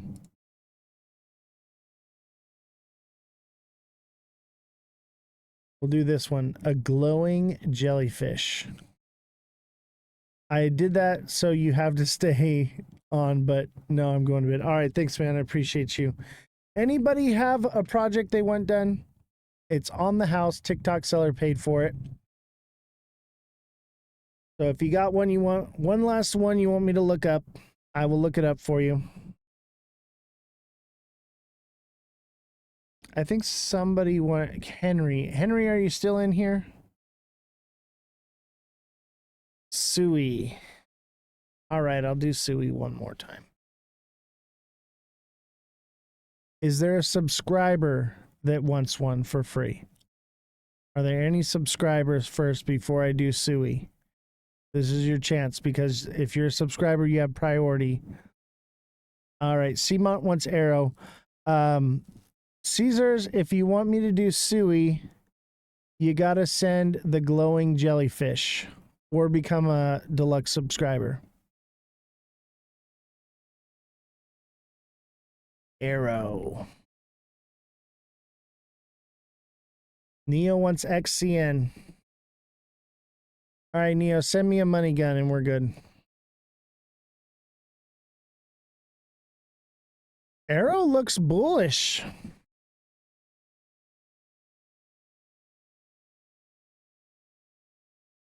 I'm trying to end the live, man. I'm 20 minutes over live. I've been live for 4 hours and 17 minutes.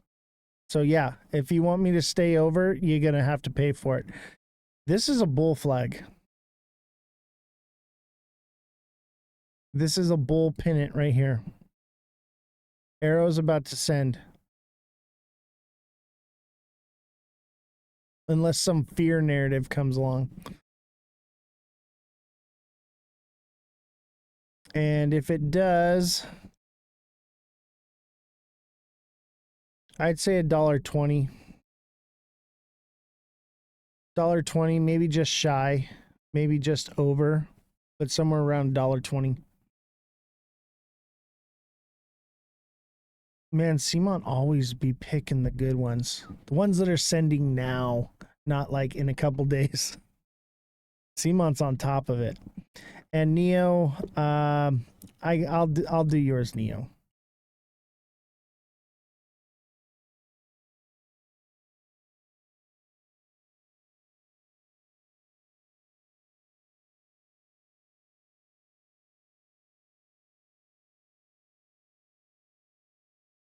Interesting.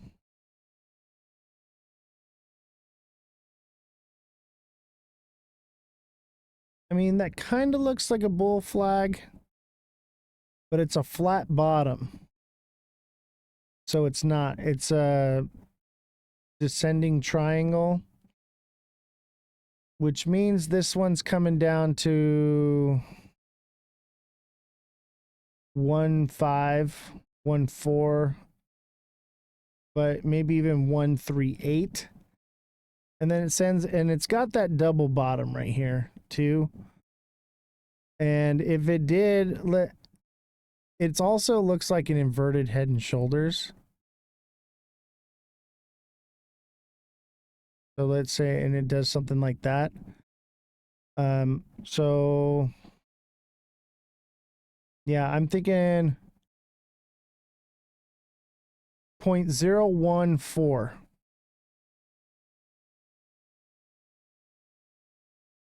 Danny, I will do yours because you sent a donation recently. Simon, thank you for the glowing jellyfish. I appreciate you.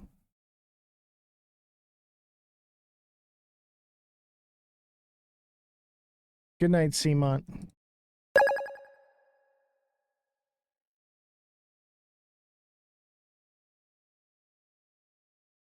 Let me see here. Let me set a new goal.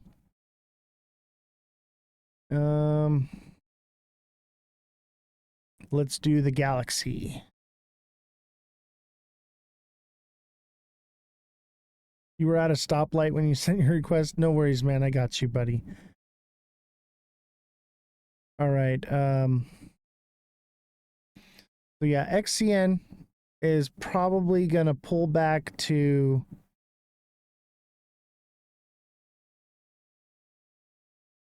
0.014. Maybe some change on that one. And then it looks like it's going to send to 0.018.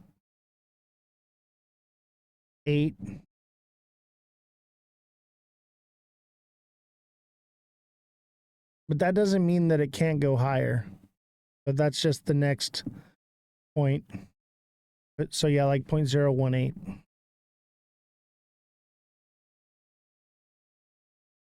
All right. Does anybody have any more they want done?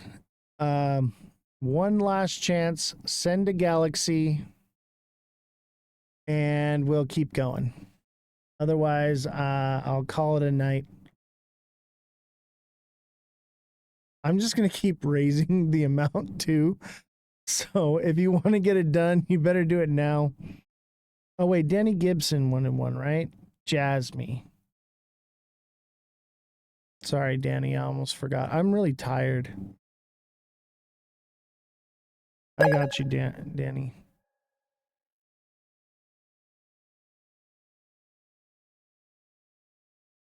Neo, thank you for the money gun. Simon, thank you for the glowing jellyfish. And TikTok seller, thank you for the money gun.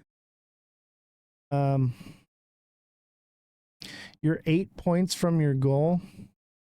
No, I got you, bro. I got you, Danny. You've sent private donations.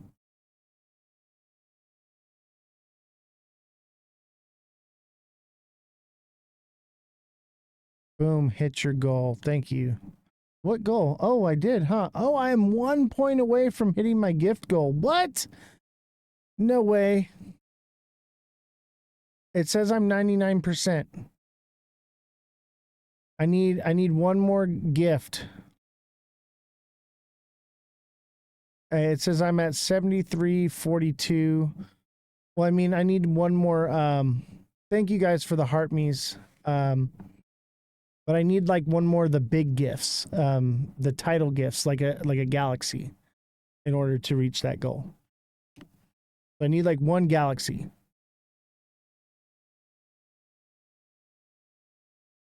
Big Knob, what's up? Local 33 in the house. Oh, thank you guys. Danny, thank you so much. Neo, thank you for the 14 roses. Danny Gibson, thank you for the galaxy. Big Knob, thank you for the rose. EDU, thank you for the heart me. Queen Bee, thank you for the heart me. Big Knob, thank you for the community crown and the donut. All right, we reached the goal. And we are so close to reaching the subscriber goal. By the way, you guys can gift subscriptions now.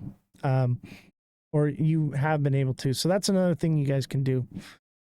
All right, what did Danny want? He wanted Jasmine.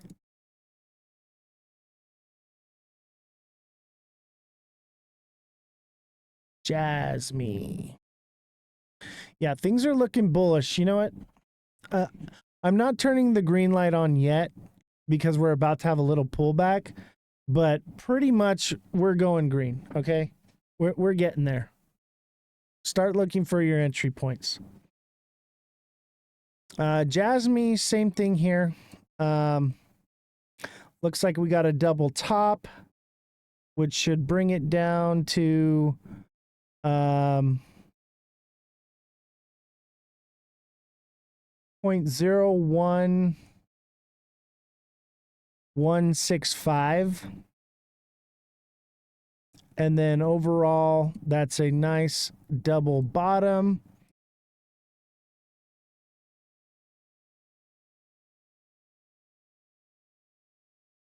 And that should take it to 0.03 or more. Yes, the GOAT has flipped the switch for sure. We have one little pullback. So like it's time to get that entry. And I think we're ready. And that's if we get all season. I've already explained this to you that there's a possibility that we just don't send. All right. But if you believe that alt season is coming, now would be your entry point. We're getting there soon. We're days away from the entry point. And be prepared for it to drop lower with tariffs, okay? Be prepared for like this one. Jasmine could come all the way down to 0.008.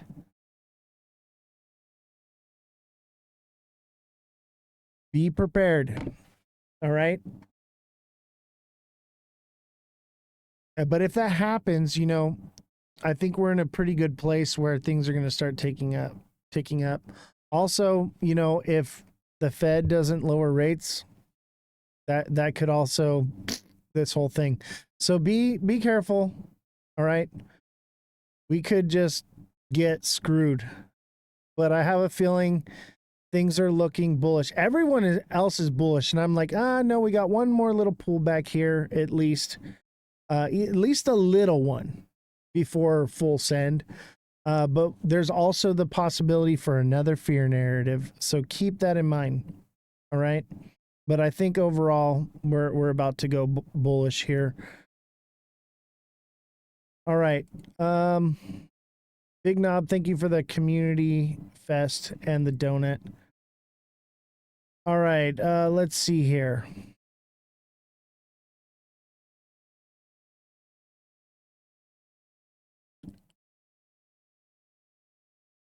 Oh, let's do this one. Let's see here. Let's do fireworks. In light of the 4th of July. Holler, good morning. So if you guys want me to stay on, otherwise we'll end the live here. I'll give you guys just like 1 minute. It's about 9:30. So in 1 minute, we will we'll end it here. But if we can get the fireworks, I'll keep going and I'll do whatever project you like.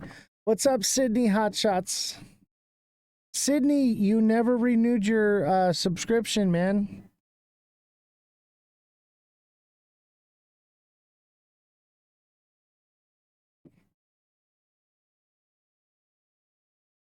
All right. No fireworks for the 4th of July? Sydney says I will, don't worry. I know, man. I'm just giving you a hard time. Fireworks for the 4th of July. Can we get some fireworks? I'll wait till 9:31 and then we'll call it a day. But if we can get to 9:31,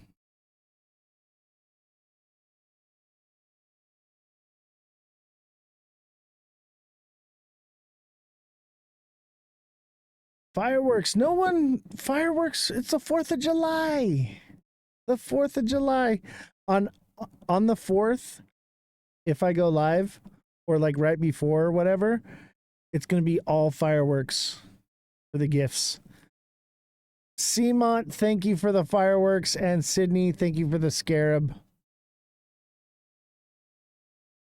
What was the point on H-bar?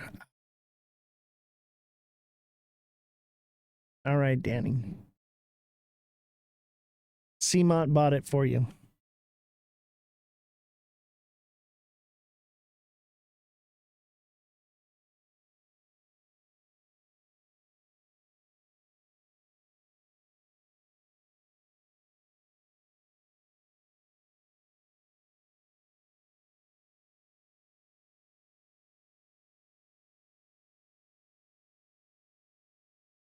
All right, the next one's going to be the motorcycle.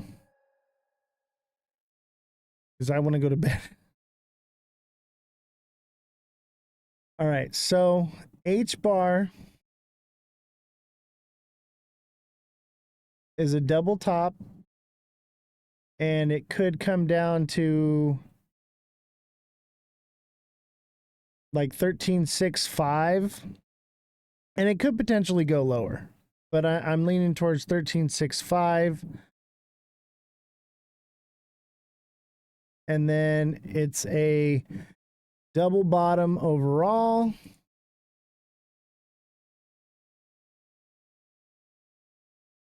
And that would send it to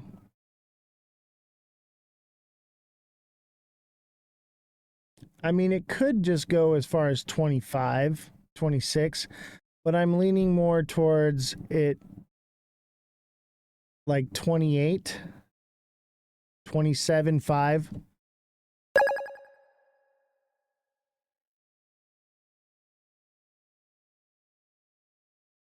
Jesus, thank you for the Heart Me Flex and the 20 roses.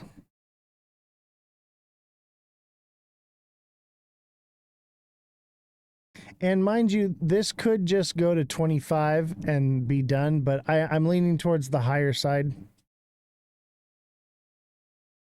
The candle will probably close at 25.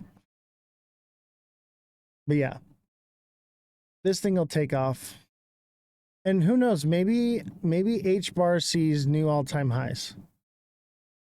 You know, but not enough data. That's just where we know it'll go from here. But it looks like a double top to a double bottom.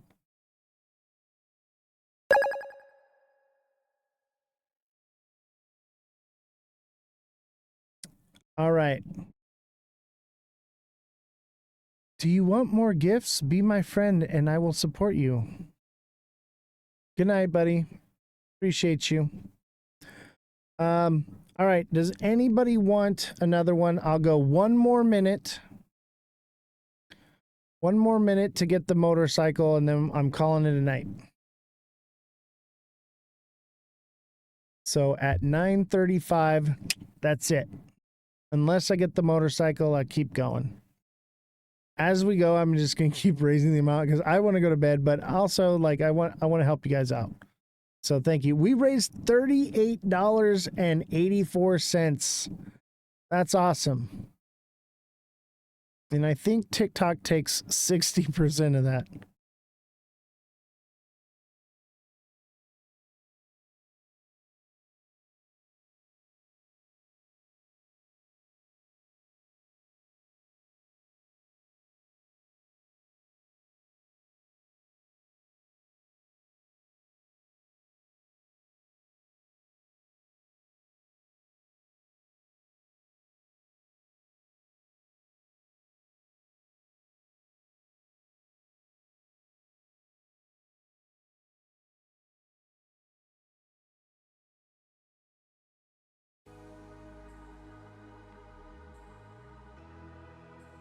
Night all. I'm getting in a bird. What's a bird? Or are you getting in bed?